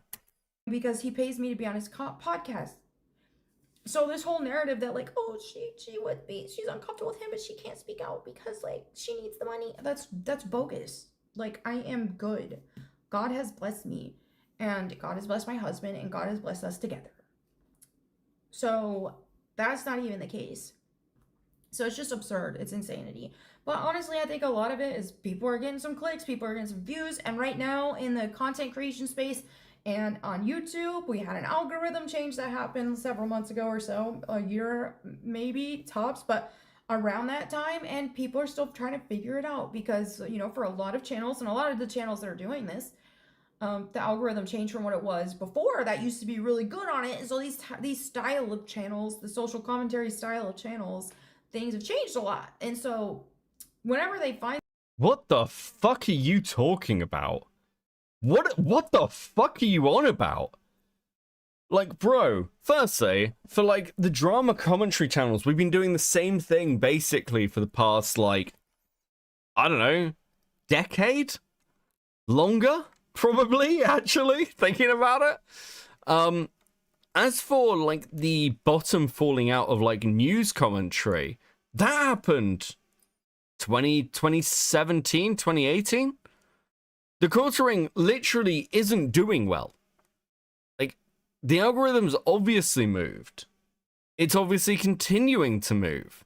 Your own channel, a year ago, was doing about the same as it is now. So where's the algorithm move? Find something that's working, or they roll with it.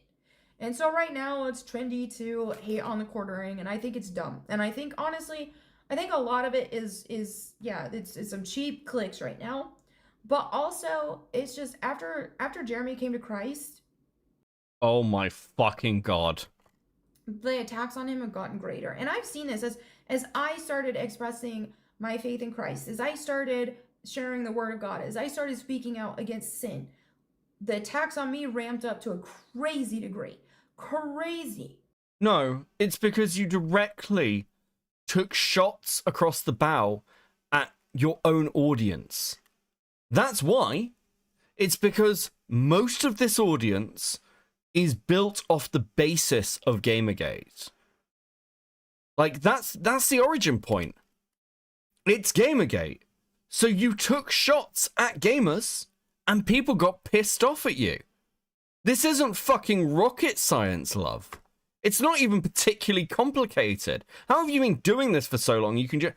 Oh my god, it's because I'm Christian posting. It's because I'm Christian posting, guys. That's why the attacks on me are so... It's Satan. They just hate Jesus. No. With Jeremy, it's because he's always been kind of fucking insufferable. Lots of people have hated Jeremy for years, and the reason everyone's taking shots at him is he broke the cardinal fucking rule. You do not flag other people's channels.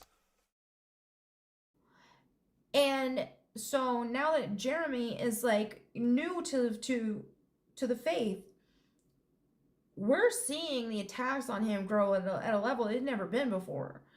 And I'm truly convinced that it's because that at the root of it, it's because he came to Christ. And that's the thing, they hated Christ, so they'll hate Christ in you. If Christ is in you, they're going to hate you too. And I think that's a huge part of what's going on.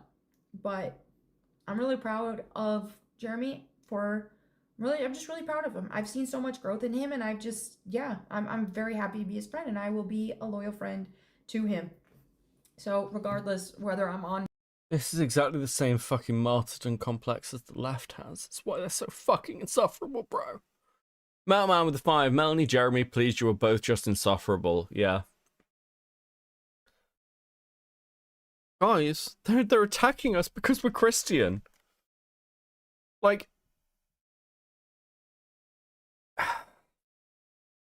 There is an element where... I was going to talk about this a bit earlier, and I never got round to it. But there's certainly an element where the sort of Christian right growing out of this community makes very little sense because of its origin points. Because the origin points of the skeptic community was the atheist community. I'm not sure, again, if people are aware of this. That's where it grew out of. But on the other side, you can see it happen in the left where people just get sick of somebody. Like, this happened with Sterling, by the way. Sterling, the reason people stopped watching Jim Sterling wasn't because Jim Sterling became trans, it's because Sterling became fucking insufferable and never changed his content. Like, I watched a recent Sterling video, and it's like a lower quality version of the shit he's been doing for the past, or she, I don't know what the fuck Sterling's pronouns are anymore, has been doing for the past decade. And now Sterling's turned on YouTube. It's bizarre shit. I also find it obnoxious when someone is new to the faith and then taught the way they're so knowledgeable that they can lecture others. Yes. And bro, I've done a lot of like theology talking this fucking stream. I'm not quiet about the fact that I have a theology degree, I guess. But, you know, I grew up in this faith. It's, again, non-optional. My whole family is fucking Catholic on both sides. It's very heavy. My uncles were all sent to the church when they were like 5. That was the family tradition. They went to become priests. I'm watching like the sort of like fucking Christian converts, and like more power to you, like for finding faith. Congrats. But can you not be insufferable? Like, do you think anybody is looking at the way like Melanie Mack is acting, the way the quartering acts, and goes, "Yeah, Christ for me"? On his show or not. So people are still gonna lie. People are gonna still say this, that, or the other. I don't care. I'm telling the truth, and people are gonna believe whatever they want. So it is what it is. But all I've got to say is all these lies about me, anything involving me, is just dumb. And you just see it. You can hear straight from the horse's mouth right now. It's the Protestants, Beckett. They're doing it. I loved living in Ireland because living in Ireland was great when we were out drinking, and then anything that happened, if you disagreed with anyone, you'd be like, you prod. Typical prod response. We had a friend who was from the Republic, which is obviously heavily Catholic, and no one really knew what to do because he was actually Protestant. I think his mum was Protestant and his dad was Catholic, and they'd alternated their kids. So his like sister was Catholic, he was Protestant, and his younger brother was Catholic, and he was Protestant, and we just didn't know what the fuck to do. Like, we had no way to fucking insult him. It was fucking infuriating. I was literally stood in oh god, it's forgotten the name of it. Quite a well-known like Belfast pub, shouting at the top of my lungs against another one of my like Irish friends, who's a poet, about how he was more of a Protestant than me, while he got increasingly infuriated calling me a Protestant. You can't. I guess it's also part of the thing of like, it's difficult to get the cultural stuff of being like a member of a faith when you convert later. And there are certain things where it's like, it's not just going, as a Christian. It's like, no, there are like specific cultural ties that you have. It's the old IRA joke. A guy crosses the border from north to south, and he gets stopped by the IRA. And they knock on his window, and they go, "Are you a Catholic or are you a Protestant?" And the guy says, "I'm an atheist." Two members of the RA look at each other, and they lean back down. "Okay, fair enough. Are you a Catholic or are you a Protestant atheist?" Because it's like, it's tied to a much like wider thing than just your religious identity. It's your cultural identity. Those are lies and stupid. And what it is it's people who are being very vicious, because these people say these things because they want to ruin friendships between people. Whenever they find a target, someone they don't like, they want to ruin their life. And so they're trying to ruin their friendships.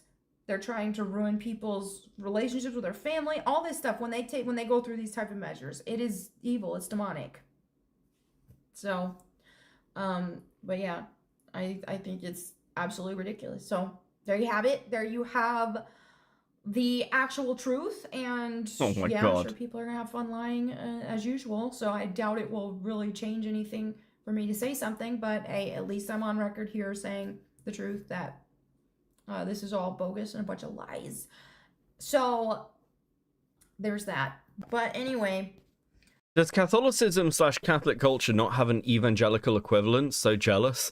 I guess it does in certain like regards. Like, I can only really speak from the European perspective. Like Protestants certainly have like their equivalents. They're just less fun because Catholicism is better. Listen, Catholicism is the best form of Christianity. It's obvious. It's obviously true, and we're just literally better than every other form of Christian. Okay, that's what this entire stream's been about. Okay, Catholics are better. The Pope is based. Shut the fuck up. That's the only reason I'm doing this. There you have it for this video. Thank you all so much for hanging out. I will catch you next time. In the meantime, go boom. So right now. Oh my fucking god. Okay.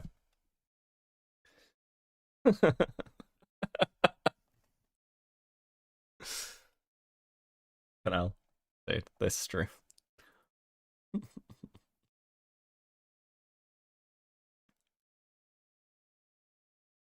Religion should not be tied into culture as it's gay as fuck. Look, there are many downsides as well. Like I've got it on both sides with like I know a lot of family members who've completely lost their faith. There's a lot of cultural tie-ins where like people who got divorced and had kids, those kids were just not considered part of the family. Certainly with my mum's side of the family, which is very, very Irish Catholic, I basically don't talk to them at all. And a lot of that is tied up in stuff that happened to do with the faith and how my mum was treated. It's not all good, but some of it's awesome, okay? Some of it's just awesome. And that cultural identity is really important. I think people overlook it. It's my third or fourth time seeing this vid and I still don't know what's going on. I mean, we've gone over a lot of Melanie Mack tonight, to be fair. But yeah, I can't say I fucking blame you, I'll be honest. It's a little bit nightmarish. I'm a bastard, so I'm a black sheep. Life sucked. Yeah. Marital status is still very important in Catholic culture.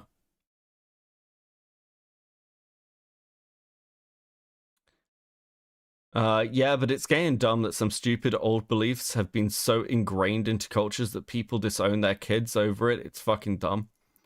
Yeah, I can see that. Don't get me wrong. I can definitely put a fucking dude. I've experienced that. But nonetheless, that is not God's fault. Oh, dude. Okay. I feel like that's going for 4 hours. I feel like that's enough quartering and Melanie Mack for the night. Oh, dude. Let's sit and chat for a bit, guys. Let's chill. I'll have a cigarette. We'll chill out.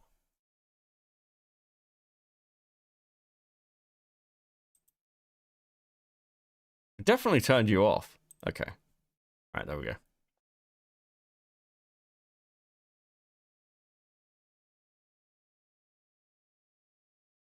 Oh, we good, guys? Everyone had fun? It's nice to get a little end of the week stream in. I will try and stream either tomorrow or Saturday.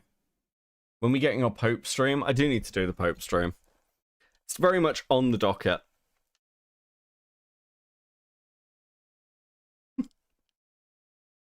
Ayla, no. I hate listening to bad Christians. Look,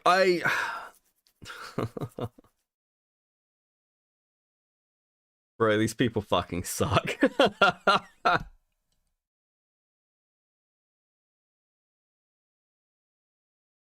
Did you look into Metatron yet? Please tell me you did. I have done before, but it's been a while. No, you subjected me to Melanie Mack. I needed to get out of my system. Because I'm definitely not getting a video done before I go away for work.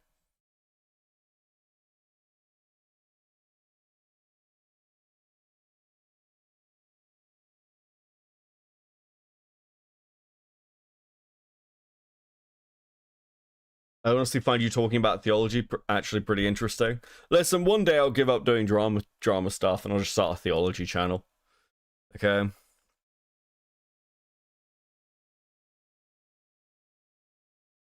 I mean, again, there is a Bible in my background, guys. Like on all my videos, there's a Bible in my background. I don't know if me being Catholic comes as a shock to anyone, but it really fucking shouldn't.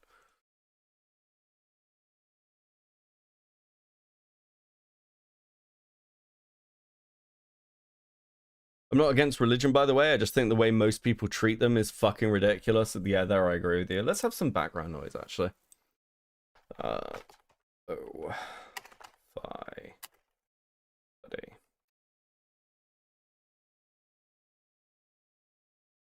Let's see what we got. I'll do. Outside of the core beliefs and everything, being more spiritual religious is actually very helpful in terms of mental health. Even helps with longevity. Yeah. Yeah. Look, I again, I would describe my faith as very integral to who I am.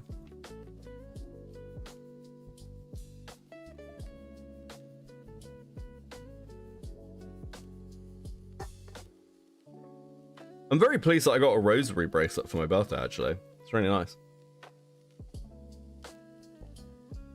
I really want a rosary ring. My grandfather had one as well. I think they're quite cool. I like little things that are just easy to wear. I feel like I can't wear a rosary because I always worry about breaking it. Getting caught on something. So I have like 3, to be fair.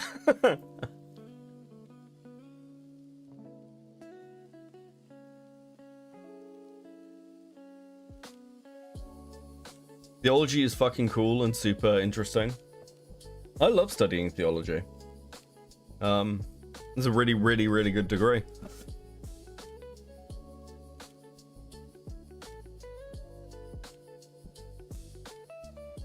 I have a rosary blessed by the Pope. Okay, that's pretty based. Well, 2 popes ago. It's even more based, okay? It's vintage. You have vintage Pope blessings.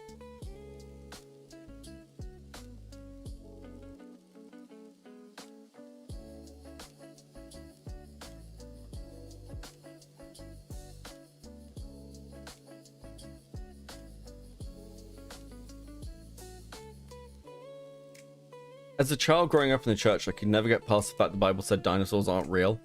So as a child, I never saw it as anything more than a fun story that adults talk about. I mean, this is part of the thing with allegorical truth. And once you read Augustine, you kind of get a better grasp of things like God making the world in 6 days. You understand that it's both true and an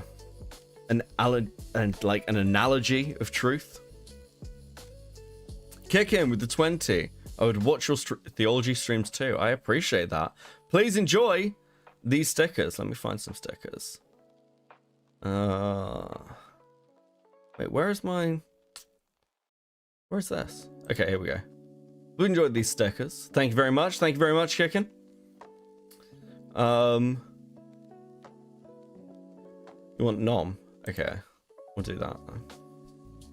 There we go. It worries me that chat really likes the sticker of me getting my hand bitten off. It's very specific, and it's always the one most requested.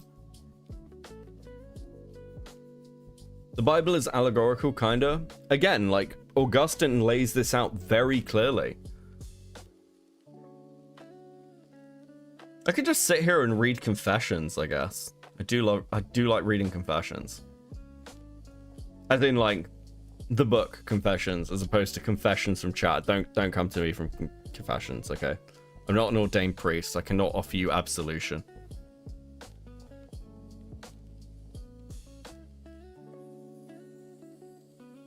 I'm agnostic because I'd be lying if I said I definitely believe, but I love learning about all religions. I mean, like, there is a lot to learn from all religions. I really like Taoism.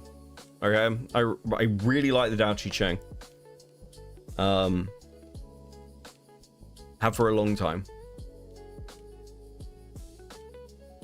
Everyone has a religion they hate as well. I particularly find Western Buddhists really fucking annoying.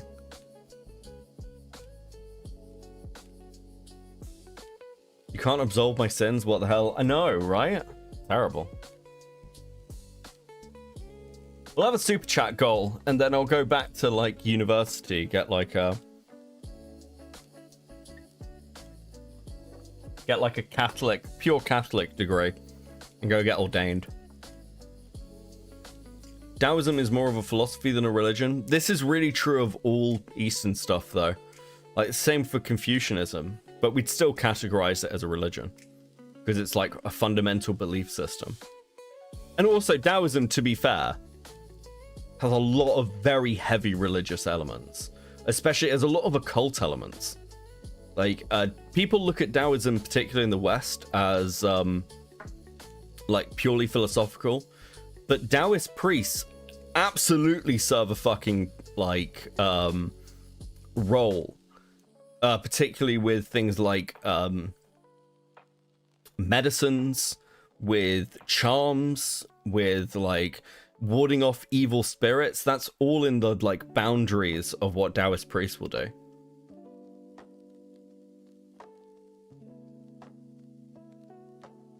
Said it with the two. I already listened to Lio and Vlad debate Bible. Dark times. What's your view on Shintoism? Like a lot of religions, like it's an ancestor-based religion. It's just it's in a lot of ways really similar to like ancient Egyptian religion. Obviously I don't believe in Shintoism, but I don't. Do I dislike Shintoism? I dislike heavily imperial Shintoism. Yeah. I think it's a little bit fucking kooky. Fascinating. Incredibly fucking kooky. And again, it's one of those religions that just does not translate to the West. You cannot be like a Western Shintoist, because it's just, you can't be just like, you've got like no positioning at all. Thoughts on voodoo and hoodoo? I mean, it's just Catholicism with African religion mixed into it. That's all it is. It's just like the saints become spirits. But I don't dislike hoodoo. I think it's really I think it's really fascinating, I will admit.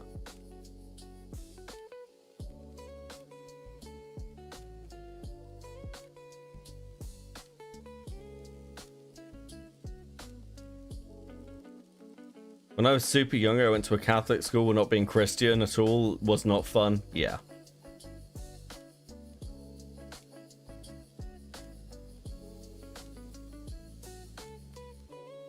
Not Insidious, Indigenous. Sorry, I'm tired. And ironically, you should do a theology stream. I used to do theology streams all the time back when I was on Twitch. Like, I'm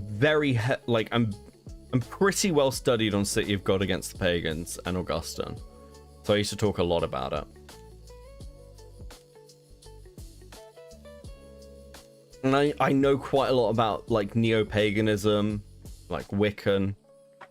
Huge amounts about occultism.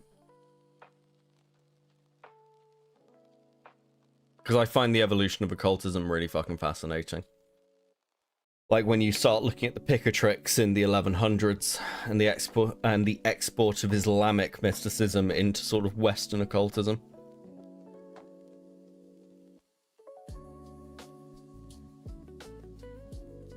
I think I've got a really nice copy of the of Malleus Maleficarum somewhere.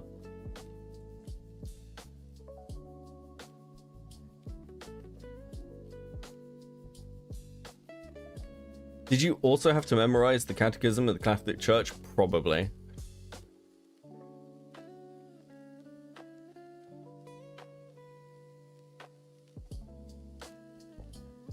You do? We read that back on Twitch one night. Malleus Maleficarum is really interesting. Very weird book, even at its time. It was a hard sell, to say the fucking least.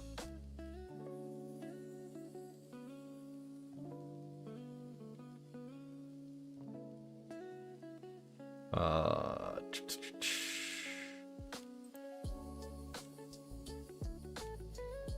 think I'm the last person alive, aren't I?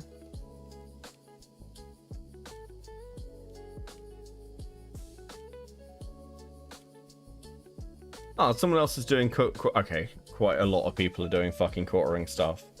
I don't particularly want to send you to Smash JT though.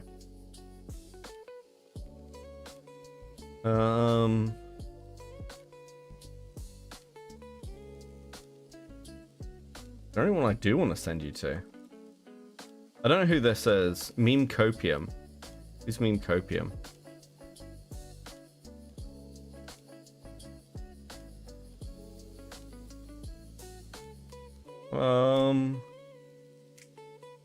How long has he been going?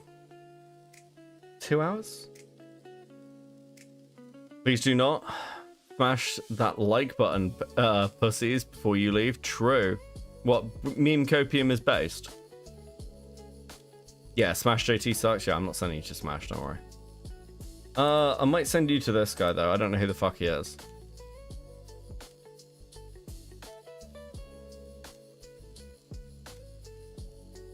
If he allows raids. Let's find out. Does he? He does. We'll send you over there. Okay, guys. This has been fun. I will be back before long to do more content-y stuff. I appreciate your continued support. Smash that like button. Buy a sub. Buy a membership. Do some shit. I don't fucking know. I'm really tired. I'm gonna go and have a sleep. Peace and love. I will catch you on the next one. Laters.